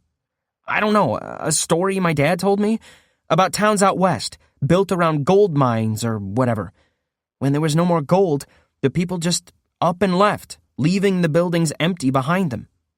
I guess this place was abandoned even before the crisis. It must have been empty even then, which would explain why we haven't seen any zombies all day. If no people were here when the virus came, there won't be any zombies here now. Kylie seemed skeptical, but some signs suggested that I was right. In the tiny bus station near the center of town, there was a newspaper dispenser, full now of wet wood pulp and insects, but I found enough of an intact paper to see the date on it, 1998, many years before the crisis. Then there were the empty lots on the far side of the town, what looked like fields of overgrown grass, but here and there amid the vegetation, pipes stuck up from the ground, and broad, paved roads wove back and forth through the wildflowers. Plumbing? Electricity? Who knows what? All set up for houses that never got built, I said. Mackie didn't seem to care about the people who had or who had not lived in Hearth. He was more concerned about the people who might still come to visit. "I like all those trees. They'll keep us from being seen," he pointed out. "And there's good water here, a stream up behind those houses. But if we're too close to a highway, somebody's going to come sniffing around eventually." "There's just one road," Matthew said, "and it runs southwest about 20 miles before it hits the highway." I looked at Mackie. He shrugged. "That's a start. But even if there are no zombies here now, there will be. They'll hear us or smell us, who knows what, and they'll come. We would need to build a wall, a fence at least." I put that thought aside until well on in the afternoon, when I found a hardware store that was still full of tools and gear. The power tools meant nothing to us, and the bucket after bucket of paint we found had long since dried solid. But in a back room, we found giant rolls of chain link, 10 feet wide and hundreds of feet long when we laid it out. Enough, at least, to fence off a big chunk of the little town. "This is exactly what we've been looking for," I said. "This is going to be our new place. Our new home." Kylie put an arm around my waist. "You really think so?" "It has everything we need. What it doesn't have, we can build. We can clear out some of those overgrown lawns and plant crops.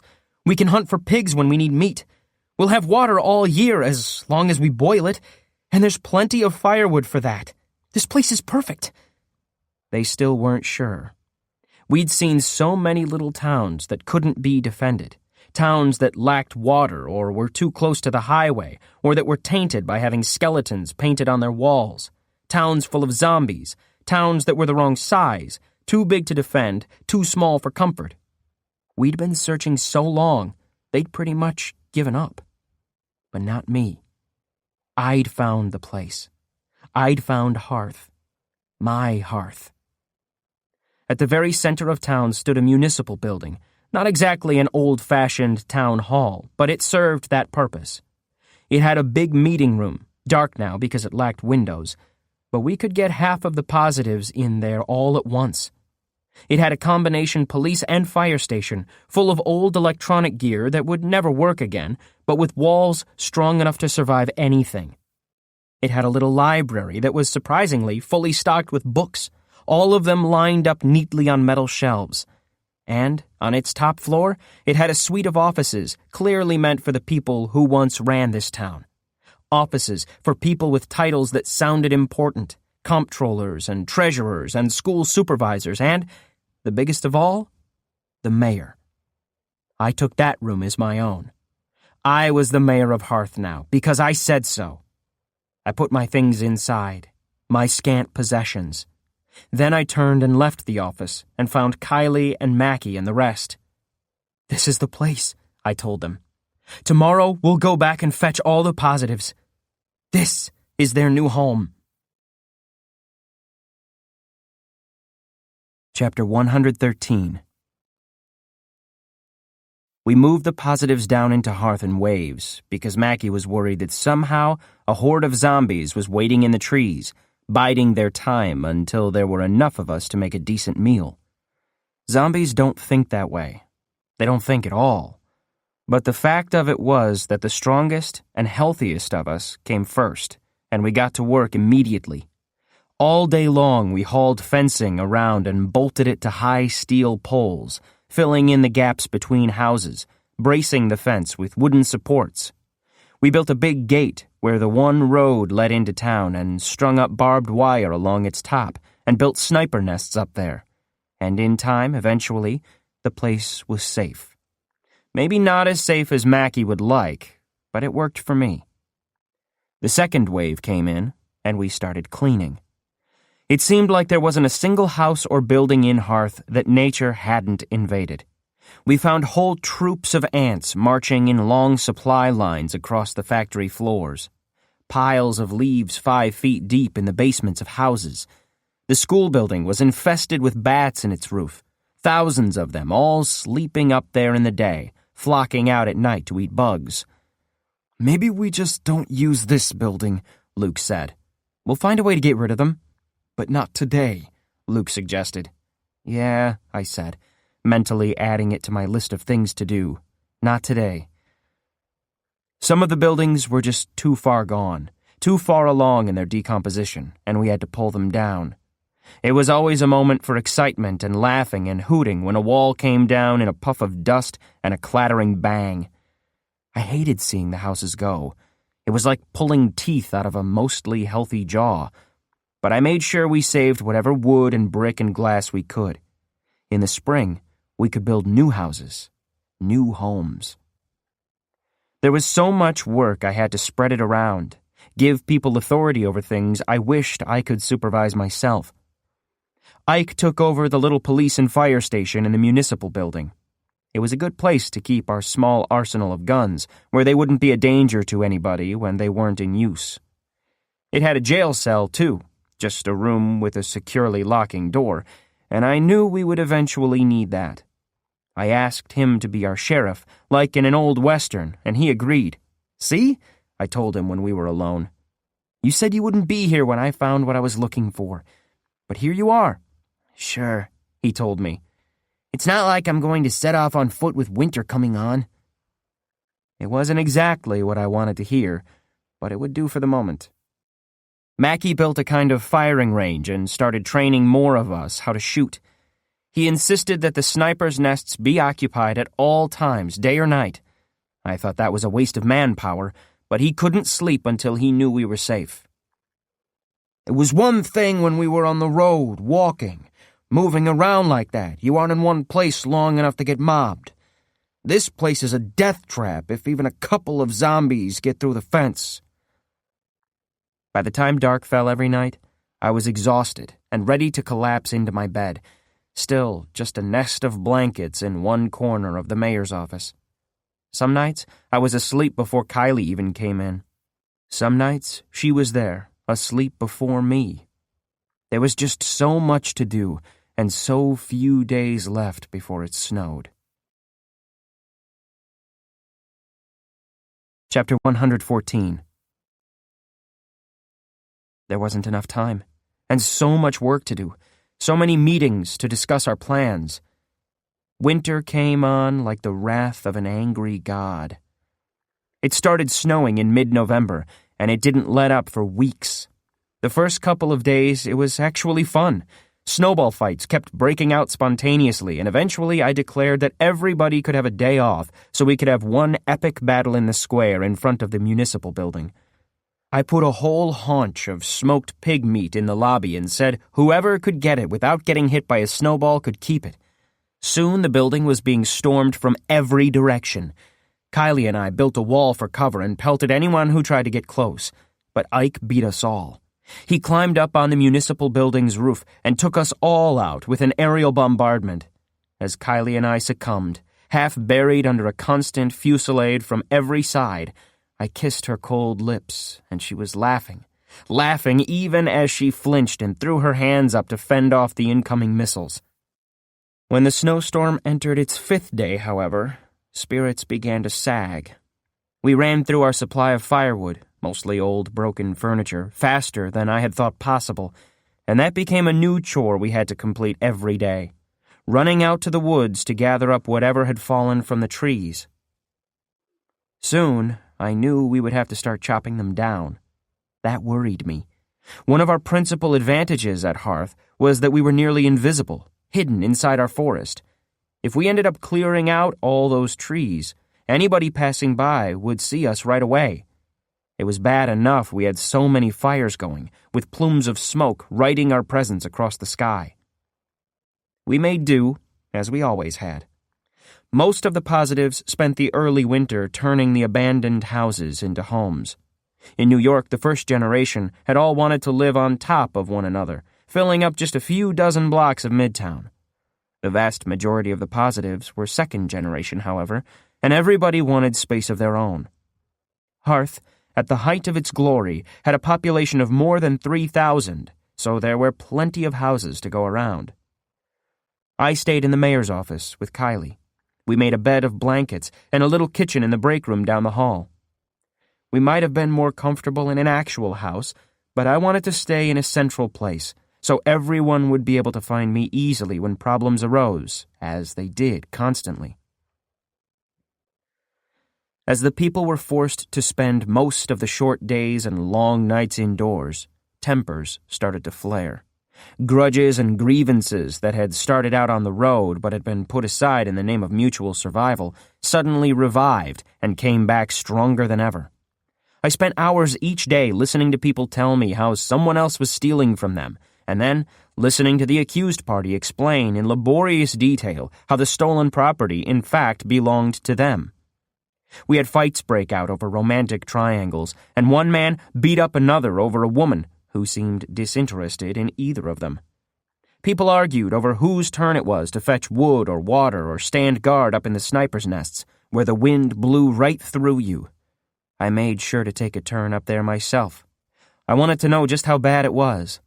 By morning, they nearly had to pry me off the scaffolding, and it was days before I felt warm again.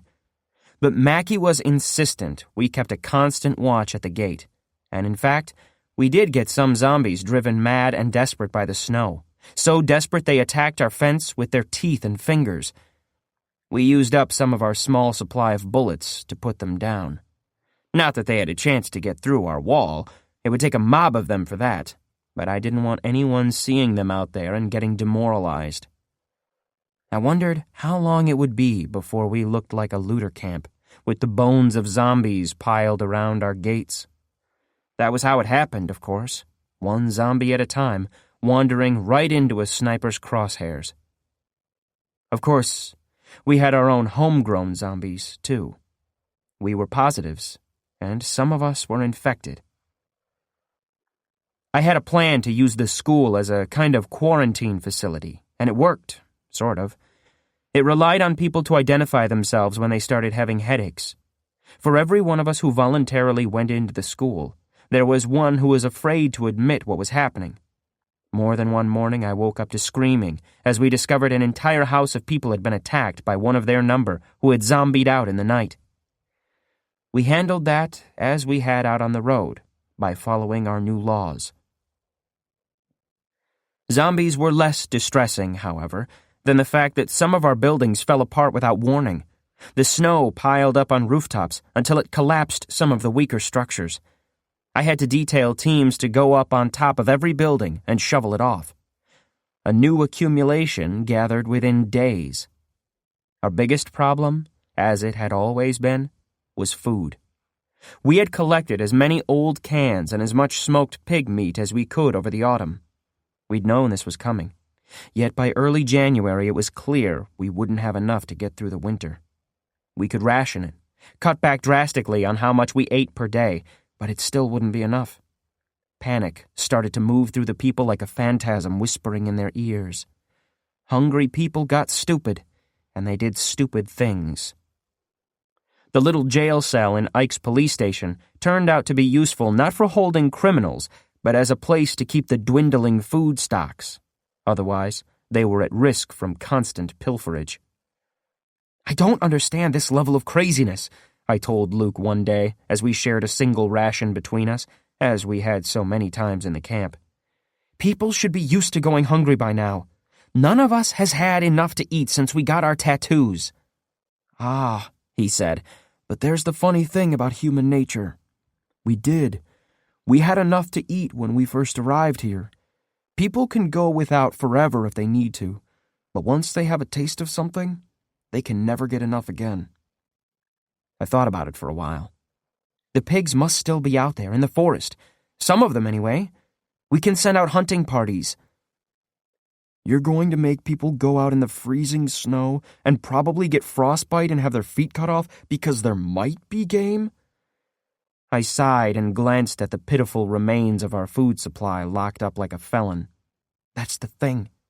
In a couple of weeks, I won't have to make people. They'll volunteer to do it." Chapter 115. One day we went to the food stores, and there wasn't enough to feed everyone in town. The next day, there was nothing left at all. We chewed on tree bark or sucked on stones to try to fool our bellies. We slept as many hours of the day as we could so we could ignore the way they rumbled. Nothing really worked, but you had to keep trying. The worst thing about hunger is that it makes you like a zombie. You stop thinking. At first, you just get distracted. Your brain stops working for a few seconds, then a few minutes at a time. That's a bad phase, because distracted people can get killed very easily. But it's not as bad as the next phase, when you start thinking more vividly than ever, but all you can think about is food. You start thinking there has to be some somewhere. You just know you left a piece of pig jerky in a desk drawer somewhere, or maybe hidden under a blanket. You go and look and it's gone. You start thinking it must be somewhere else. You can tell yourself all you want there is no pig jerky, that you're fooling yourself, but then you start thinking somebody took it, that somebody stole your food, and that's why you're so hungry. I had to make a new law. As people started to succumb to hunger, as the dead piled up outside where they would freeze until the ground was soft enough to bury them, I had to make a law against cannibalism. The punishment was exile, the worst punishment we had.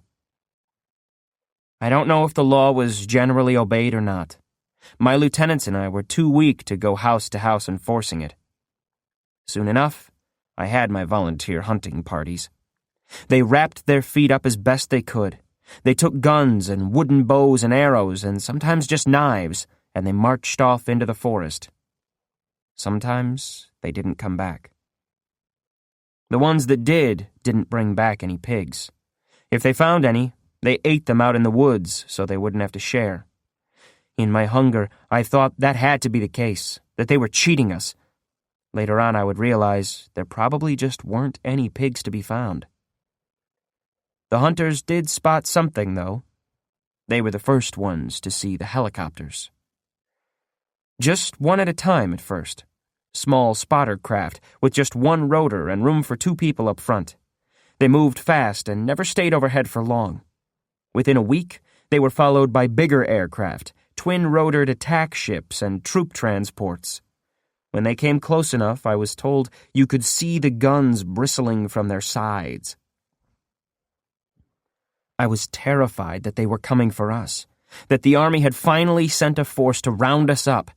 But as the reports kept coming in, it was clear there were far too many of them for that. Sometimes 100 would go by in a single day. They never came directly overhead of Hearth. I thought about hiding from them anyway. I knew they could see for miles with their onboard sensors, both optical and infrared, and that if we could see them, they could definitely see us. But to camouflage our presence would mean telling people they couldn't light fires. The main thing giving us away was our smoke. And if we couldn't have fires, we would freeze. So I could only hope they would ignore us, pass us by on their way to their destination, whatever it might be. Chapter 116. I tried everything I could think of to find food. I tried boiling pine cones and washing acorns until they were edible, even though the books in the library said this was a waste of time. It took more energy to make them edible than they gave back. I tried rendering down leather from the chairs in the conference room in the municipal building. I tried digging for roots in the frozen ground. The people of Hearth watched me with little more than scorn. Those few who were willing to help me grew quickly distracted and wandered off. If they'd had the strength left, I think they would have killed me and replaced me with somebody, anybody, who promised to find food, anybody who would lie to them. They didn't dare threaten me to my face, but someone did spit on Kylie as she passed by. She refused to tell me who it had been, since she knew the last thing we needed was for me to beat up one of my citizens for revenge. Mostly they stayed indoors and tried not to think about how long it would take to die of starvation. As usual, I was too stupid to give up and die. The thought occurred to me that there must be fish in the stream, and that since it had frozen solid, some fish must be trapped in the ice. So one morning, while it was still dark, it seemed always to be dark in that long winter when it wouldn't stop snowing, I got an axe and an awl and various other sharp tools, and I headed out to where the stream was widest, just outside of the town. I took a pistol with me in case any zombies showed up, though at that point they would have frozen stiff. Zombies aren't smart enough to put on winter clothes. Some of them aren't even smart enough to hide in caves or animal dens and wait out the cold. The snow was 3 feet deep by then. I couldn't walk through it so much as push through, digging a path with my body. Weak as I was, each step was a nightmarish effort, and I was sweating under my layers of clothes before I'd even cleared the gate. I knew that sweat would freeze, and I'd probably end up with frostbite, but I'd reached the point where food was more important than keeping all my toes. Out at the creek, I stopped and just breathed heavily for a while. I started gathering deadfall for a fire, though I wasn't sure where I would put it. I would need to dig out a sizable pit, or it would just drown itself in snowmelt. I set down my pile of sticks and just stared at them for a while. I remember the snow was an incredible blue in the pre-dawn light, a blue that sort of buzzed in my head. Maybe I was just hallucinating from malnutrition and exhaustion. I know I wasn't paying attention to anything around me. A zombie could have walked up right then and started chewing on my arm, and I wouldn't have noticed. Luckily for me, it wasn't zombies that found me. I reached down and picked up my axe, intending to chop some ice. The fire was forgotten. Before I could lift the axe, though, a sharp voice barked an order at me. "What?" I asked, standing up straight. "I said, put down the weapon or we will fire!" That penetrated the thick fuzz in my head. I looked up, startled, and saw that I was surrounded by soldiers who seemed to float in the air around me. They were wearing snowshoes, and they were on top of the snowpack while I was hip-deep in it, essentially standing in a hole. The soldiers were dressed for winter fighting. They had on white jackets over their uniforms. Their eyes were hidden by night vision goggles, all except their commander, who wore a flat cap with birds on it, just like the officer I'd seen at the medical camp. He must be the same rank. I dropped my axe. Slowly I lifted my arms, my bare hands above my head, even though I hadn't been told to do so. "What's the name of this town?" the officer asked. "It doesn't appear on my charts. What is it? A new looter camp?" My tongue felt frozen. "Hearth," I managed to say. "What's that?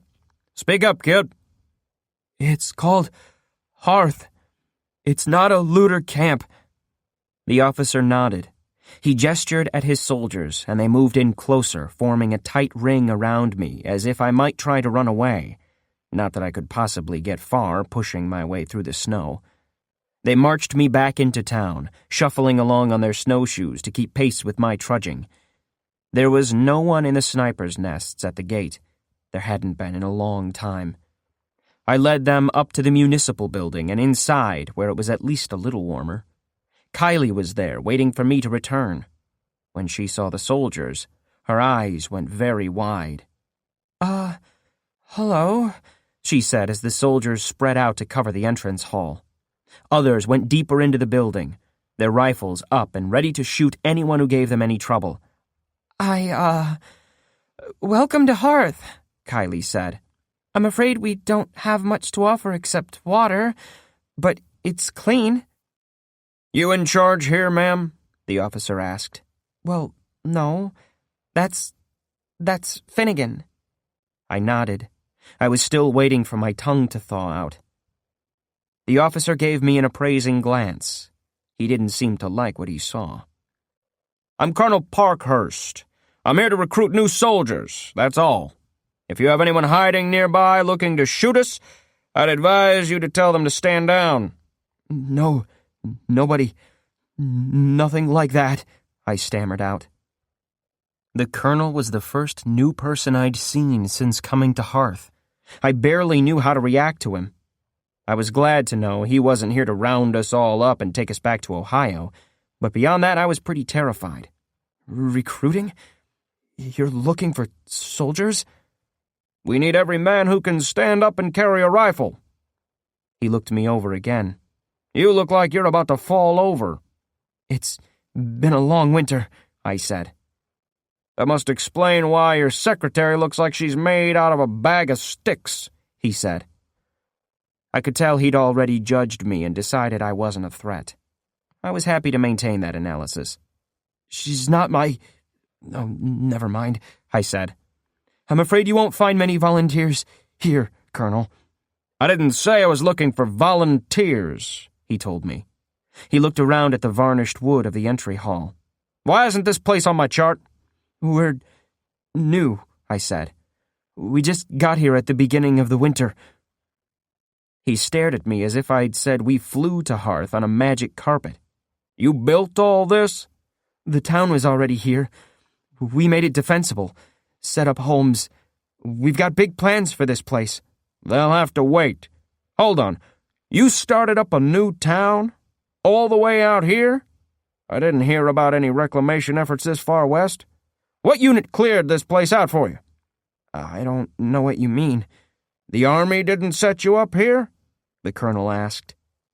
My silence was enough of an answer. Jesus Christ, son! You're rebuilding? In the middle of a crisis? On your own nickel? You must have some stones on you. So I've been told, I said. Man alive. That's something. That's really something. The colonel favored me with a smile. Maybe we are having an effect after all. You spend your whole career thinking you're just sitting on the lid of the garbage can.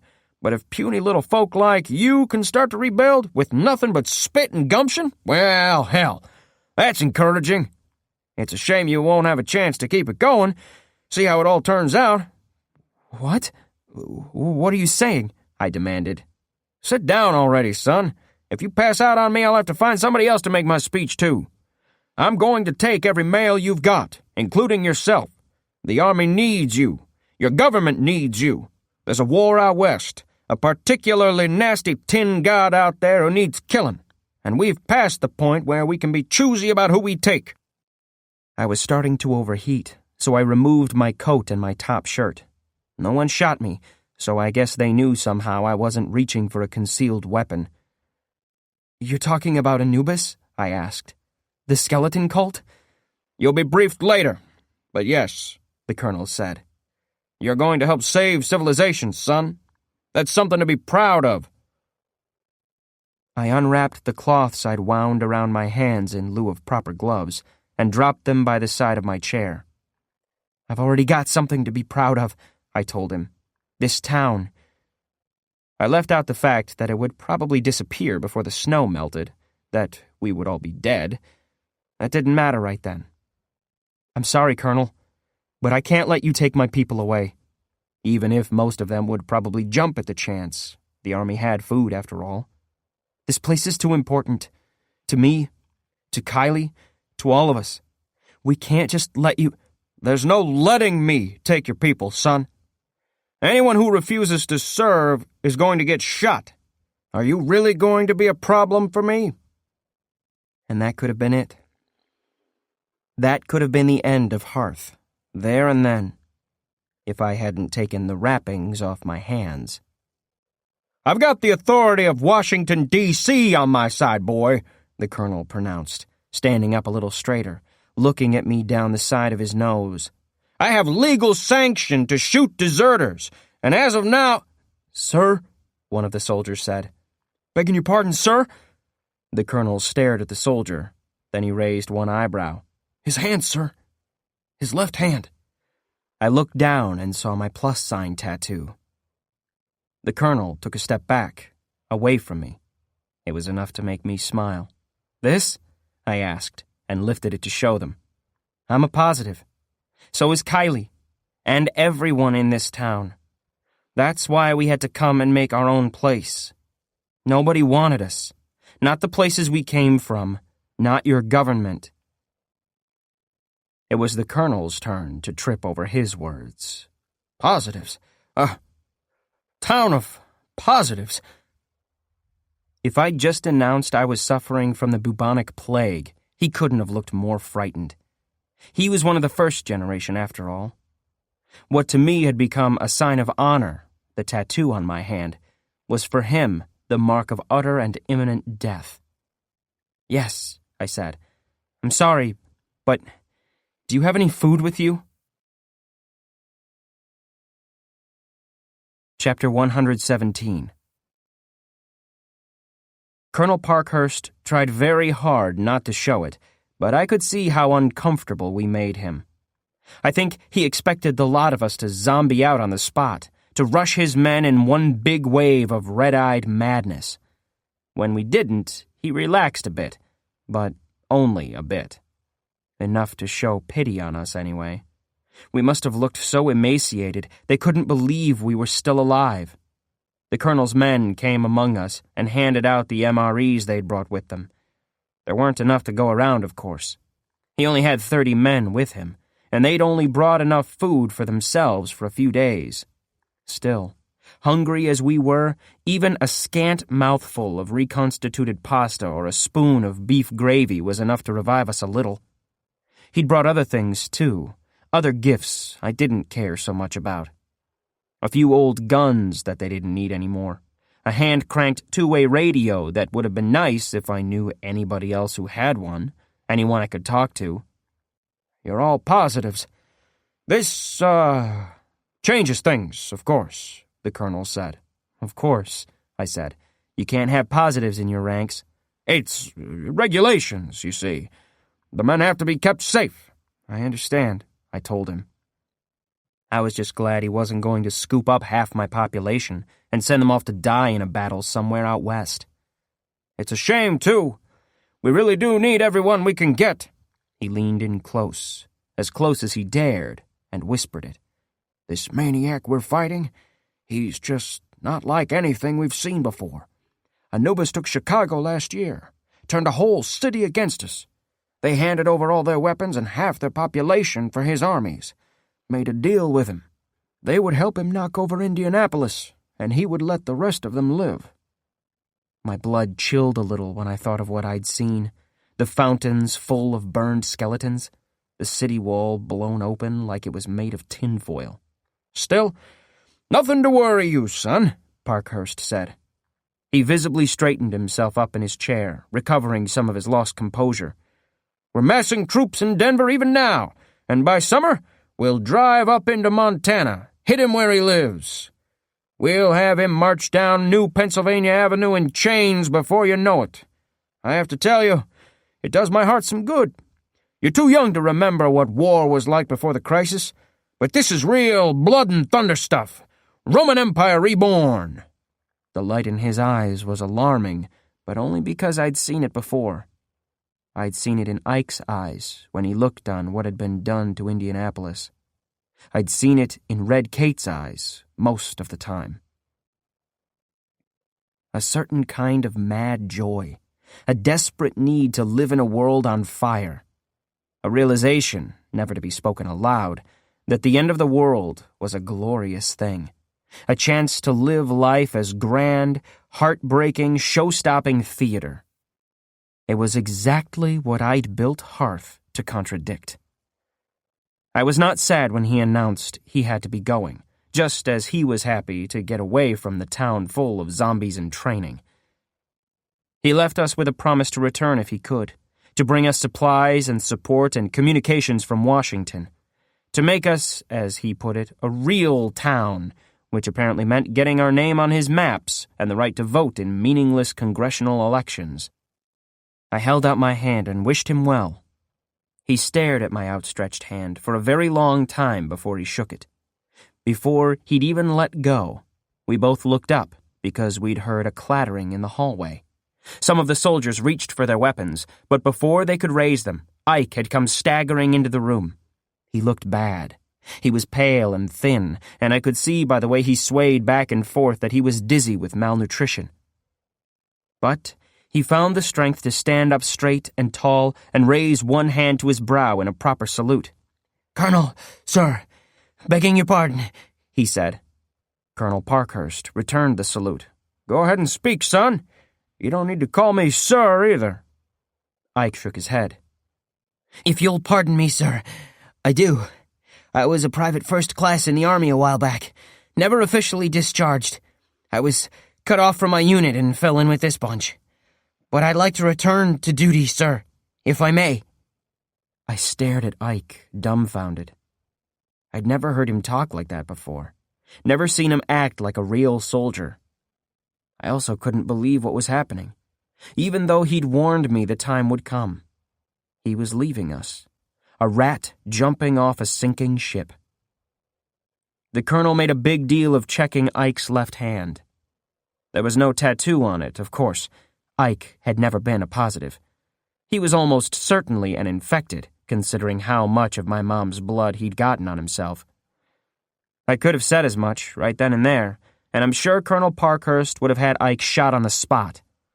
Or I could have claimed Ike was a positive who just never got a tattoo. Then, at least, he would have been forced to stay in Hearth, with me. I met Ike's eye for just a second, just long enough to see the look there. He looked sorry, very, very sorry. But his mind was made up. If I didn't let him go, I think he would have run away the next chance he got. He'd never understood my dream for Hearth. He'd never shared it. He'd stuck around only because he was my friend, and now something better had come along. So I let him go. He flew away with the colonel in a big troop transport, just one more helicopter heading to the front. I had no idea what was happening out in Denver, out where the army was fighting Anubis, where Ike had gone. We saw fewer and fewer helicopters pass overhead as winter went on. That was all I knew. By the time spring came, we saw none at all. Chapter 118. I made a mark on my office wall for every day that passed, trying to keep a calendar so I would know how long the winter had to go. The snow kept falling all through February. March came, as best I could count the days, but with no relief in sight, the wind kept howling down from the north, from that far-off polar land called Canada that I saw on all my maps. The lack of food claimed many of us, and then disease swept through Hearth and took many more. By the time the snow started to thaw, out of the original 500 of us, no more than 300 remained, and many of those were at death's door. We'd all lost so much weight, we looked like something the skeleton cult would worship. Kylie's spine looked like a snowy mountain range when I saw her dress in the morning. My muscles withered until it was all I could do to break through the ice on the stream when it was my turn to fetch water. Even when the snow did begin to recede, when the longer days brought breezes that didn't cut to the bone, it was like a cruel joke. So the grass showed up again, yellow and furrowed like an unmade bed. Still there was no game. Tiny flowers appeared among the bases of the trees, but you couldn't eat flowers. I went whole days without seeing another human being other than Kylie, without speaking, even to her. When I did encounter my people, carrying water or gathering firewood, they wouldn't meet my eye. They'd given up hope. They'd even given up on being angry at me. They were just waiting to die. This futility, this waiting, it was what I'd turned my back on. The idea, so prevalent among the first generation, that the world was done with humanity, and we were just holding on by our fingernails before the inevitable, all-too-welcome plummet into the abyss, haunted me.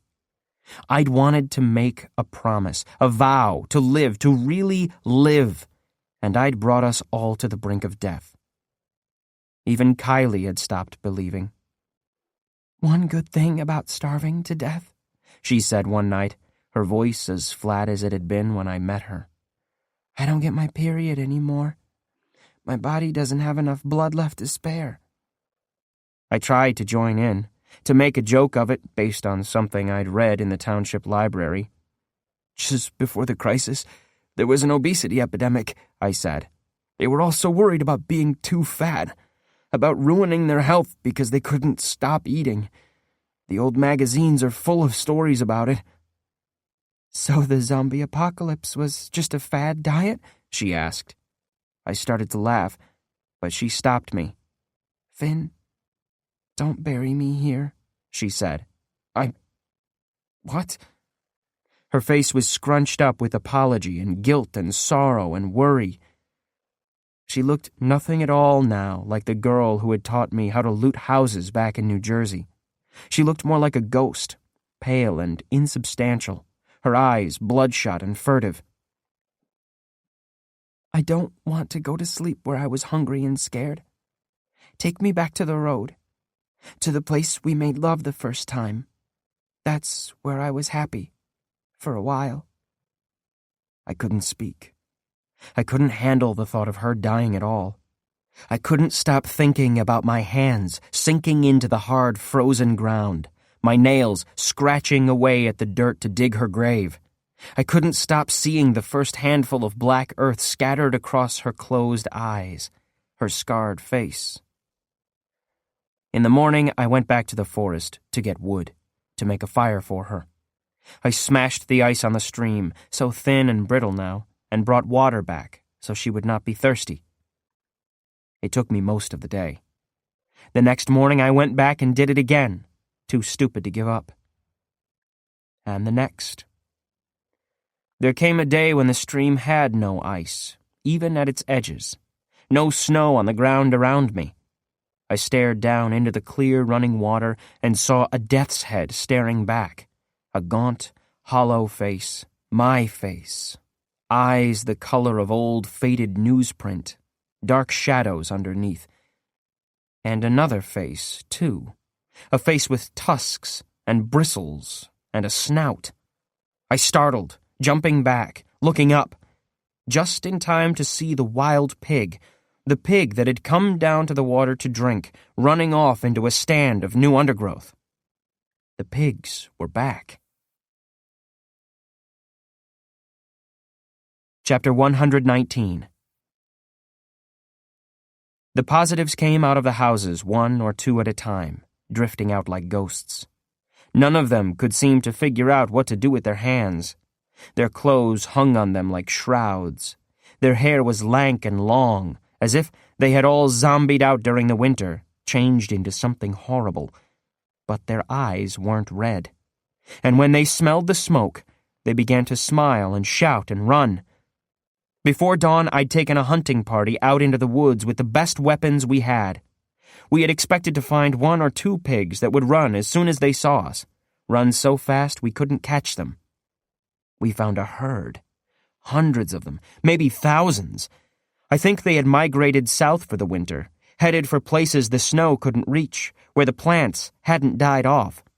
I could only imagine such balmy and pleasant lands. Maybe the pigs had eaten everything down there, leaving the ground stripped and bare. Maybe they had come back north just to mate. It didn't matter. They filled clearings in the forest. They stood out on yellow ground beyond the farthest trees. More of them than I could count. We took as many as we could carry, enough meat for twice the population of Hearth.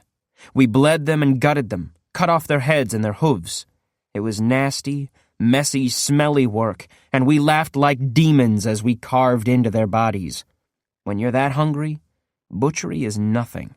It's fun. Covered in blood, stinking of shit, we brought the carcasses home.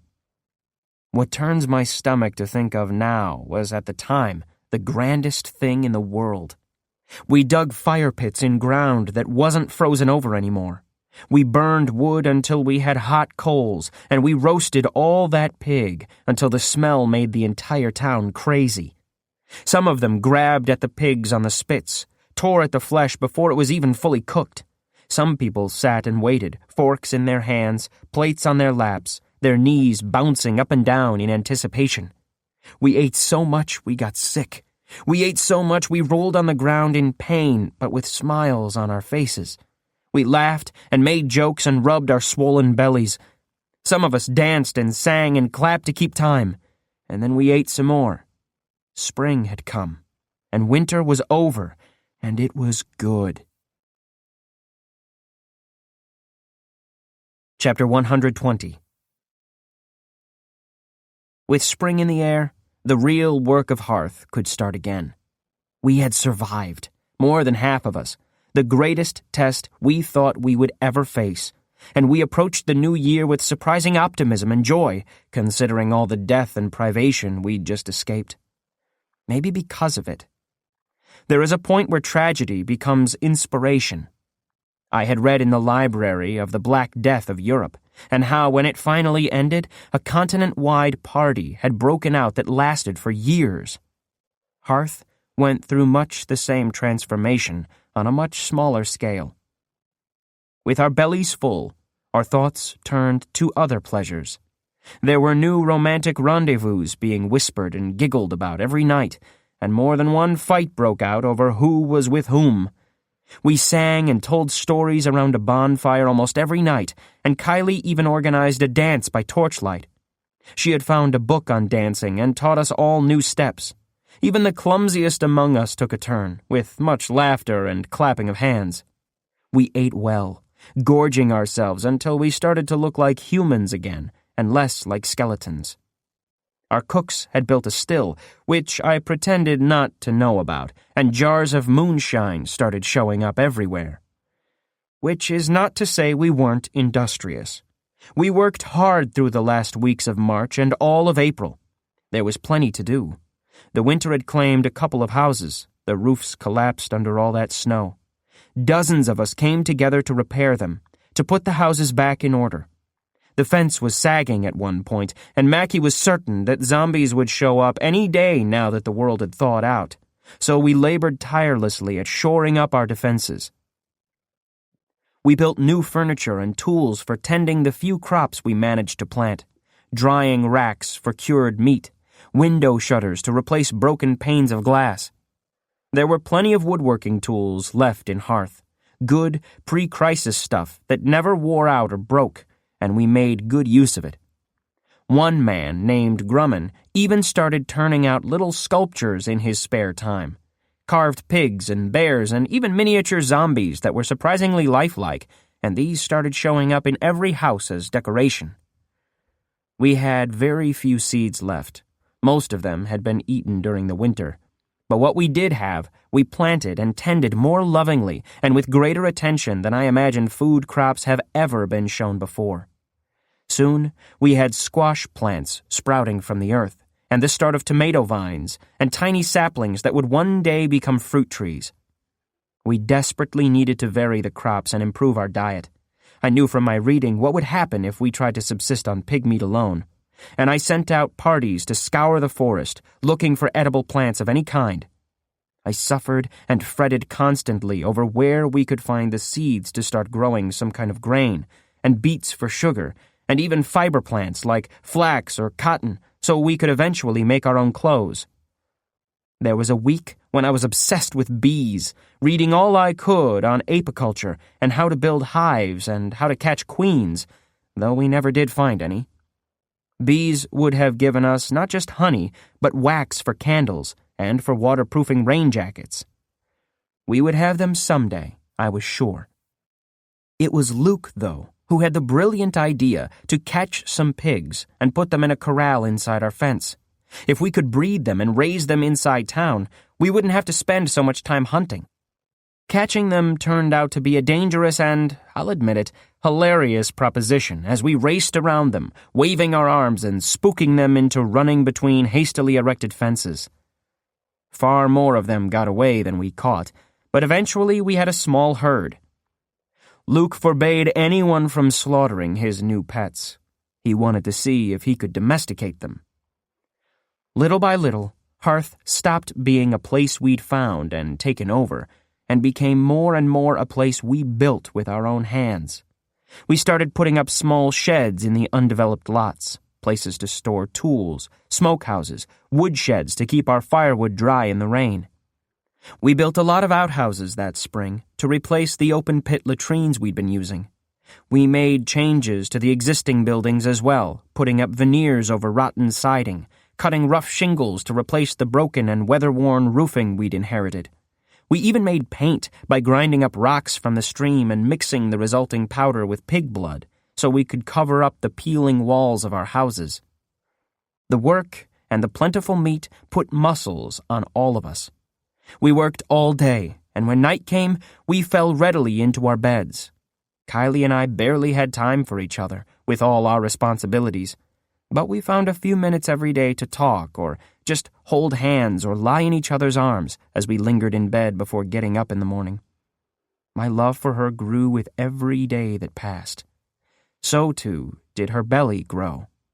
It didn't show for a long time as she put back on the weight she'd lost over the winter. It was hard to imagine any of us getting fat. We were working too hard, but she developed a cute little potbelly that I loved to kiss. Then she mentioned that she still wasn't getting her period, though every other woman she talked to in town had started menstruating again. When she started throwing up all the time, I think we both knew, but neither of us would say a thing. Then, one night in late May, as we lay in bed, I reached down and put my hand on her stomach. I expected her to push it away. She'd started to get self-conscious about how big it was. Instead, she put her hand over mine, our fingers meshing together. She closed her eyes and started to cry, and I kissed away her tears. And that was when I felt it. Something moving inside her. A tiny foot kicking in dreams. A new life. A new citizen for Hearth. Chapter 121. The summer came. It seemed to fly by. There was never enough time to do everything I wanted to do, everything we needed to do. I was determined not to be caught short again when winter returned, to have enough food put away that we wouldn't suffer like that ever again. So I pushed people. They started to grumble that maybe it was time to just relax, to enjoy the fruits of their labors. So I announced that we would have an election, that anyone who wanted to could run against me and be the one who said when we worked and when we rested. A couple of people did throw their hats in the ring, as the saying goes. None of them got more than a handful of votes. I'd freed my people and brought them here. I'd kept them alive. A lot of people thought I'd made the right decisions. Suddenly, I was officially the mayor of Hearth. "Mayor," I said to Kylie that night. "They love you. You saved them. You saved us," she said, putting her hands on my shoulders. "Real towns have mayors," I said. "This is a real town now." "You've earned this," she said, and then she started to undress me. We found plenty of time for each other that night. I had announced that the next day would be a day of rest, a celebration of our first election. Just about everybody slept in that morning, including me. When I did wake up, I lay in my blankets for a long time, stretching, staring at the ceiling with a big smile on my face. Kylie was up and about. I could hear water boiling in a pot nearby, but I let myself be lazy, just for a little while. Eventually, I figured I should get up and see what Kylie was doing. I dressed and stepped out of the office and found her making soup. "I've been reading about canning," she said. What's that? It's how you get canned goods, obviously, she said with a mocking look. You put food in the cans, seal them up, and boil the cans. That kills any germs inside. And there's no way for new germs to get in, so the food never goes bad. Really? For all the cans I'd opened in my life, it had never occurred to me to wonder why the food inside wasn't rotten after 20 years. I'd always assumed it was just some pre-crisis miracle technology. This sounded too simple. I'm going to need cans, of course, she told me. We can reuse old ones if they're clean, but we'll need to find a way to make new lids. She shook her head. I'm still figuring some of this out. I nodded, though. It sounded like a worthwhile project. If we could can our own food, winter would never be a time of starvation again. Make a list of all the things you need. There might be some useful stuff in the hardware store, she suggested. I smiled. This was supposed to be our day of rest. But of course, the two of us could barely sit still these days, not when so much work needed to be done. I kissed her, then headed out of the municipal building and into the center of town. A big group of people were there, kicking a ball around a patch of grass, having fun. I stopped to watch for a minute. It was just so good to watch my people enjoying themselves. I was there when I heard an old, familiar, totally unwelcome sound. A mechanical roar, the noise that engines make. Motorcycle engines. Everyone fell quiet. Everyone heard it. Everyone looked over toward our gates, toward where the road entered Hearth. We saw dust moving there, a pale cloud gathering as something disturbed the road surface. Then one by one, the motorcycles emerged from that cloud, 20 of them. The riders wore leather jackets and pants painted with white bones, as if to show where their skeletons were. Their helmets had dark visors so we couldn't see their faces. The stalkers had come. Chapter 122. They stopped immediately outside our gates, turned off their machines, and lowered their kickstands. For a while, they just sat there astride their bikes, not moving. I headed over to the gates, putting myself between the stalkers and my people. A crowd followed behind me, pressing up close but never stepping in front of me. Eventually, one of the riders climbed off his bike. He removed his helmet, making a big show of it as he unstrapped it and lifted it away from his long blonde hair, which he shook out with a flip of his chin. He looked me right in the eye and smiled. "Hello," he said. I nodded back. "I'm Costa," he said. "Is this Hearth?" "It is." Costa's smile grew broader. "Oh, good. You're not on the maps, you know. It took us forever to find this place. Do you think we could come in?" "No," I said. "You're not welcome here. I know who you are." "That's funny, since we've never met. Can I ask your name?" "Finnegan."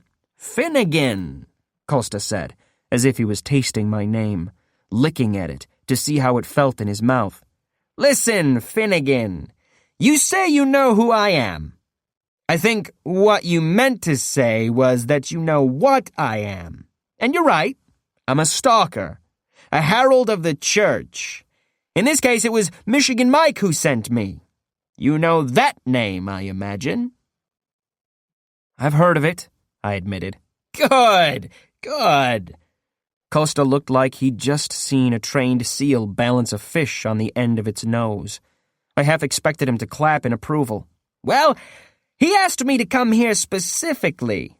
Most of the time we stalkers just ride around where the road takes us, looking to see what we can find.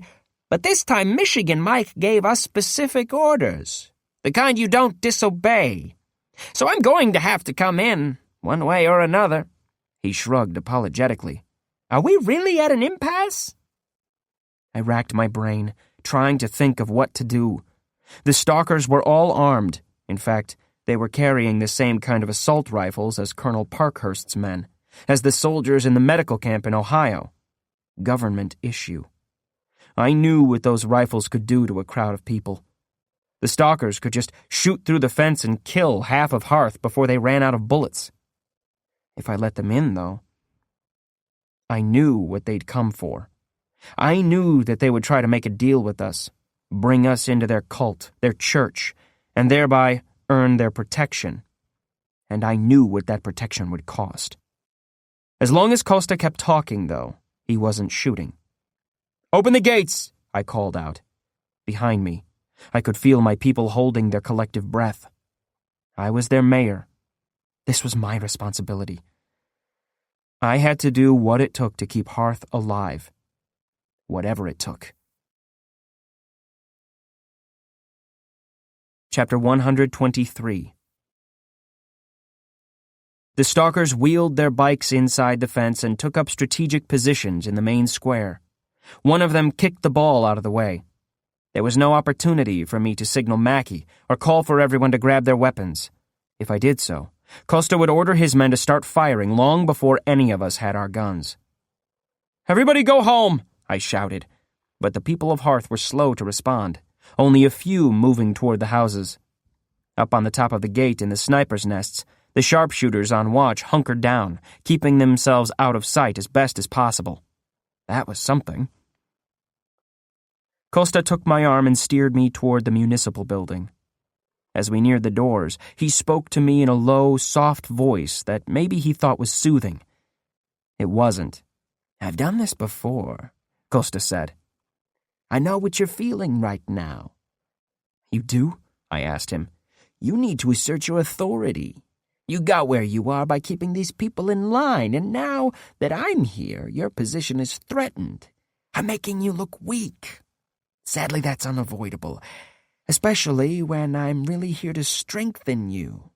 "By forcing my people to worship your God." Costa made a face like he'd just bit into an onion. "Oh, we're off to such a bad start already. I don't like to argue theology on these initial visits, but let's make one thing clear. Death is not a god. It's an impersonal force of the universe, an abstraction for a philosophy more than anything. Shall we go inside?" We'd reached the door of the municipal building. Inside was the home I shared with Kylie. "No," I said. "No, we'll talk out here." "Why not? It's a pleasant day," Costa told me with a thin smile. He sat down on the steps in front of the door and patted the concrete next to him. I sat down. "My job is never easy," he said. "I didn't take to this line of work because I wanted a cushy position. I did it because I believe it's important. I make people's lives better. That's my reward." "You make people sacrifice one another, or you kill them." "In the name of the greater good, yes." He leaned back on his elbows. For a long while he said nothing. He just looked out at the crowd that still milled around the square, watching them, smiling at them. "Michigan Mike," he said finally, "wanted me to let you know something. He's proud of you. You've achieved a great deal all on your own. This place, Hearth, it's impressive, considering what you had to work with." "We're proud of what we've made. What's ours?"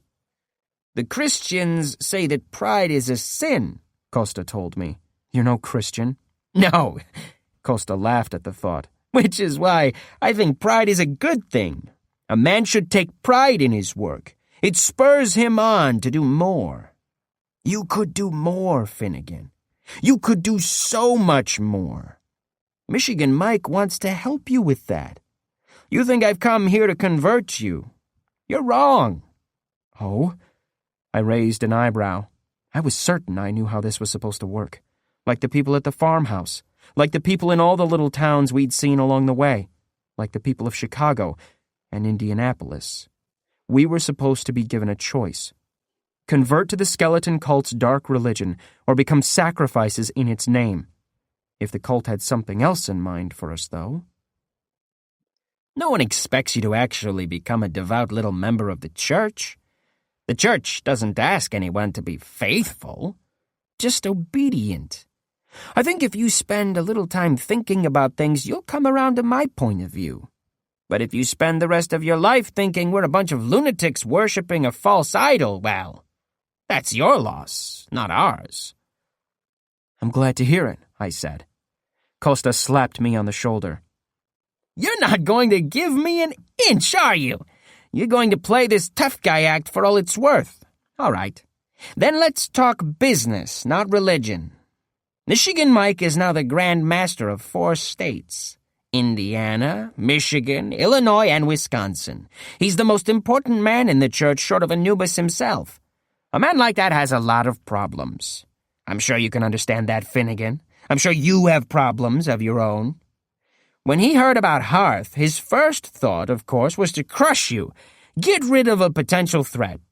But he's a wise man, Mike. He thinks everything through twice. That's how he got to such an exalted state. He started to think maybe a live ally is better than a dead enemy. Isn't that wise? I didn't answer. Costa didn't seem to mind. One of those problems he has is all the positives he has under his control. Now, the church is a very inclusive institution.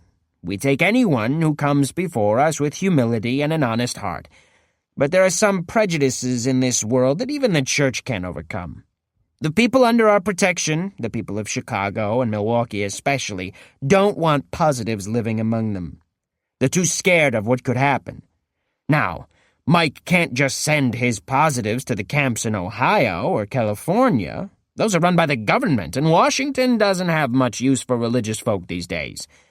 So Mike needs some place to send his positives. Some place where he knows they'll be taken care of. Out of sight, out of mind. You, of course, offer the perfect solution to this little problem.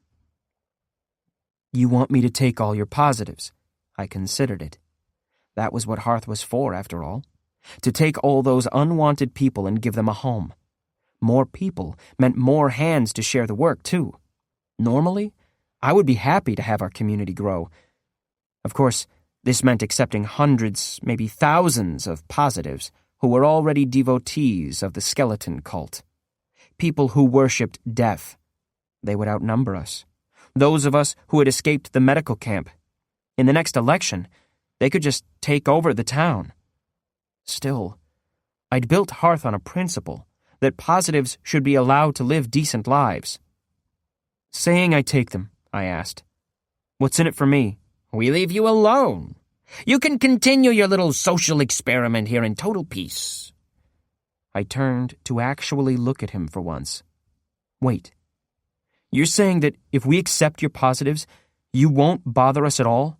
You won't come around demanding sacrifices or tribute or anything? That's what being obedient gets you, Finnegan. That's why we're the fastest-growing church in America. You get your reward in the here and now, not in some fanciful afterlife. Freedom from persecution hardly seemed like a reward. To me, it felt more like a basic right. But the offer was surprisingly tempting. Admittedly, it meant making friends with butchers, with people capable of slaughtering entire cities, but it meant Hearth wouldn't end up like Indianapolis. I closed my eyes. I tried to think about what he was offering. I thought about what it would cost me if I said no. I thought of whether I'd be able to sleep at night if I said yes. The thing is, when you lead people, when they count on you, it's not your own values you have to worry about. It's not what you can live with. It's what your people need, what they can put up with. Well, I said, that sounds pretty good. Costa jumped up and lifted his hands in the air. This is what I love! Dealing with rational people! You don't know what a good decision you've made. All right. I imagine you'll want to get going then. No point sticking around here. Sure, Costa said. I'll get my people moving, just as soon as we're finished with one last thing. My blood went cold. We're going to need a show of obedience, of course. There are rules about these things. You don't have to worship death. You don't even have to respect the church. But you do have to play by our rules if you're going to live in our state. What are you talking about? I asked, though I was pretty sure I knew. Normally, when I come to a town like this, I ask for a decimation. Do you know what that word means? A lot of people don't. It means a sacrifice of 1 in 10, a tithe of your population. But that seems excessive since we've gotten along so well. What do you say we just take 10? I could only stare at him. 10 of my people? As a sacrifice? There is a point to all this, you know. Michigan Mike needs a reason to trust you. He needs to know you're one of us. So I'm going to let you pick the 10, and I'm going to have you do the culling. Chapter 124. Me? I said, in a very small voice. Yes, Costa replied. He put an arm around my shoulders. I know it's going to be hard, but think of it this way. There are, 300 people here? 10 of them die, and 290 of them live. Come on, let's go tell them how it's going to be. They deserve to know. Maybe some of them will volunteer. We always like it better when the sacrifices are volunteers. Death likes it better that way. I turned to stare at him. What did he really believe? Did he truly think there was some great record book somewhere? A list of names of the dead? A balance sheet where when one name was crossed off, another was permitted to remain? I could accept it when we were in the camp, when death was always on top of us. I could accept that desperate people would become so warped in their minds that they would truly believe you could make a bargain like that. But this was no desperate man. He looked well-fed. He looked healthy, and other than a thin layer of road dust, his clothes were clean. He had power, and yet, did he really still believe it? You can't ask a question like that and think you can trust the answer. So instead, I asked, "Tell me something. Tell me why." Costa grinned at me, but his eyes were narrowed. Why what? Why do all those people have to die? I shook my head. Not just the 10 here, all of them. All those sacrifices your God demands. Death is not a god. It's an impersonal force, Costa said. We give it a shape, a face, as a way to help explain Anubis's teachings. Okay, sure, I said, but that doesn't answer my question.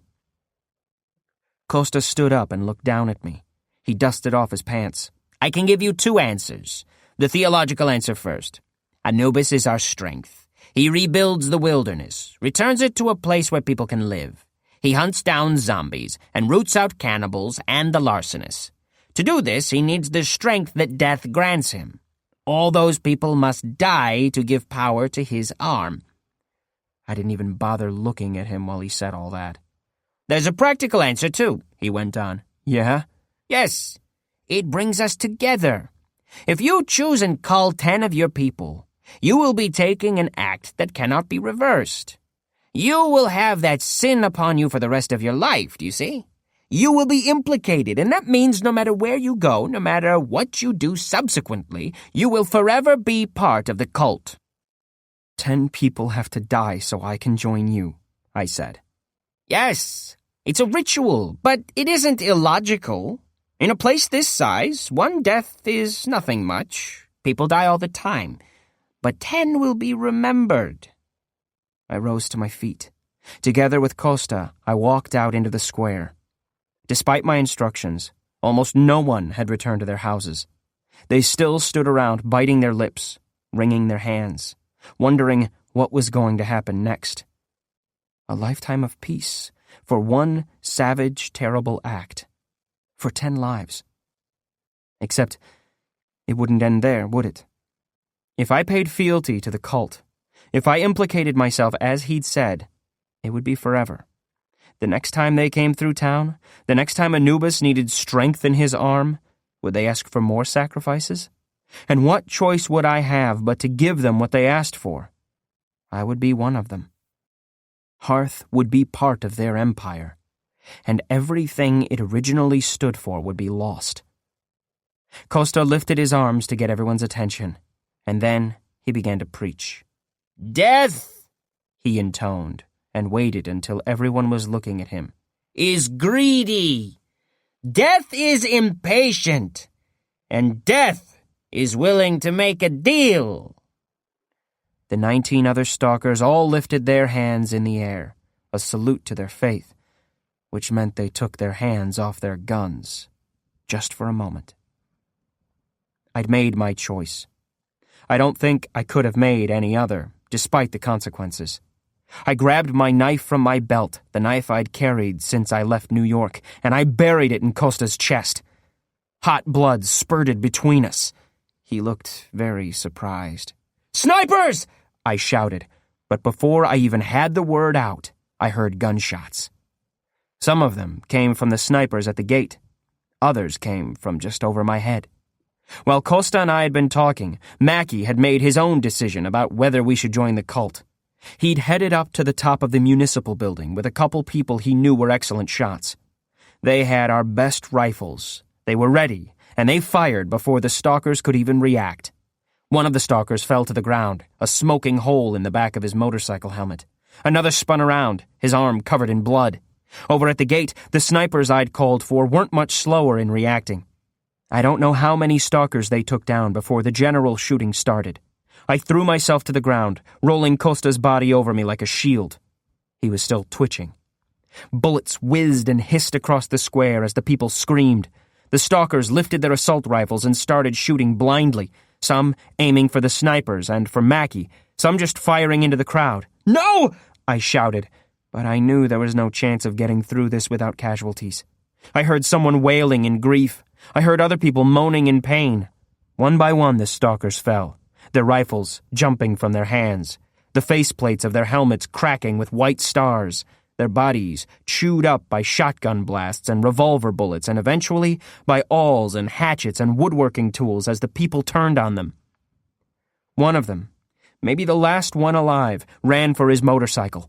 Bullets chewed up the back of his leather jacket, and his blood flowed across his gas tank. But he got the machine started, and he raced for the gate.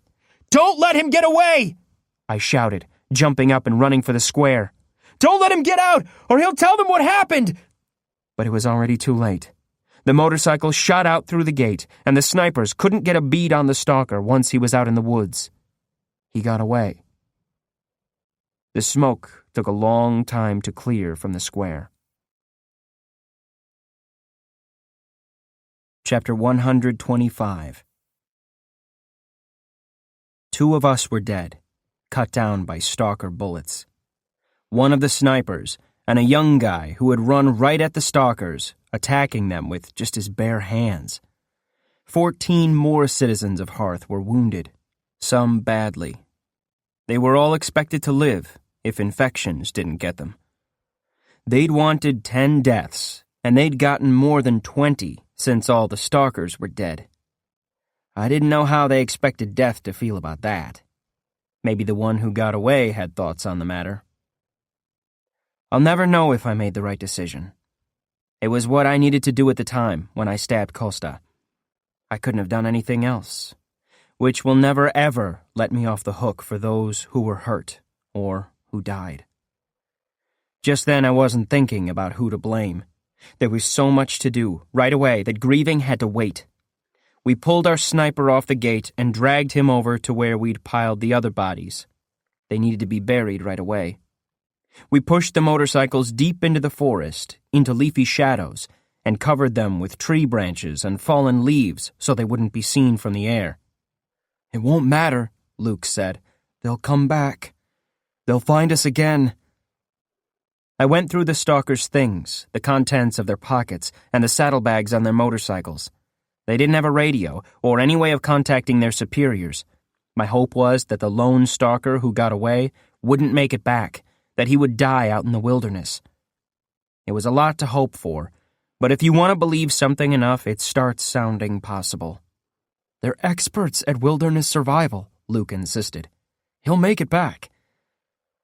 We scrubbed the blood off the houses and the front of the municipal building, patched the bullet holes, filled them over, painted the walls around them until they couldn't be seen, made sure there was no trace of what had happened.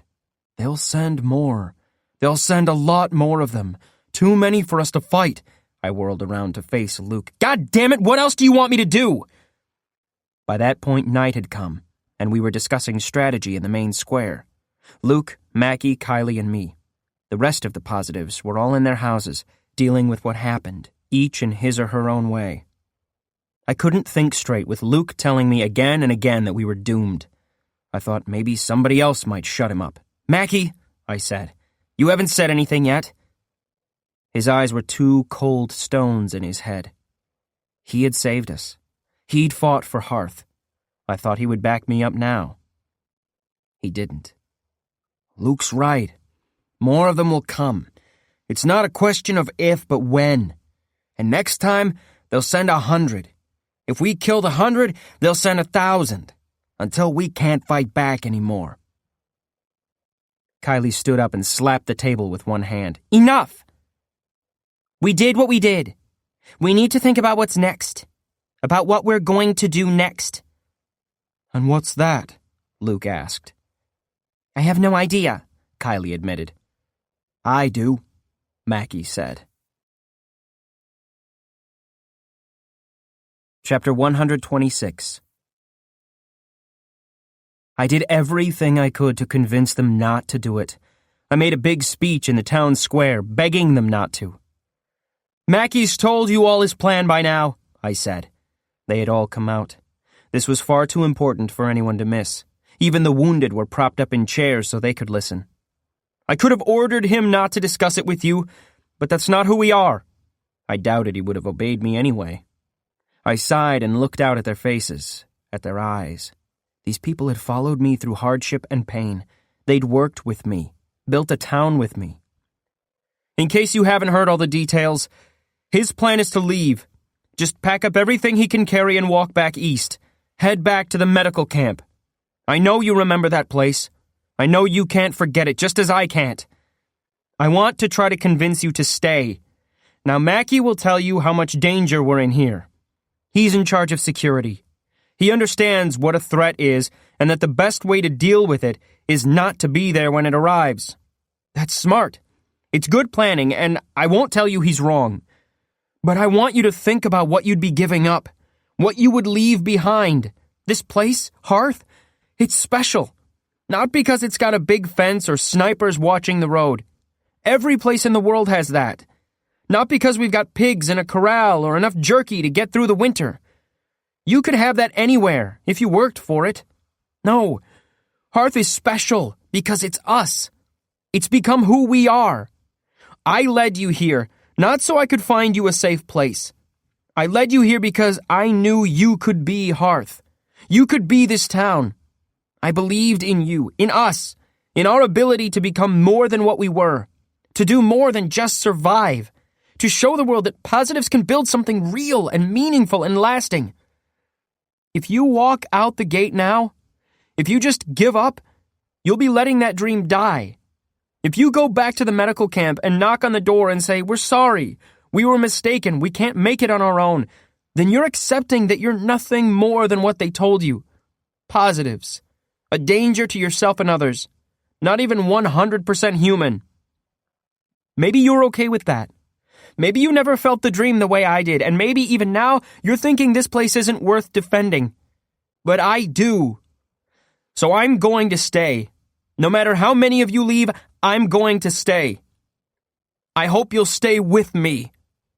That's all. In the morning, Mackie was packed and ready to go, but he took his time about it. He spent a good hour talking to the snipers he'd personally trained, then going over the weapons stored in our armory, making sure they were in good shape. I found him there. He didn't say a word as I approached. He just sighted down the barrel of a hunting rifle and frowned. "When they come," he said, "go for headshots. Make every bullet count. Trust your snipers, and get them training as many people as they can." I nodded. "We'll do our best." He turned around until he was facing me, but his eyes never quite reached mine. "It's not too late for you to come with us," he said. "It's not too late for you to stay." But both of us were wrong, and we knew it. I'd made a speech about staying. If I turned my back on Hearth now, no one would ever respect me again, least of all myself. If he chose to stay now, he'd be letting down all the people who wanted to go. In the end, we shook hands and wished each other luck. Then he walked out the gate, with 50 of my people walking behind him. Luke, Kylie, and I watched from the top of the municipal building as they filed out of town. Down in the main square, a crowd of people who had decided to stay were gathered to jeer and mock the ones who left. I didn't like it, but I knew it would bring them closer together. In a way, they were just showing their pride and their faith in Hearth. Anyway, I was too busy watching the horizon, wondering where the attack would come from when it did. Chapter 127.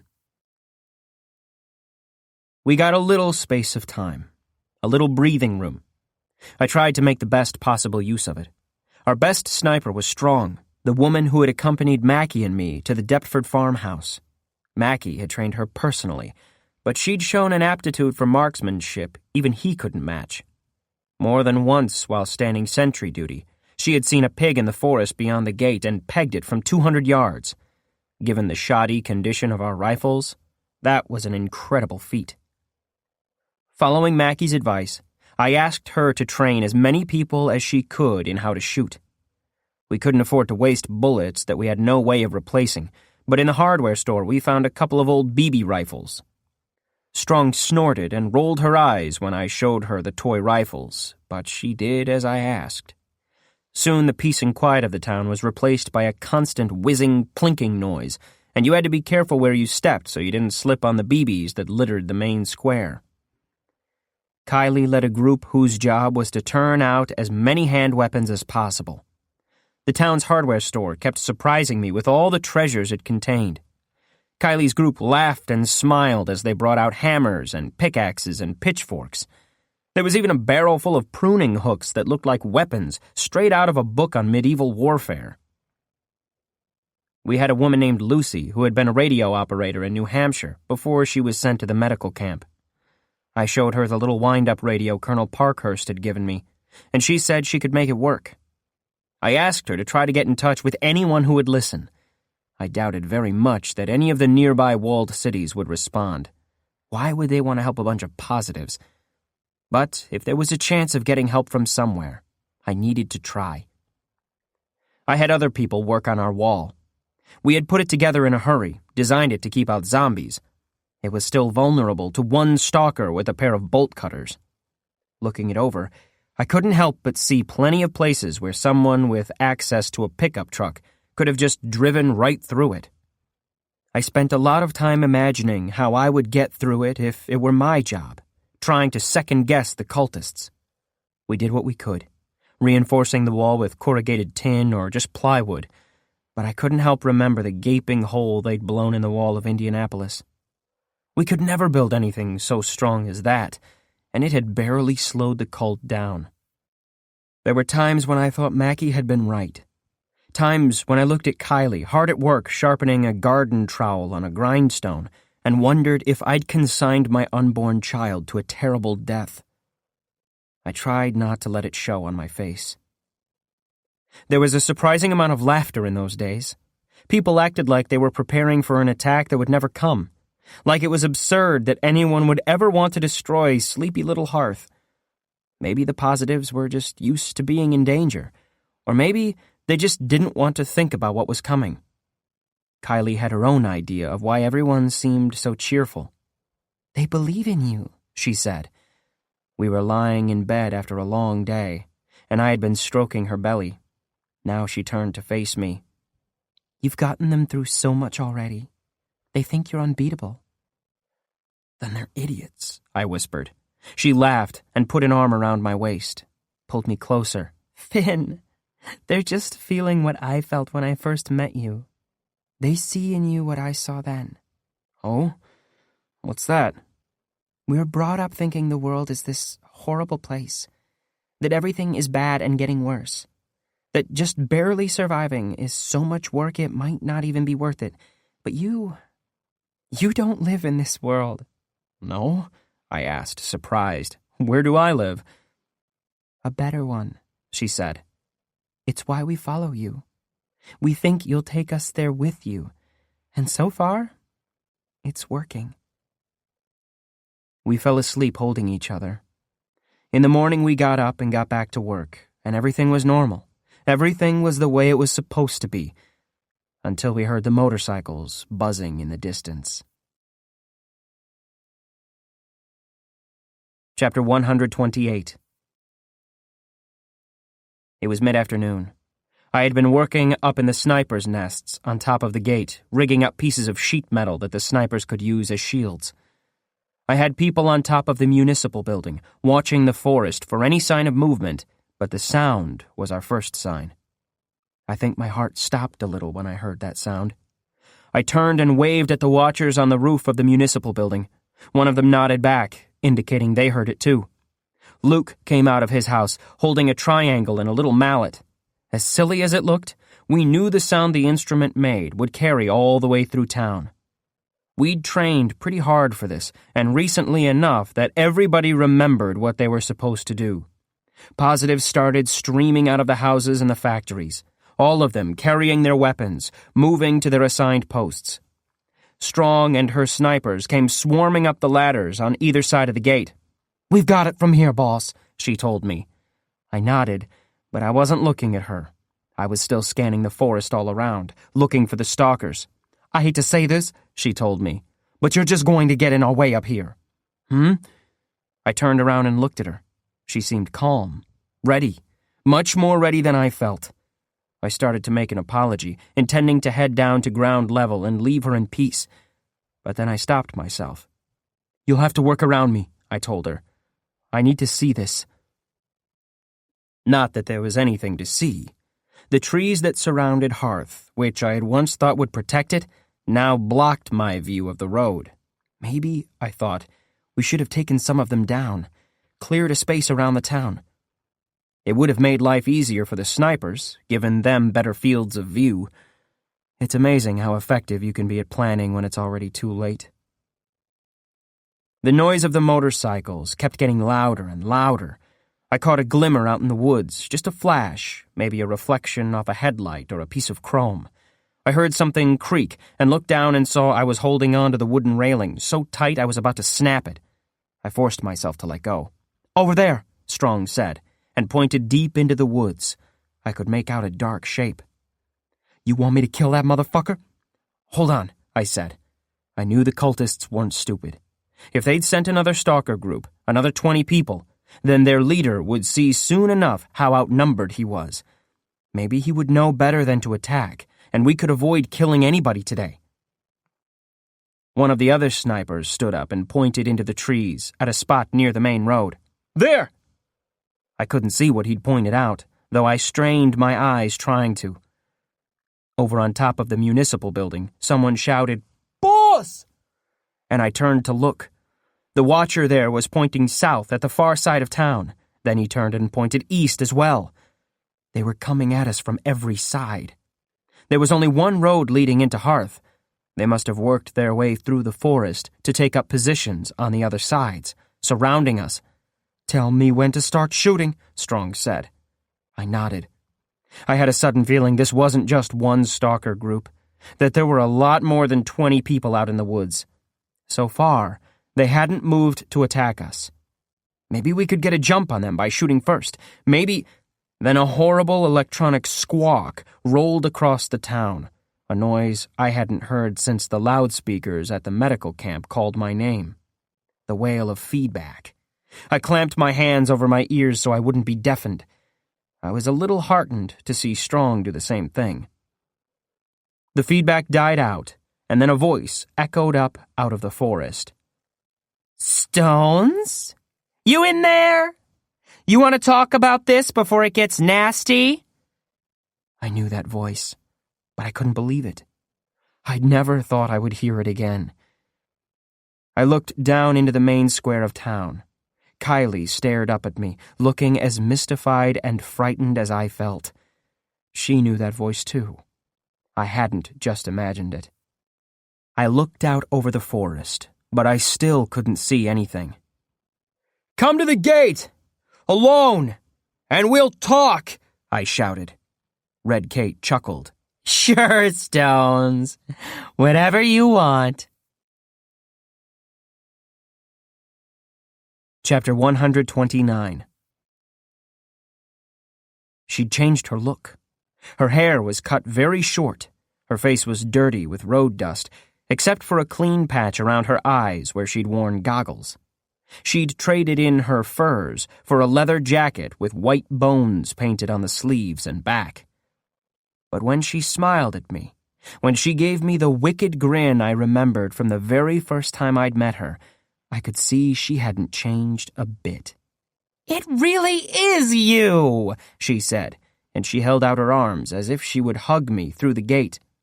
"When Costa's guy limped back to camp and told us what happened, I begged and begged for this detail, just in case he had it right. And look, it's really you." "Hello, Kate," I said. "It's good to see you," she said. I must have sneered in disgust because she said, "No, really. I miss the old days sometimes." "You joined the skeleton cult?" I asked. She rolled her eyes. "Apparently," she said, and then she snorted with laughter. "I told you last time I saw you. I knew being a road pirate was just going to end with me dead on the side of some dusty blacktop. I came west thinking what I needed was organization. People to watch my back." "And now you're leading a stalker group." "A little more than that, Stones. I've got 100 guys out here. I can get reinforcements if I need them." 100. Just like Mackie had said they would send. I tried not to gulp in fear. We outnumbered them, but they would have a lot more firepower to work with. "They trust you with that kind of command?"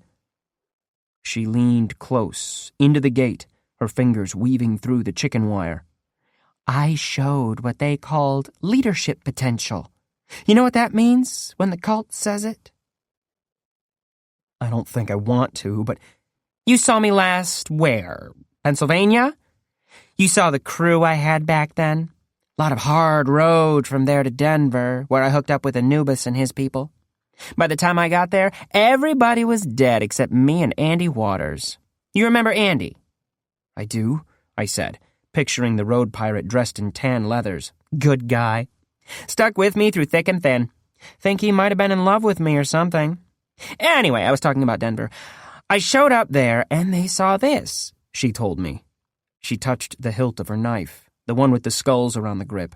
"Turns out it belonged to one of their badass people, what they call an evangelist. They told me that anybody who touches an evangelist is marked for death." "Yet somehow you're still here," I pointed out. I could see the score.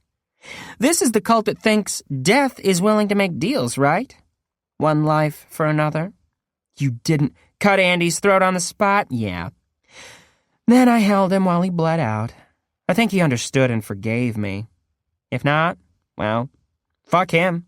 He's dead." "Jesus, Kate." She shrugged dramatically, making the arm bones painted on her shoulders lift and fall back. It looked like a gesture she might have practiced in a mirror. "You feeling me, Stones? You get the point? Andy was a guy I liked. You're some punk I owe a beating. Now, how's it going down? Are we going to have to kill you all?" I forced myself to stand up a little straighter. "No," I said. "You can retreat right now and we won't chase after you." She laughed. "Good old Stones. Okay, here's the deal we're offering. Basically the same that Costa was sent to make. We dump all our positives here, then we leave you in peace, blah, blah, blah." "But I have to kill 10 of my people," I said. "What? Oh, no, Stones. No. No. That was what we offered the first time. Then you went and killed an entire stalker crew." She clucked her tongue at me. "Not nice. Shows that you're not willing to go along to get along, huh?" I refused to react. "This time, we need a real decimation. 10% of everybody in your little town gets sacrificed. And you too. You get to be executed publicly in Denver. I think they're talking about doing a blood eagle. You know what that is? A blood eagle?" "No," I said. "It's how the Vikings used to execute people. They make a long cut down either side of your spine. Then they pull your lungs out and drape them across your back. Supposedly, while you gasp your last breaths, the lungs flutter and it looks like the wings of an eagle." That's what you're offering, I said. You know my answer. I hope I do. I really, really hope you're going to say no. No, I told her. She almost squealed in glee. Chapter 130. I should have had her shot before she could go back to her people. Regardless of the strategic value of taking her out, it would have given me a lot of satisfaction. But I'd invited her to come talk, and it wouldn't have been right shooting her in the back. If I ever wanted to live in this better world Kylie had spoken of, I needed to act like I was already there. So I watched her disappear back into the woods. And then I turned around and started giving orders, not that I needed to. Everybody knew their roles. We'd practiced enough that they got in place smoothly. I looked around at their faces and saw determination. I saw courage. I saw people willing to fight for Hearth. And then, nothing happened. Oh, we heard a lot of motorcycles roaring around in the trees. We saw glimpses of people moving around outside of town on foot, though never for long enough that we could get a bead on them. But they didn't attack. For hours, they completely failed to engage us at all. Every minute my people crouched in readiness. Every hour they spent waiting for the battle to begin, they got more tired and confused and complacent. I wanted to tell them to stand down, to rest, but I knew that the second I did, Kate would attack. So all I could do was move from place to place, telling people not to lose focus, not to worry, that it would come soon. I'd never thought of Kate as a tactician. I'd thought her style was more aggressive and less coordinated. But maybe I should have known better. She was a great manipulator. She understood human psychology very well. So she waited to attack until darkness fell.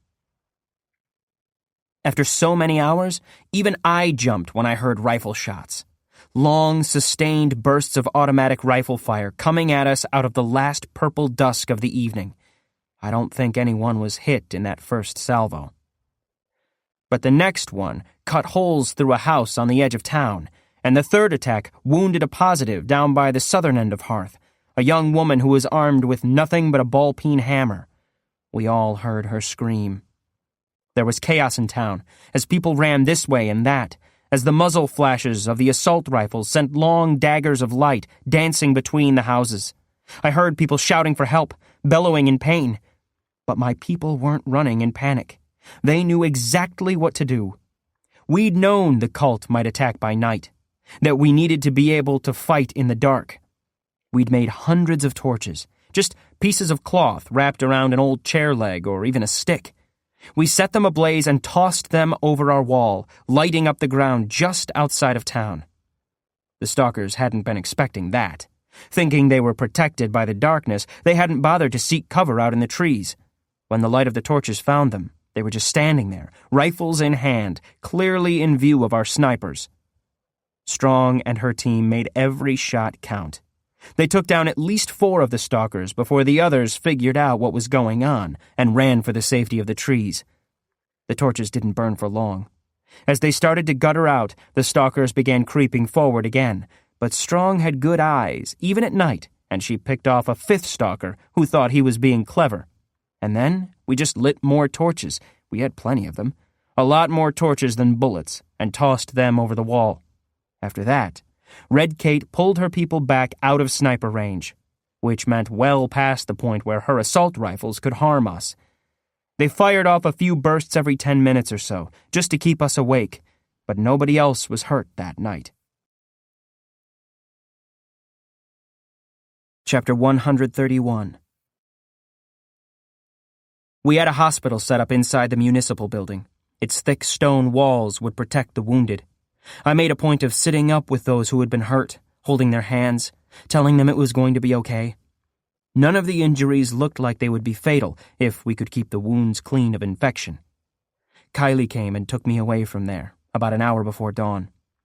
5 down, I told her. 95 to go. 96. Don't forget Red Kate, she said. Oh, I'm saving her for last, I said. I kissed her, and we started walking, just ambling through the town, as if nobody was trying to kill us, as if it was perfectly safe. I figured that might help steady some frayed nerves, if people saw us like that. Despite the hour, I knew plenty of people were still awake. "You think we have a chance?" Kylie asked me quietly. I don't think there's a point in worrying about that question. In truth, I knew we were royally and completely screwed. Kate could bring up reinforcements, she said. I didn't doubt it. So even if we took down the stalkers outside our wall or forced them to run away, it would just be a temporary peace before the next group came. And after that, there would be still more. The cult, I figured, could afford to just throw stalkers at us until we were all dead. Our one hope was that it wouldn't be worth the cost, that crushing Hearth would take too many of Anubis's people, and he would decide he didn't care about us after all. It was a slim thread to hold on to, but I would take what I could get. Tomorrow they'll come at us for real, I said. We'll have a better idea then how this is going to go. Kylie just nodded. She understood. Nothing mattered except the next day. Chapter 132. The next day was hell. The attacks began at dawn and never let up. Red Kate never sent more than a few of her stalkers at us at a time, but they came from every side, and they knew exactly how to keep us terrified. A motorcycle would come roaring out of the trees, the driver bouncing over tree roots and dead branches, while a rider on the back would take aim at our wall with his assault rifle. The bullets the stalkers fired moved fast enough and hit hard enough that they could tear right through the thin wooden walls of our houses. Only a tiny fraction of them actually hit anybody, but they seemed to have ammunition to spare. I ordered my people into the center of town, into the most defensible houses, but that just made the attacks more frightening, because we couldn't see where they came from. There was no warning at all as bullets shattered windows and tore through flesh. The wounded seemed more shocked than in pain as we hurried them over to the municipal building. We fought back. The motorcycles weren't designed for riding through the forest. Something about their tires, Kylie thought. They moved fast, but not as fast as their drivers were used to. Strong said they were hard to target, but she did us proud. She caught one rider and made him drop his assault rifle, then caught the driver before he could turn around. I actually saw that one. He threw his arms up in the air and fell backward off the bike. The machine kept going, only stopping when it ran up against our wall, its front wheel bouncing and bumping against the barrier of corrugated tin. I have no idea who got hurt more that day, us or them. I only know that the municipal building started filling up with the wounded, that you could barely walk through the shelves in the library for all the people lying in the aisles. I'll admit, I was still glad to go in there and see them, because I knew I was relatively safe behind its brick walls.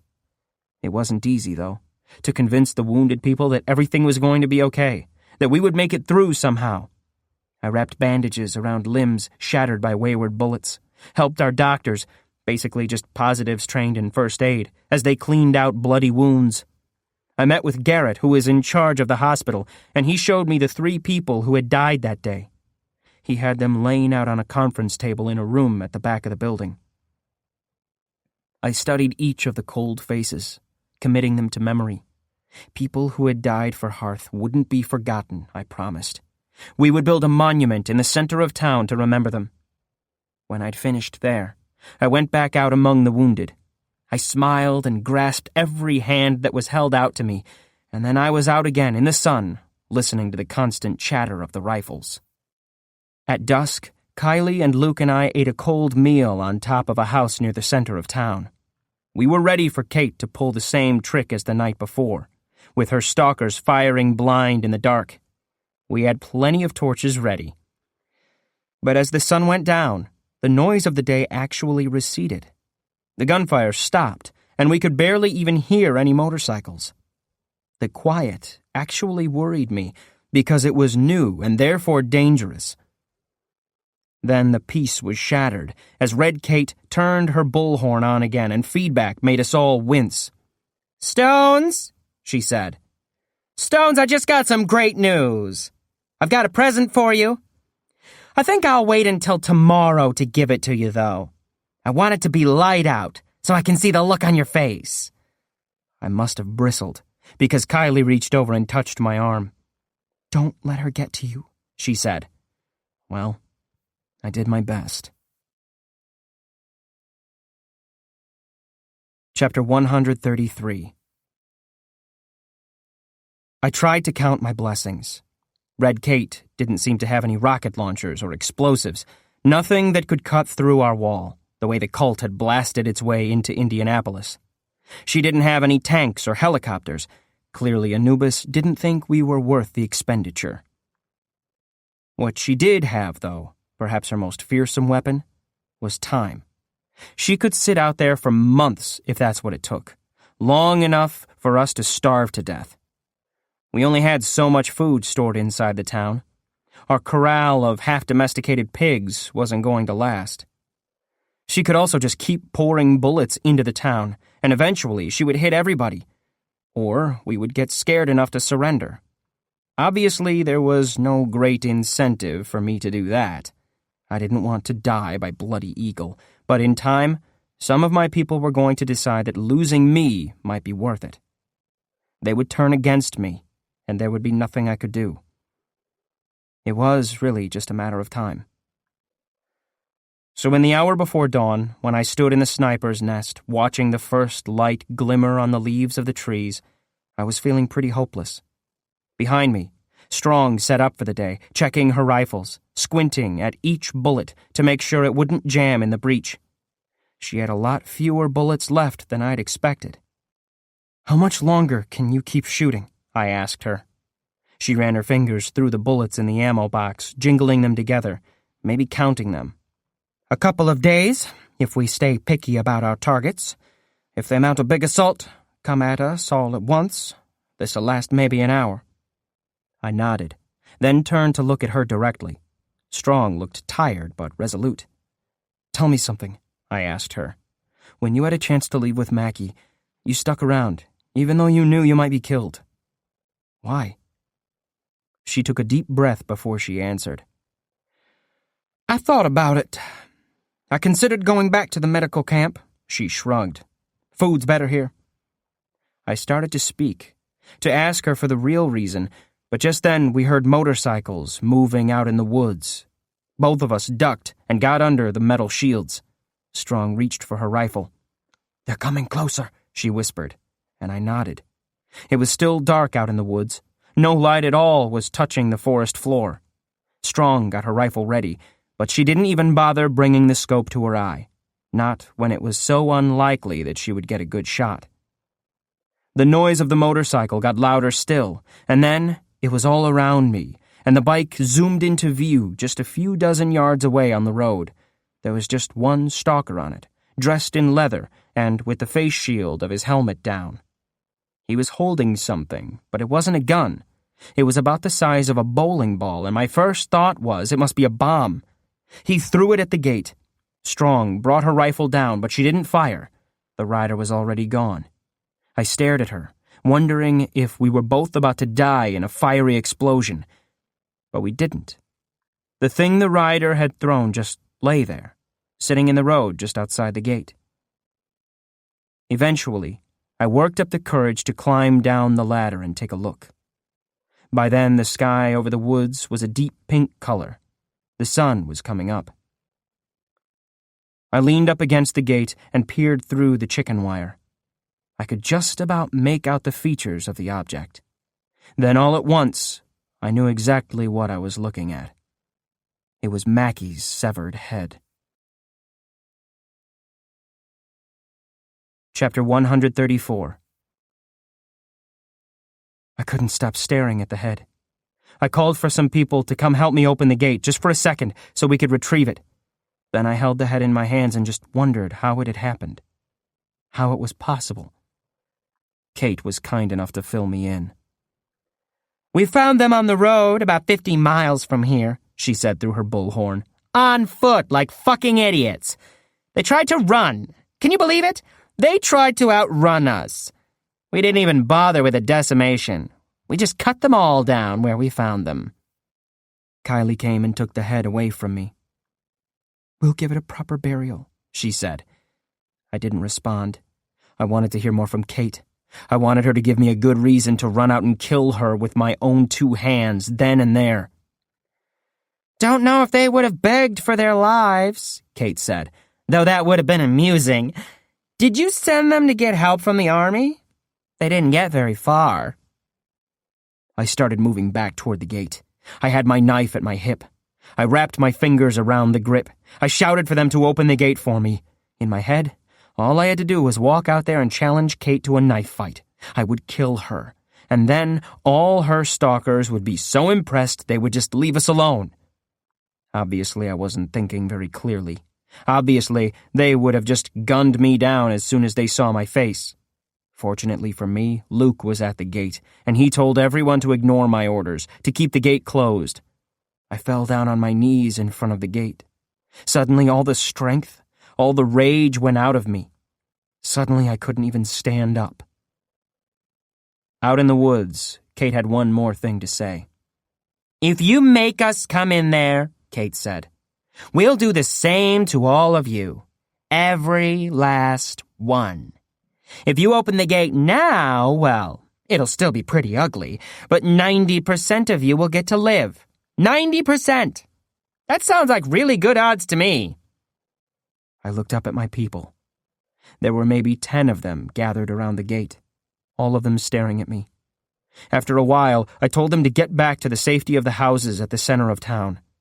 Some of them took their time about it, but they all went. Luke and Kylie helped me over to the municipal building.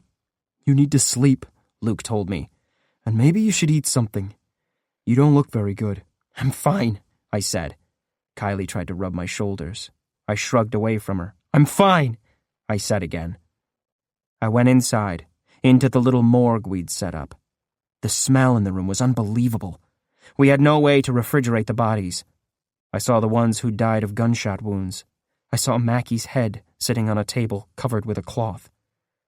I sat there with the dead and wondered if I was making a terrible mistake, if I'd been wrong all along. I never doubted myself more than at that moment. Chapter 135. Kate gave us an hour to think things over, before she started in with the flying raids again. The stalkers would come zooming out of the woods and fire off a burst from their assault rifles, then run away before we could react, just like before. Like they could keep it up forever. At least we got better at keeping our heads down. That day, nobody came into the municipal building to join the wounded. Though one young woman did get grazed by a bullet, the wound wasn't bad enough for her to leave her post. Unfortunately, the raids weren't Kate's only strategy. She had plenty of tricks to play on us. For instance, she tried to burn us to death. She didn't have any high explosives with her, but she had extra fuel for her motorcycles. She armed one of her stalkers with Molotov cocktails, then sent him at us just before dusk. Strong managed to shoot him dead, but not before he threw a bottle of flaming gasoline at our wall. Flames jumped up around the panels of corrugated tin there, quickly spreading to the wooden buttresses on the inside of the wall. I sent everybody I could muster with buckets of water and blankets to try to put the fire out before it could spread. I got up on a nearby roof to direct their efforts. If they missed even an ember or a smoldering bit of cloth, the fire could start up again at any moment. Up there, I was exposed to gunfire, but I didn't care. I stood up there for most of an hour, coughing on the smoke and baking in the heat, pointing and shouting. And it was all just a diversion. Kate must have known that it had been a wet summer, that the fire wouldn't spread too far. Otherwise, she might have just sent more firebombs our way.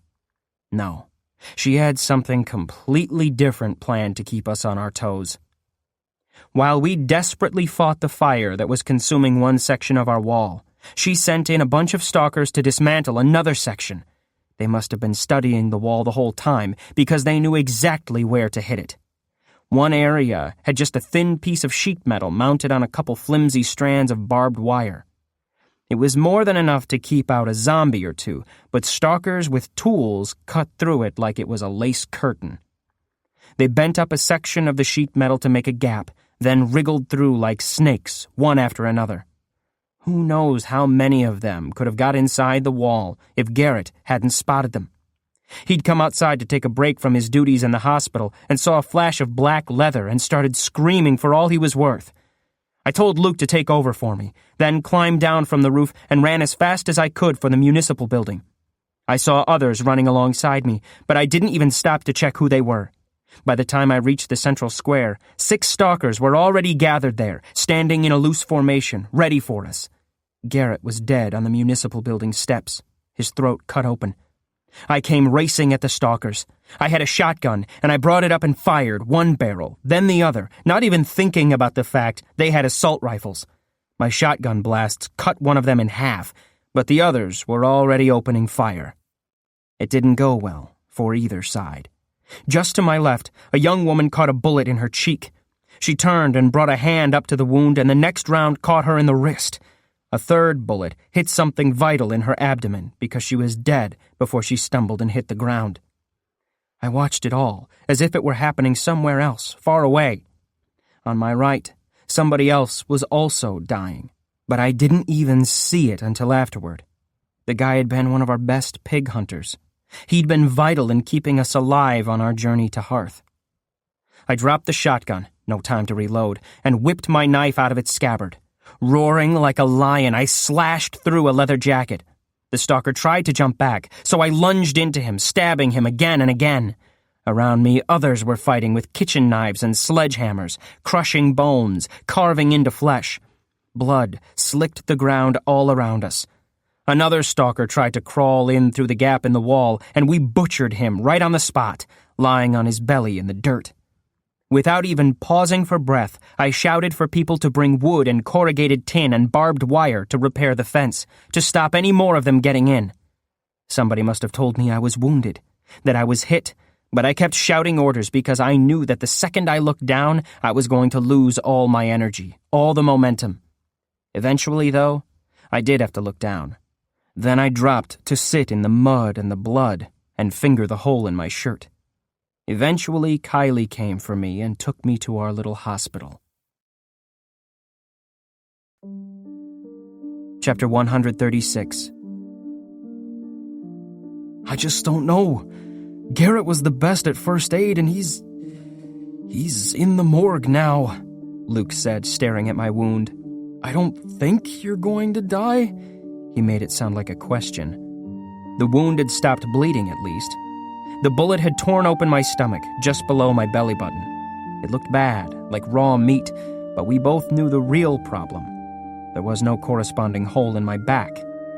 The bullet was still in there. We had no idea how to remove it, or even if we should. So Luke had sewn me up with a piece of fishing line that he'd soaked in rubbing alcohol. It hurt like hell, almost more than getting shot, but it didn't take very long. Afterward, I tried to stand up again. I could still feel my feet, which I took as a good sign, but the second I put weight on my legs, my whole body just cramped up with agony. It was unbearable. Luke helped me lie back down, and for a long time I could do nothing but stare at the ceiling as my pulse pounded in my ears. This was going to be a problem. I could bark orders at people just fine while sitting down, but if I couldn't be up, moving around town, checking on things, those orders wouldn't mean much. I have to be able to walk, I said. We have some stuff for the pain, Luke told me. Pills. They're 20 years old, so they might not work anymore. They might even be poisonous. Fine, I said, as if he'd said they might make me drowsy.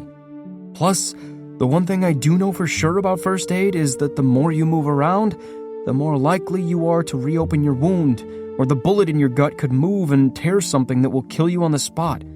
It's not safe, Finn. Where are the pills? I asked. Nobody in Hearth was safe just then. Any of us could be killed by a random bullet at any time. He went and got them for me, though he shook his head in disbelief. When he came back, I took the bottle and looked inside and saw 30 or so old, crumbly white pills that smelled like pig urine. I put one in my mouth and swallowed it on the spot. While I waited for it to take effect, I said, Luke, why do you always question my decisions? You always have, ever since we met back in the medical camp.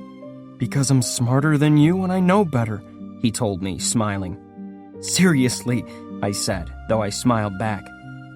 Most people want me to just make a call and stick to it.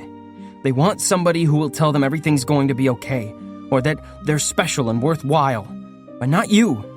You disagree with almost everything I say and do, and yet you've stuck with me, even when you didn't have to.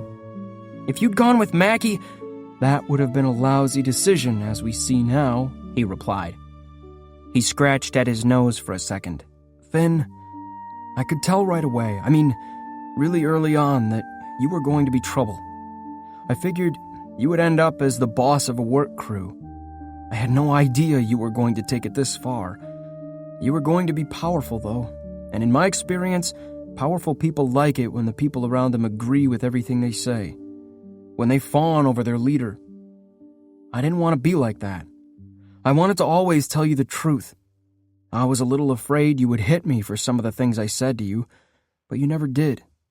You weren't like any of the bosses I knew. I guess I stuck around wondering when you were going to change, when you were going to decide you were personally more important than the people who followed you. He shrugged. I'm still waiting. That day comes, I'm out of here.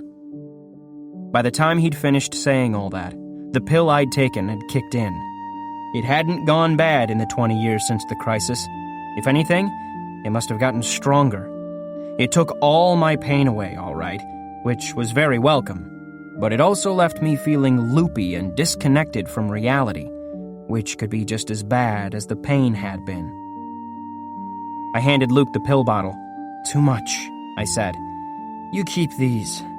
When I ask for one, give me half of one, okay? Don't let me have more than that. And if I start acting really stupid, you cut me off entirely. Got it, boss, he said. I nodded. It felt like I was underwater, and all my motions were slowed down, exaggerated. But I got up on my feet, and I could walk without pain, which meant I could work. Chapter 137. Just before dark, Kate stopped sending her motorcyclists in to harass us. Maybe it was just costing her too many men. Strong and her snipers were getting very good at hitting moving targets. I told my people to keep inside and keep their heads down anyway. We didn't know when she would start up again. What we did know, what I was sure of, was that she had something else planned for us, that she wasn't going to just leave us alone. And I was right. It took Strong's sharp eyes to see what was going on. The call came down, and I went to the gate right away. Strong ushered me up into her sniper's nest, the best vantage point we had. She told me what to look for, and still I could barely see it. It looked like Kate was building something, a big wooden contraption. She was setting it up in a clearing about 200 yards from town, a little open space among the trees. I could barely see it, though, for the intervening foliage. I thought maybe it had a long arm and a central pivot, and there were some metal parts attached to the sides. Springs taken from the suspension of one of her motorcycles, maybe. It was dark before she finished building the thing, so I didn't get to see the finished product. I did, however, get to find out what it did, and all too soon. It was a catapult. It was designed to throw Molotov cocktails right over our wall, right into the midst of town. The first projectile sailed maybe 150 yards before it clipped the side of a tree trunk and shattered. Half the town came out to watch the tree flare into a bright cloud of crisping leaves and dark branches silhouetted against the blaze. I shouted for everyone to get back inside, but they all ignored me. The second Molotov hit our wall square on. I was glad then that everyone was out watching, because I had to organize them into another fire brigade. We'd learned a lot about how to put out fires the first time Kate tried to burn us alive, and we made short work of it this time. But even as we were putting the fire out, another missile came arcing over our heads with a grumbling noise, and then a shrill clatter as it burst against the hard earth of the main square. I headed over there, waving for a team with blankets to follow me, but by the time I'd arrived, the flames were already guttering out. The gasoline bombs used up their fuel quickly, it seemed. Unless they hit something that they could ignite, they weren't too dangerous. That was a pretty big unless, though. Hearth had so many wooden homes, so many piles of firewood or old, dried-out furniture. If a fire broke out in the southern part of town, where the older houses were, we might not be able to put it out before it spread through street after street. I called for my blanket team to head down there to the old houses and stand guard. Our best chance was if they were on the scene when a firebomb hit, so they could take action before things got out of control.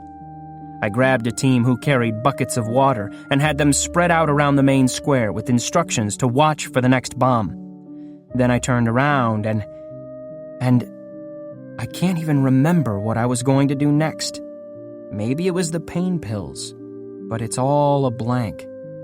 All I do remember is someone shouting my name, right in my face, and waking up, on my feet, to find myself in the main square. The fact that I couldn't remember how I got there scared me, but I couldn't focus on that at the moment. I turned and looked and saw a positive who was saying something to me over and over. "The army!" he said. "The army! The army!" I couldn't believe it.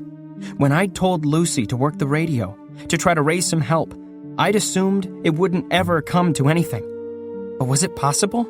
Could it be that the army had come to save us? A bunch of positives? A big smile started to spread across my face. "What about the army?" I asked. "Lucy has them on the radio," he said. "You need to go talk to them." Chapter 138. Lucy, our radio operator, was in the municipal building, in the office of the town's former comptroller. She had our toy-like wind-up radio on a desk in front of her, and she was turning the crank as fast as she could. When she saw me come in, she looked up with very wide eyes. It's, Colonel Somebody for you, Finnegan, she said, and held the radio toward me. "I don't know how to work this thing," I said. "Do I turn the—" "I can hear you just fine, son," the radio said. I took it from Lucy, shaking hands. "Colonel Parkhurst," I said, "you can't imagine how happy I am to hear from you, sir. We've been trying for days—" "I know, son. I know. And I can see you're in a real pickle over there." I frowned. "You can see through this radio? Does it have a camera in it?" No. I'm looking at satellite imagery. I can see your town full of positives there, and I can see the stalkers camping just outside. What the devil is that thing they've got? It looks like a catapult. Now that's new." "Sir," I said, "I don't actually understand what you're talking about, but it sounds like you've got things just about right. Can you—" "How's your wall? It's holding up okay?" "For now," I said. "And you've got water? That's crucial in any siege-type situation." His voice faded off into a crackling hum. Lucy jumped up and reached for the crank on the side of the radio, and I realized it had run out of power. I turned the crank wildly until I could hear the colonel again. "Medical supplies," he said. "Sir, I missed some of that, but I'm very happy you answered our call, because we could really use some help right now." "Couldn't we all?" he asked, and even laughed a little. "I'm in New Mexico right now, son. New Mexico, fighting the cultists. You understand? They came sweeping out of Denver like the devil's own, and they're pushing us back toward Texas. If they take Texas, they'll have our oil, and without oil, there's no gasoline. Without gasoline, we'll have no more helicopters, do you see? No more helicopters." "That sounds bad, sir. But if you could just send us one helicopter with a bunch of soldiers in it, that would really help us out." It wasn't so much to ask, I thought. That was what the army was for, wasn't it? To protect us from zombies and looters and cultists. Just one helicopter. "Son," the colonel said, "I want to help you." "I'm glad to hear it," I said. "I want to. But every single man we've got is needed right here. Without gasoline, without helicopters, there is no army. And then what happens? That's the end of the United States right there. If we can't move our people around, the whole continent will get divided up by Anubis and people like him. No, son. I can't spare a single troop, much less a squad." I closed my eyes. I didn't want to see Lucy's face. I didn't want to see anything. "Colonel," I said, I'll beg if I have to. Please, if you don't help us, every single person in Hearth could die. I wished Lucy didn't have to hear that, but it was going to be evident to the entire town soon enough anyway. Colonel, we need you. Son, you've got to hold out the best you can. Keep your water supply clean. Keep morale high. Just hold in there long enough and... He started to fade out again then. I didn't even bother turning the crank. I handed the radio back to Lucy. She took it and set it carefully on her desk. You did an amazing job getting through to him, I told her. But maybe we should put you on a firefighting team now. I don't think we need a radio operator anymore. No, she said. I guess not. I tried to give her a brave smile, even if I wasn't feeling it. Maybe we keep this just between us, okay? I asked. Sure, she said. Chapter 139. That next day, Red Kate mostly left us alone. I had no idea why, but I was thankful for it. Maybe her catapult broke. But at least I had a little space of time when I wasn't running all over town, literally putting out fires. When I realized things would stay quiet, probably until dawn, I found Kylie and let her help me into a bed. I even managed to get some sleep. Pain woke me up. I called for Luke, and he gave me half a pill, then left before I could order him to give me the other half. While I waited for the medicine to kick in, Kylie held my head in her lap and stroked my temples. I touched my forehead to the warmth of her pregnant belly, and that helped. How's our food supply holding up? How long until we starve? I asked. Don't worry about that now, she told me. She shushed me and rubbed my ears. When we run out of bullets, Kate will know. She'll realize we can't shoot at her anymore, and she'll just have her stalkers snipe us through the gate. That's not happening right now, Kylie said. She can stay out there forever. We're trapped in here. We're safe in here, you mean, she told me. I swiveled around until I could look up into her face. If I die, don't, she said. No, listen. If I die, I need you to take charge, which means, Finn, she said, shut the fuck up. I blinked at her. I thought about what to say in response. Then I just nodded, closed my eyes, and nestled closer, touching her with as much of my body as I could. Chapter 140. Whatever the reason for the short respite, by nightfall, Red Kate got it fixed. Soon she was keeping up a steady stream of gasoline bombs, about one every minute. We kept putting the fires out, but it was just a matter of time before she got lucky and one of the Molotov cocktails hit something vulnerable. I don't even know what caught on fire first, but soon enough, a house was burning, roof to foundation, in the south part of town, and then 3 of them were, and then the fire was everywhere. My teams worked valiantly trying to put out the blazes, some of them rushing straight into the conflagration. I knew they would get themselves killed. The fires were just too big, too out of control, so I ordered them to fall back. That was when I heard Luke shouting for help. I hurried toward him as fast as I could, and when I got there, I found him already ordering my teams around, telling them to throw their water on a house that wasn't even on fire. For a second, I thought he'd gone crazy, but then I realized what he was doing. He was trying to keep the fire from spreading. You bunch, he said, pointing at a blanket team. Drop those! Blankets won't cut it anymore. You see that shed? He asked. I want you to tear it down. They looked at one another, not at him. I could see they were skeptical. But I gave him the benefit of the doubt. Do what he says, I shouted, and they moved. Sometimes it helps to have the mayor on your side. The shed in question was right in the path of the spreading fire, but it was made of corrugated tin. It was in no danger of catching on fire. But I watched as they used claw hammers and pickaxes to tear it apart, and then I saw what Luke was after. Hidden inside the shed were a bunch of jugs and bottles looped together with pieces of rubber hose. It was a still. If the fire had gotten to it, it might have gone up like a bomb. Luke moved in and started carting away the various pieces of the still, in the process getting a lot of alcohol on his shirt and pants. When he started running back in to grab more of it, I grabbed his arm. Get away from the fire! I said. He looked down at himself and laughed. That would be a pretty dumb way to go, huh? I'll see to this. You go see how far the fire spread on the other side of town. He nodded and ran off without another word. I organized a team to finish cleaning up the still, then asked for some help getting up on a roof so I could see the extent of the damage. It was already devastating, and it looked like it would get worse. The whole southern third of town was on fire. I didn't hear anybody screaming. Those houses weren't occupied, since they were too close to the wall, too close to stray bullets fired by stalkers on motorcycles, so I'd had the people who lived there moved to more central housing. I could be thankful for small mercies, at least. The smoke started to get to me after a while. The flames dazzled my eyes, and as drugged up as I was, I started feeling very lightheaded.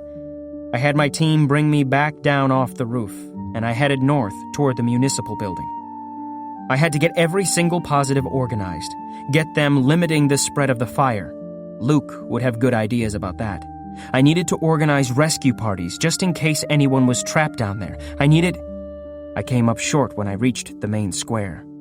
Maybe 70 people were there, all of them staring southward, staring at the column of smoke and fire twisting over Hearth's southern half. They were dumbfounded. I realized how calm I'd become. Maybe that was the pills, or maybe it was just because I knew somebody had to stay in control. Somebody had to keep making decisions. But yeah, when I thought about it, Hearth was on fire. It was too much. It was just too much.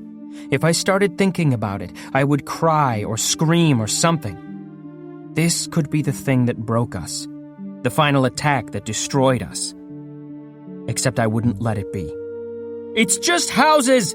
I shouted at the gathered people. Some of them looked at me in horror. Just houses? "Hearth," I said, "isn't houses. We can build houses, rebuild all of them. But if we don't get to work right now, there'll be no point. I need teams of people to fetch water. I need teams to dismantle structures. I needed a lot of things. One by one, the people in the square began to snap out of their trance and give me those things. Chapter 141. The fire burned all night, spreading despite everything we tried. Luke was nearly killed when a flaming house collapsed right next to him, but other than some superficial burns, he came through okay. Within minutes, he was back in charge of the crew dismantling a small factory on the east side of town. We had no way to stop the fire. Nothing more effective than buckets of water and blankets to smother the embers that scattered everywhere every time a house sagged and collapsed into the street. There weren't even enough of us to take care of what problems we could fix, much less think about how to stop the conflagration. Every single one of us, every positive in Hearth, worked tirelessly, bringing water from the well, throwing buckets of dirt on smoldering piles of rubble, dragging wounded people out of buildings that were at risk. Some people did die in the fire, trapped inside buildings they were trying to save. Dozens of others were burned or suffered such bad smoke inhalation they had to be taken to the hospital in the municipal building. I kept moving as best I could through all of it, though my wound and the pills made me dizzy, made me sway in the heat of the fires. I blacked out a couple more times, but I didn't tell anybody when it happened. I tried not to worry about it. I just got back to what I had been doing. I think a lot of people were in that same condition, half dazed, half sick, barely able to stand but unable to stop working. Nobody was going to stop now. Nobody was going to just lie down and admit defeat. Even when we realized it was probably the end of us. Even when we saw what the fire had done to the wall. Whole sections of it were just gone. Either it collapsed when the fire burned out the wooden supports, or the corrugated tin just melted from the intense heat. Where the wall still stood, it sagged on broken timbers or leaned at crazy angles. The only thing stopping Red Kate's stalkers from flooding into the town was the fire itself, and that wasn't going to last. As out of control as it was, there was only so much fuel for it to consume. The section of houses where it had begun was nothing now but a colossal pile of ash and burnt timbers. It wasn't even smoking anymore. I brought Strong and her snipers down from the gate and had them set up on the top of houses in the part of town that hadn't caught fire yet. I gave them all the guns and ammunition we had. Maybe, I thought, maybe we had a chance. We had piles of sheet metal and corrugated tin from all the sheds and workshops we'd torn down, all the buildings we'd dismantled trying to slow the fire down. If I could get my people to run over to the wall, through the ashes, if they could get there in time to put up new wall sections, they didn't have to be particularly strong or well-fastened. They just had to look like one continuous wall. If Kate didn't burn down the rest of the town, if my people could stand up under the strain, if... All my hypotheticals disappeared at once when I heard the motorcycle engines biting and snapping at the smoky air. Kate had seen that the wall was down. The stalkers were coming.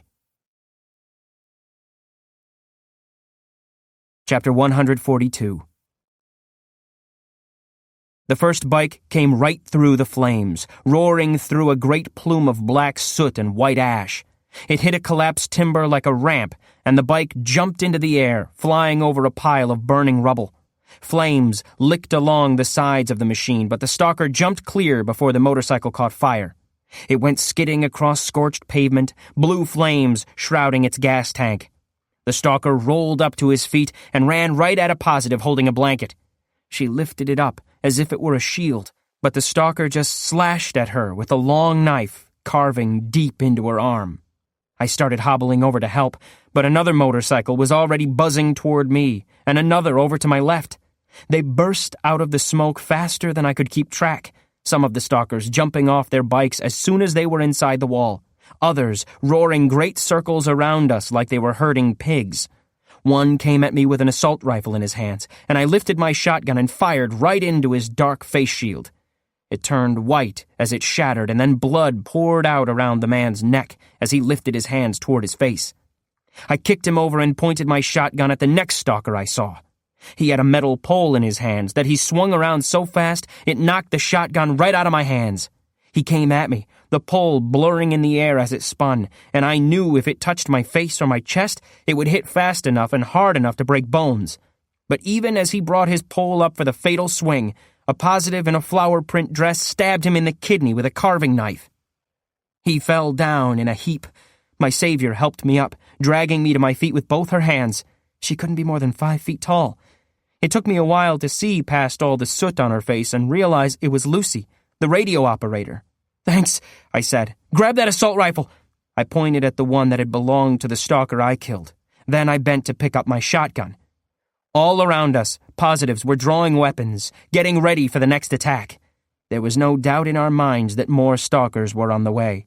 We could hear motorcycles buzzing just beyond the cloud of smoke that wreathed the southern part of town. I saw 4 stalkers down on the ground, all of them dead. 2 positives were down as well, but one was just wounded, blood washing the ash off his hands and arms. I shouted for somebody to help get him to the hospital. Lucy turned the assault rifle over in her hands. "I can't get this to work," she said. I traded her, my shotgun for the assault rifle. Ike had carried a rifle when we left the medical camp, and he'd shown me how it worked. This one had skulls painted on the stock, but otherwise looked the same. It felt strange, though, a little light. I checked the sights, then ejected the clip to check for jams. There was only 1 bullet in the clip. I was certain the stalker hadn't fired his weapon, that I'd killed him before he could shoot. I looked around and saw that of the other 3 stalkers we'd killed, not a single one of them was carrying a firearm. They'd brought hand weapons, knives, and the metal staff. Sometimes an idea just comes to you, a thought, a conclusion. Sometimes it's like the thing that was just waiting for you to notice it, all the pieces in place, ready for you to come and see the bigger picture. I shouted for Luke. He wasn't far away. 2 more stalkers had come through at a different part of the fallen wall, he told me. They were both dead. One of them had been carrying an assault rifle. I checked its clip and found 2 bullets inside. Just 2. "Come on," I told Luke. "Get all your teams together." "But the fire's still burning." I shook my head. "I know how Kate thinks. This wasn't the last of it. There'll be more of them coming through any second. Let's go get ready for them."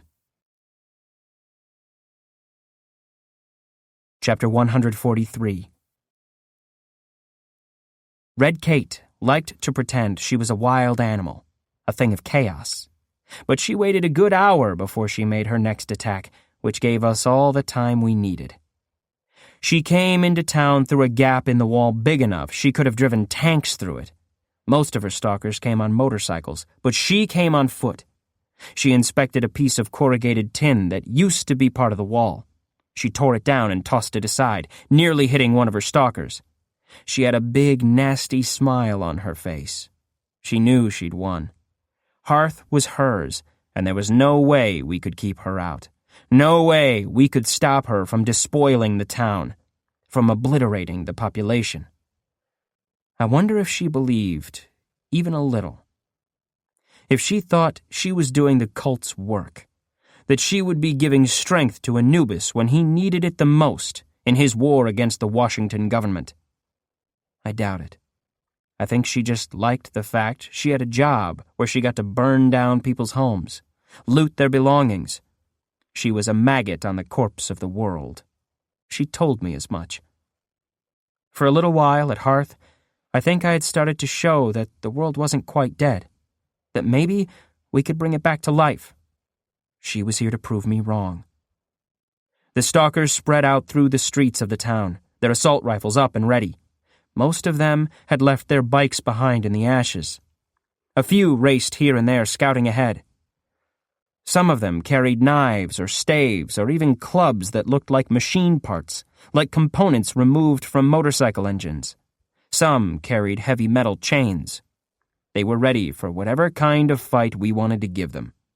It was impossible to see how they felt about this, with the face shields of their helmets down. Were they excited, salivating for the kill? Were they feeling devout? Were they scared? Did they just want to get this over with? Maybe they were confused as they moved farther and farther into Hearth, and nobody ran out to give them battle. Maybe they started to relax a little, to think that we'd all died in the fire or something. I could see Kate's face. I saw how she looked when she got to the main square and hadn't found anybody. I saw her when she got to the gate at the north end of town, the gate that led to the road and the highway beyond. It was standing wide open, swinging a little in the wind from the still roaring fire. The sniper nests on the top of the gate were empty. No sharpshooters waited on the rooftops, looking to line up a good shot. Kate saw that the town was open, defenseless, and she screamed in thwarted rage. "No, you didn't, Stones!" she shouted. "No way! No way you just walked away! You don't get to do that! Not again!" She drew her knife, the one with the skulls on the hilt, the cult's knife. She pointed it at the empty gate. "I will hunt you down," she vowed. "I will find you, and I will cut your fucking eyes out!" Makes sense, right? I mean, Kylie had even suggested it to me, that we pick up and go east, find a safer place to start over. I'd realized something when the fire tore through half of the town. Hearth wasn't the houses, or the land, or even the name. It was the people, the positives. We were Hearth. If we had to run, we could run. We could go somewhere else, start a new life. The dream didn't have to die.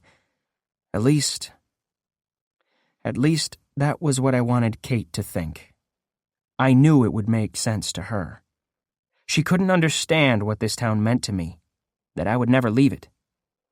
I had sent Strong and her snipers with the last of our ammunition around the edge of the camp, skirting the wall on the outside, so they could come up behind Kate and her stalkers once they were all inside the town.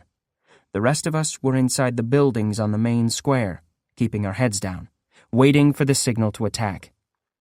"We stayed when we could have run," I whispered to the terrified people crouching all around me on the second floor of the municipal building. "We stayed knowing we would have to fight. This is the time. We're going to fight because we are Hearth." Any second now, the signal would come. Any second. And then we would fall on them with all the fury and rage of a people besieged, and we would end this for once and for all. Except, of course, it didn't work out that way.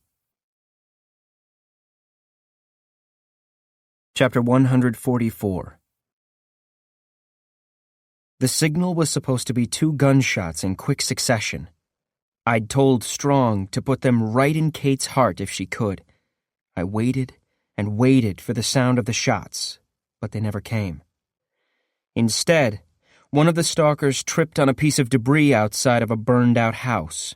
He dropped to all fours. Then, as he stood up, he started shouting.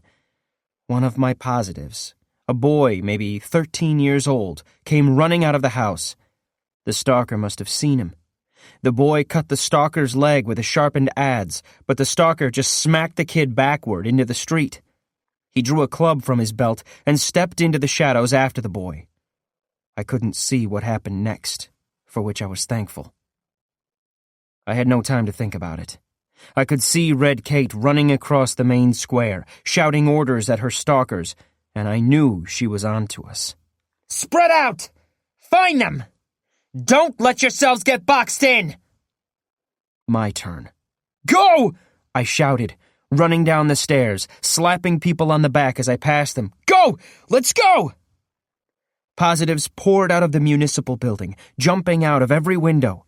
Right in front of me, I saw a woman land on top of a stalker and smash in his helmet with a rock until he stopped moving. I pushed my way out of the front door as positives rushed past me, armed with knives and tools and whatever they could carry. It wasn't how I wanted it to go down. It was a mistake, though one I'd been forced to make. I don't know how it could have gone differently, but I had hoped, I had gambled, that Strong and her marksmen would engage the stalkers before we had to. I'd figured out one secret Red Kate really didn't want me to know. She was almost out of bullets. It was pretty obvious when I thought about it. She'd talked about reinforcements, but they never came. She had no heavy weapons. I figured that Anubis couldn't spare any more materiel to use on us, just like the army wouldn't. She only had what she could carry when she came to Hearth, and that couldn't last forever. She had stopped raiding Hearth with assault rifles and turned to firebombs instead. When her people did get inside the wall for the first time, they'd come at us with hand weapons or with assault rifles that carried only 1 or 2 bullets each. She must have burned through her ammunition even faster than we did. But like us, she'd been smart enough to ration what she had. She'd kept a reserve, enough for each stalker to kill a couple of us. Had Strong been able to drag her into a protracted firefight right at the start of this battle, we could have forced Kate to use what bullets she had left. Then and only then were we supposed to fall on them with our improvised knives and clubs. Now we had been forced to reveal ourselves too early, while she still had enough bullets to go around, if her people were careful with them. Even as I ran out into the main square, my knife in my hand, I knew I was running toward a bloodbath. Chapter 145. I heard the sputtering sound of the assault rifles immediately as they chewed through their last bullets. A positive standing right next to me was cut down, a guy in a plaid shirt that turned black as his blood leaked through it. He grabbed my arm as he fell and nearly pulled me down. I shrugged him off and ran into the melee. There were stalkers everywhere, and screaming positives, and half the town was still on fire. I ignored the bullets whizzing all around me and threw myself into the fight. I found a stalker, and I slashed and hacked at him with my knife, the knife that still had Costa's blood ground into its blade. The knife I'd taken from Red Kate. Another stalker came at me with a shovel. I cut low and sliced through the thick muscles of his thigh, and his screams echoed inside his black helmet. He tried to cut my foot off with his shovel, and I stabbed again, up and under the bottom rim of the helmet, aiming for his throat. I think I cut his face instead. He reached for it with both hands, seemingly not comprehending that the helmet was in the way. A bullet scored my left shoulder, and I cried out a little at the sudden pain, but it didn't even slow me down. I turned and saw bodies lying before me, turned around again and found 2 stalkers trying to flank me. I lunged, and one of them jumped back, but I knew the other one would get me. He had a knife almost as fancy as the one Red Kate carried, and I expected it to drive right through my guts and out my stomach at any second. When it didn't happen, I spared a moment and saw that he was dead, knocked down by a positive with a sledgehammer. I nodded my thanks and moved on. I tried to focus on keeping my people alive. I wasn't always successful. I couldn't get to Lucy in time. The radio operator had a ball-peen hammer in either hand, and 3 stalkers were trying to get close enough to take them away from her. She smacked one of them across the kneecap, and he dropped. She hit another on top of his helmet, and it was enough to disorient him, to make him lower his guard so she could smash in the right side of his rib cage. The 3rd stalker had a long chain. He whipped it around her neck and pulled, and she stumbled, falling down the steps in front of the municipal building. I could hear the pop as her neck snapped. I squeezed my eyes shut in rage, but only for a moment. There was plenty of killing left to do. I found a stalker carrying an assault rifle and stomped right toward him, not caring if he shot me. He pointed the weapon at me and shouted for me to get down on my knees.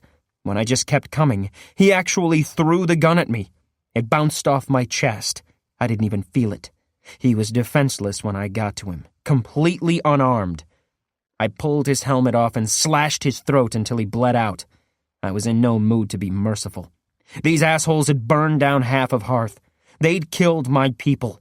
Even if we surrendered, they would still have killed 1/10 of us. And me. They didn't get any sympathy. They certainly weren't giving any. I walked right past the corpse of our chief swineherd, Harry. He had been a good kid, cheerful, even when we were starving in the winter. The stalkers had smashed his face in until I recognized him only by the glasses twisted across what used to be his nose. I saw them cut down Jane, who used to sing for us to keep us entertained on our long walk from the medical camp. She had a voice so sweet it was like listening to the wind sigh through the trees on a moonlit night. The stalkers broke her legs, then stabbed her 4 times in the back as she tried to crawl away. And then I saw them surround Luke, my old friend from the medical camp, chief among my advisors. Luke, who'd shown us how to keep the fire from consuming the entire town. 3 stalkers came at him at once. I raced toward him, and my blood ran cold because I knew I wouldn't make it in time. Ran faster until I thought the wound in my belly would open. Ran right past a stalker who tried to knock me down with a club. I collided with one of the stalkers who had pinned Luke down, knocked him sideways, away from my friend, lashed out with my knife and hamstringed another of the 3. The 3rd one had his hands wrapped around Luke's throat. He was going to strangle Luke, but before he could, I jabbed upward, and my knife sank through yielding flesh inside his rib cage. He let go of Luke and was dead before he hit the ground. Luke tried to say something, but I shook my head. The stalker I had knocked sideways had already recovered and was coming at me with what looked like a sickle. I slashed at him, and he jumped backward. "Finn!" Luke croaked out. "Finn!" The sickle came around, shimmering in the air, orange with reflected firelight. I leaned back, almost falling on my ass as its point tore through my shirt. He was fast. He recovered almost instantly and aimed another swing, this time at my legs. I stabbed downward with my knife and impaled his arm as he started screaming. I grabbed him and threw him aside, even as the other stalker, the one I'd hamstringed, started grabbing at my ankles. Luke brought one boot down hard on the stalker's back, then kicked his helmet a few times for good measure. "Finn," he said. I had to wrestle with the bloodlust singing in my head before I could acknowledge him. "What is it, Luke?" I said, and I think some rage must have remained in my voice because he flinched backward. "Jesus, just say it!" "Finn."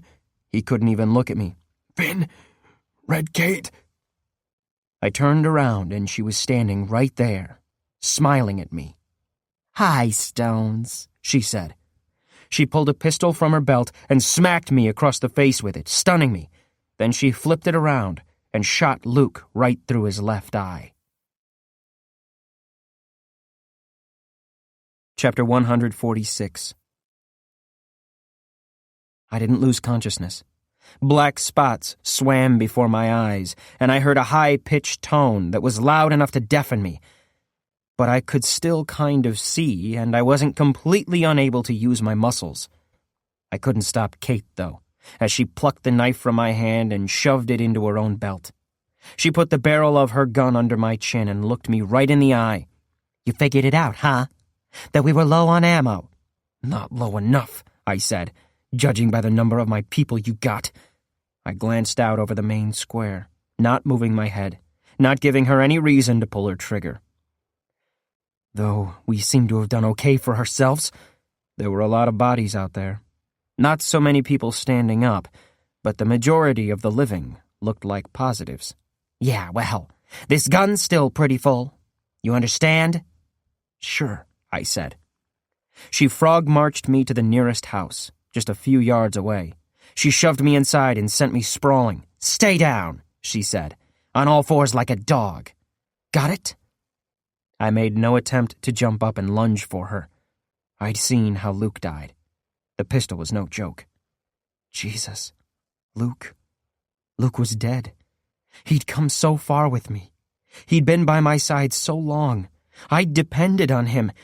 Kate got my attention with a kick to my ribs. Looks like you won this one, she said, pacing back toward the house's front windows. She gestured for me to come and take a look. That meant getting up into a sort of half-crouch, but she allowed it. It wasn't like I could do much while she kept her gun trained on me the whole time. She wanted me to look through the window and see what was going on out there. I did take a quick look. I saw the remaining stalkers had taken up a defensive position, standing back to back in the middle of the square. They slashed and clubbed at anyone who tried to get close to them. The positives surrounding them kept moving, testing them, looking for an opening. On the far side of the square, I saw Strong, with one of her snipers leaning on her shoulder for support. They both looked pretty beat up. Originally, the plan had been for her team, which had numbered 4 people, to come through town hitting the stalkers from behind. Clearly, they'd met more resistance than expected. But the fact that 2 of them made it into town meant there was no reserve force of stalkers out there. The battle was over. We'd won. Red Kate, however, clearly intended to live to fight another day. Not if I can help it, I thought. Once I'd taken in the scene in the square, I glanced down at her belt. My knife, the knife I'd taken from her my first day in the wilderness, was right there. I could grab the hilt, pull it free, bury it in her heart in less than a second. Of course, she could pull her trigger a lot faster than that. Outside in the square, someone shouted for attention. I looked back out there and saw Kylie, her huge pregnant belly preceding her. There was blood on her shirt, but it didn't look like her own. She waved her hands in the air and called for peace. You can live, she said to the stalkers, if you all surrender. Some of them threw down their weapons immediately. A few kept slashing and jabbing. Without their friends supporting them, though, they were vulnerable, and my positives swept in and finished things. Some of the stalkers just had their weapons knocked out of their hands. Some were butchered like pigs. I didn't like that much, but I wasn't in a position to make new laws about being graceful in victory. Besides, for me, the battle wasn't over yet. Chapter 147. Hey! Red Kate shouted as the positives got the surviving stalkers down on the ground and started tying their hands. Hey! Kylie! When there was no response, Kate smashed the glass out of the window and leaned her head through. Hey! She called. Kylie looked over and saw us both framed in the window. I saw fear and confusion wash across her features. I think we might need to make a deal, Kate said. Kylie came closer. I tried to warn her away with my eyes. I didn't want Kate shooting her out of spite, but Kylie came within 10 yards of us and stared in through the window. Our eyes met, and I saw she knew I was in trouble. You make any moves I don't like, Kate said, and Stones is dead. You understand? Kylie nodded. I know the score here, Kate told her. I get that you can just flood this house with your little friends, throw people at me until one of them gets me, but I figure my hostage gives me a little room for negotiation. Kate pushed me forward until my head was out the window, too. She stuck the barrel of the gun against the top of my head. I could feel the agitation in her, feel her heart thudding against my back. Are you listening to me? Do you hear me, whore? Kylie nodded. Yes, I hear you. What do you want? Me and my guys walk out of here, unharmed. That's it. We just walk away. Kylie's face lost all expression. I knew what that meant. Well, Kay, what's your answer? No, Kylie said. Kate couldn't believe it. She flinched against my back, her whole body convulsing at the idea that Kylie might defy her. No? What do you mean, no? I've got your guy right here. Your fucking baby daddy. Don't you care if he lives or dies? Of course I do, Kylie said. Then... But I also know, Kylie went on, that if anyone is willing to die for Hearth, it's Finn. So the answer is no. Kill him or don't. You aren't leaving here alive. Chapter 148. Kate went rigid with fear. The gun in her hand moved, just a little, so that the barrel wasn't pointing at my head. Then she lifted it and pointed it at Kylie instead. "No!" I shouted. "No!" I reared upward, definitely reopening my wound, but I didn't care. I had to get in the way of the shot. Kate fired her pistol. The blast deafened me, and I could feel the bullet digging through my flesh, down the side of my neck and across my shoulder. It didn't hurt at all. Not at first. I shoved into her with my shoulder, and the gun flew out of her hand. In the same moment, I grabbed my knife out of her belt. I brought the knife up, and I could distinctly see the eagle engraved on the blade, flashing in firelight. Kate wasted no time. She drew her own longer knife, the Colt's knife. I don't know what Kylie saw outside. I don't know if she ordered our people to attack or if she told them to stand back and let me finish this personally. Either way, the effect would be the same. It would take a couple of seconds for even the closest positives to get inside the house to help me. I was on my own until then, and in that time, this would all be over. Kate brought her blade high, as if she would stab me in the face or the throat. I went low, aiming at her legs. Maybe I intended to take her alive. I have no idea. I wasn't thinking in words, or even fully formed thoughts. I saw Kate's blade come down toward me, and I twisted out of the way. She danced back to avoid my strike. Suddenly there was space between us, room to maneuver. She started to sidestep, but I cut her off with a feint. Ike had trained me how to fight with the knife. He'd shown me what they taught him in basic training. There were two kinds of knife fights, he'd explained. You could dance around each other, slashing each other until one of you bled out, or you could go for a single attack, right for the kill.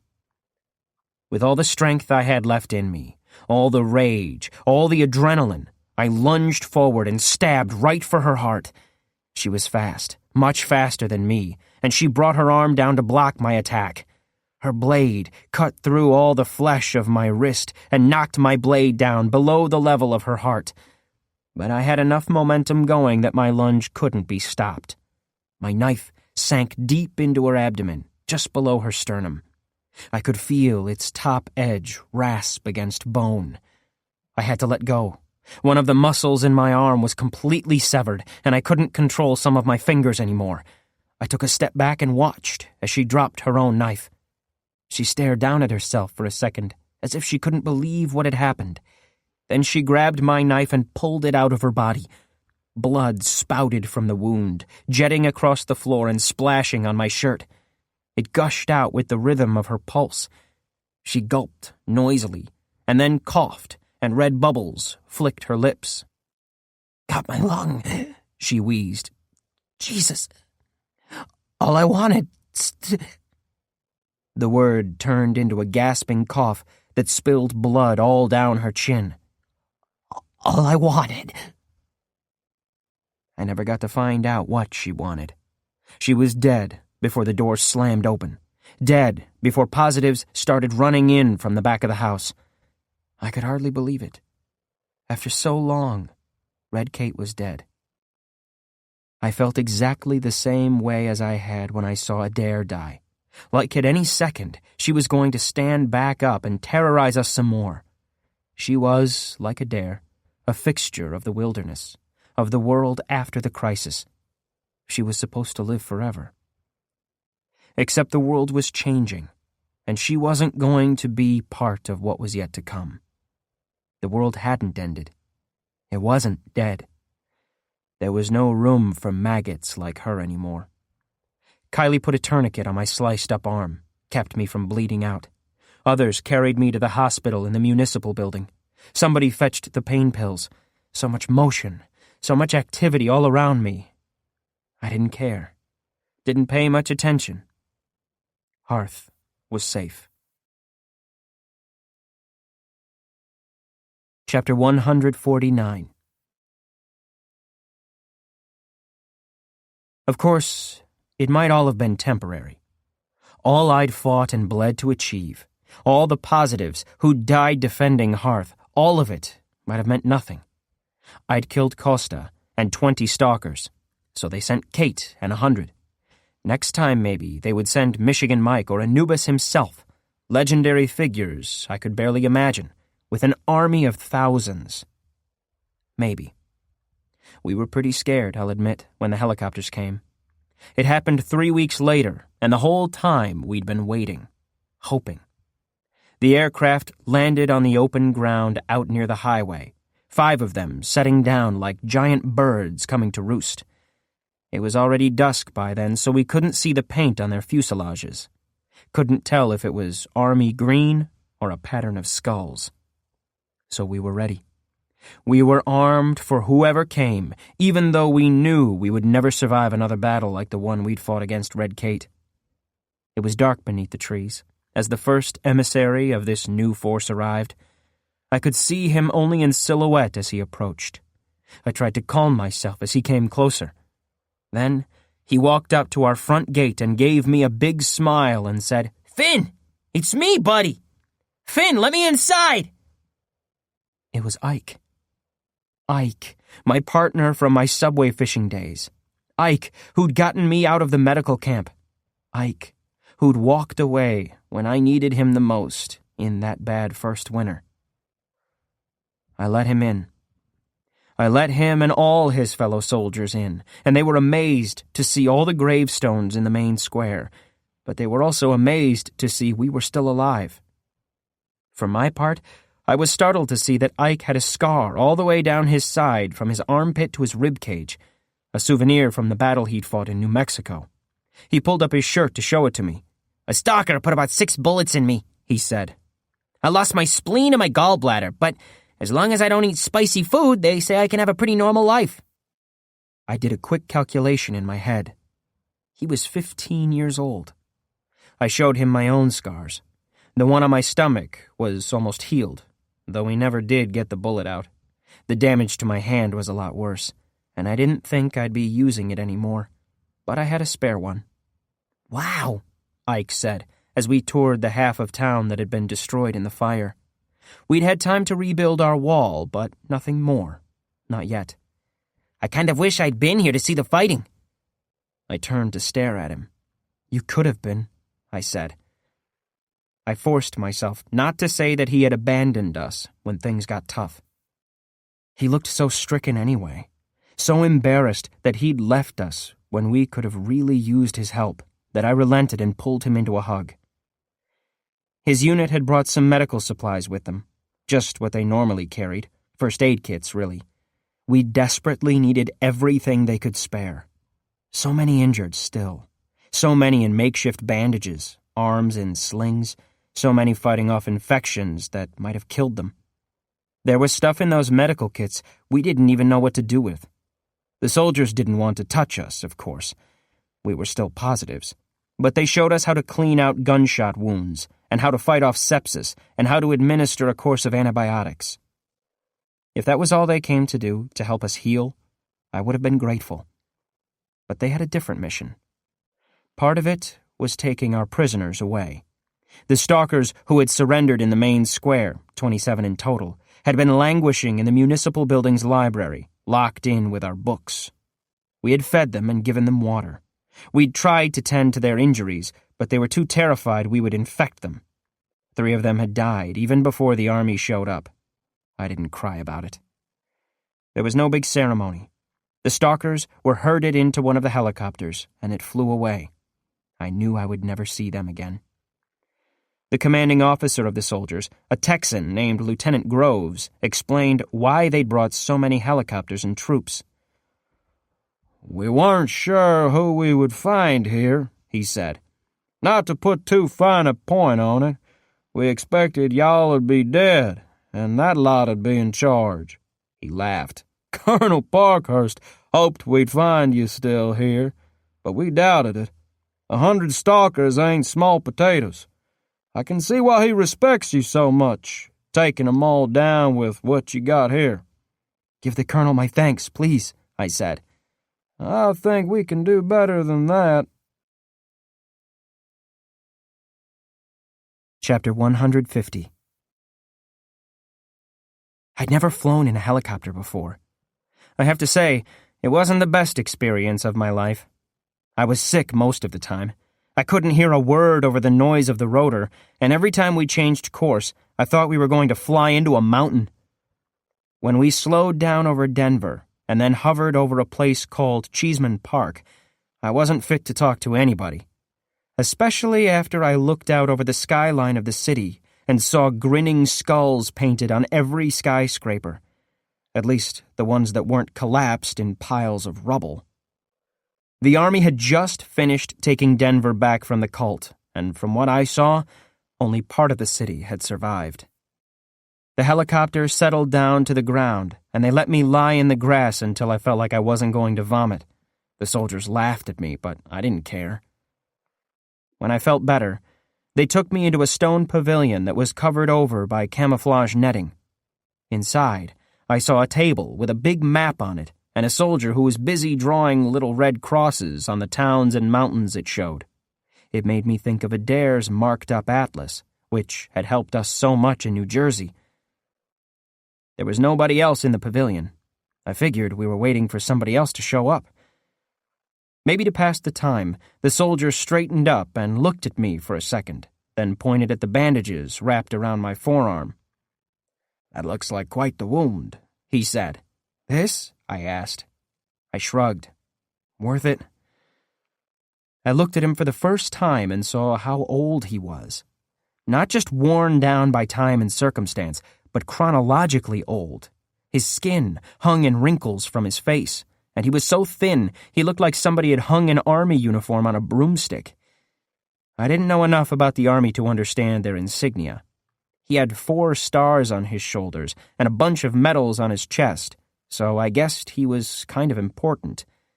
He had a name tag on his uniform that said Clark. "We heard about the battle you fought.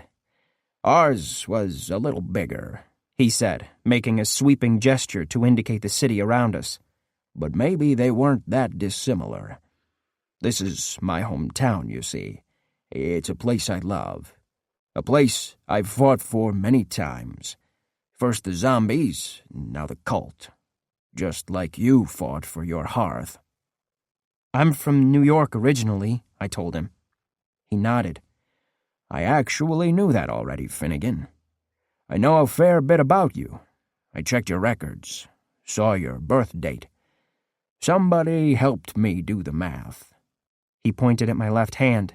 "That tattoo's out of date, you know." "What?" I was just beginning to suspect that we weren't waiting for someone else. That this was the man they'd brought me so far to meet.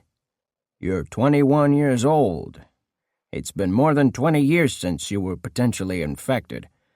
That means you're not a positive anymore." He gave me a gentle smile. "If you'd like, I can have you flown back to New York.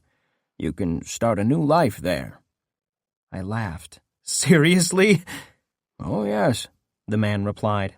"Thanks, but I don't know. For one thing, I've been exposed to so many zombies over the last year or so, I can't imagine I'm actually clean. I've got to be infected, right? And for another, well, you know so much about me. You must know I've already made a new life for myself in Hearth, with the woman I love." "And soon a baby," he said, and a beatific smile lit up his face. It was like he'd never been happier in his life than imagining Kylie and me and our baby. "Exactly what I expected you to say, of course. I just wanted to let you know you had options. All right. I have a lot of things to see to, but while we have this chance, I wanted to ask you one thing." "Okay," I said. What can we do for you? I shook my head. I don't understand. You're a hero, young man. You and your town took care of 100 stalkers, troops of the cult we didn't have to fight here. Beyond that, there's the fact that you're rebuilding. It's been 20 years. I've spent all that time putting out fires, fighting insurgencies, achieving nothing. In the last year, you created a new walled town and showed that it could thrive. I respect that, more than I think you know. Okay, I said again, not getting it. What I'd done, it hadn't been so I could help the army. It didn't seem to matter. Not to him. You're not a soldier, so I can't give you a medal. But I'd like to give you something to show my respect. Something for your town. What'll it be, Finnegan? Do you need a water purification still? Guns to fight off zombies? A herd of cattle? I thought about it for a second. We can get or make all those for ourselves. If we don't know how yet, we'll learn. He nodded approvingly. I'll tell you what we want, actually, I said, having a sudden inspiration. We want people. People? You have a medical camp in Akron. I kind of emptied that one out. But there's another one, somewhere out west of here, I think. In Pasadena, yes. I took a breath. I want the people from that one, too. The positives. That's who lives in Hearth. Positives, he said. He smiled. Then he held out his hand for me to shake. He laughed for a second, then held out his left hand, since I couldn't use my right. Chapter 151. It took a while for them all to get to Hearth, all the patients from the camp in Pasadena, but they're here now. All the positives who were still being shipped to Akron, too. They come here now instead, in 2s and 3s, flown in by Army helicopter. And Hearth grows. It gets bigger every day, and we're not afraid of the coming winter. It grows another way, too. In case you're wondering, it was a girl. Kylie gave birth to a little girl, just a little over 7 pounds, easily the most beautiful child who ever lived, if you ask me. We named her Heather. We didn't tattoo her little hand, and we're not going to.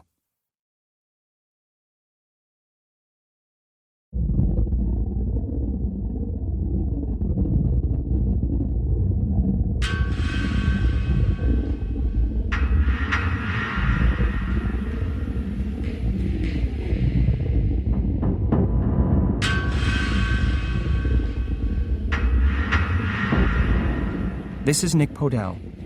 We hope you have enjoyed this unabridged production of Positive, a novel by David Wellington. This program was produced by Elgin Productions. The director was John McElroy. Executive producer Caitlin Gehring. Text copyright 2015 by David Wellington. Production copyright 2015 by HarperCollins Publishers. All rights reserved. Thank you for listening.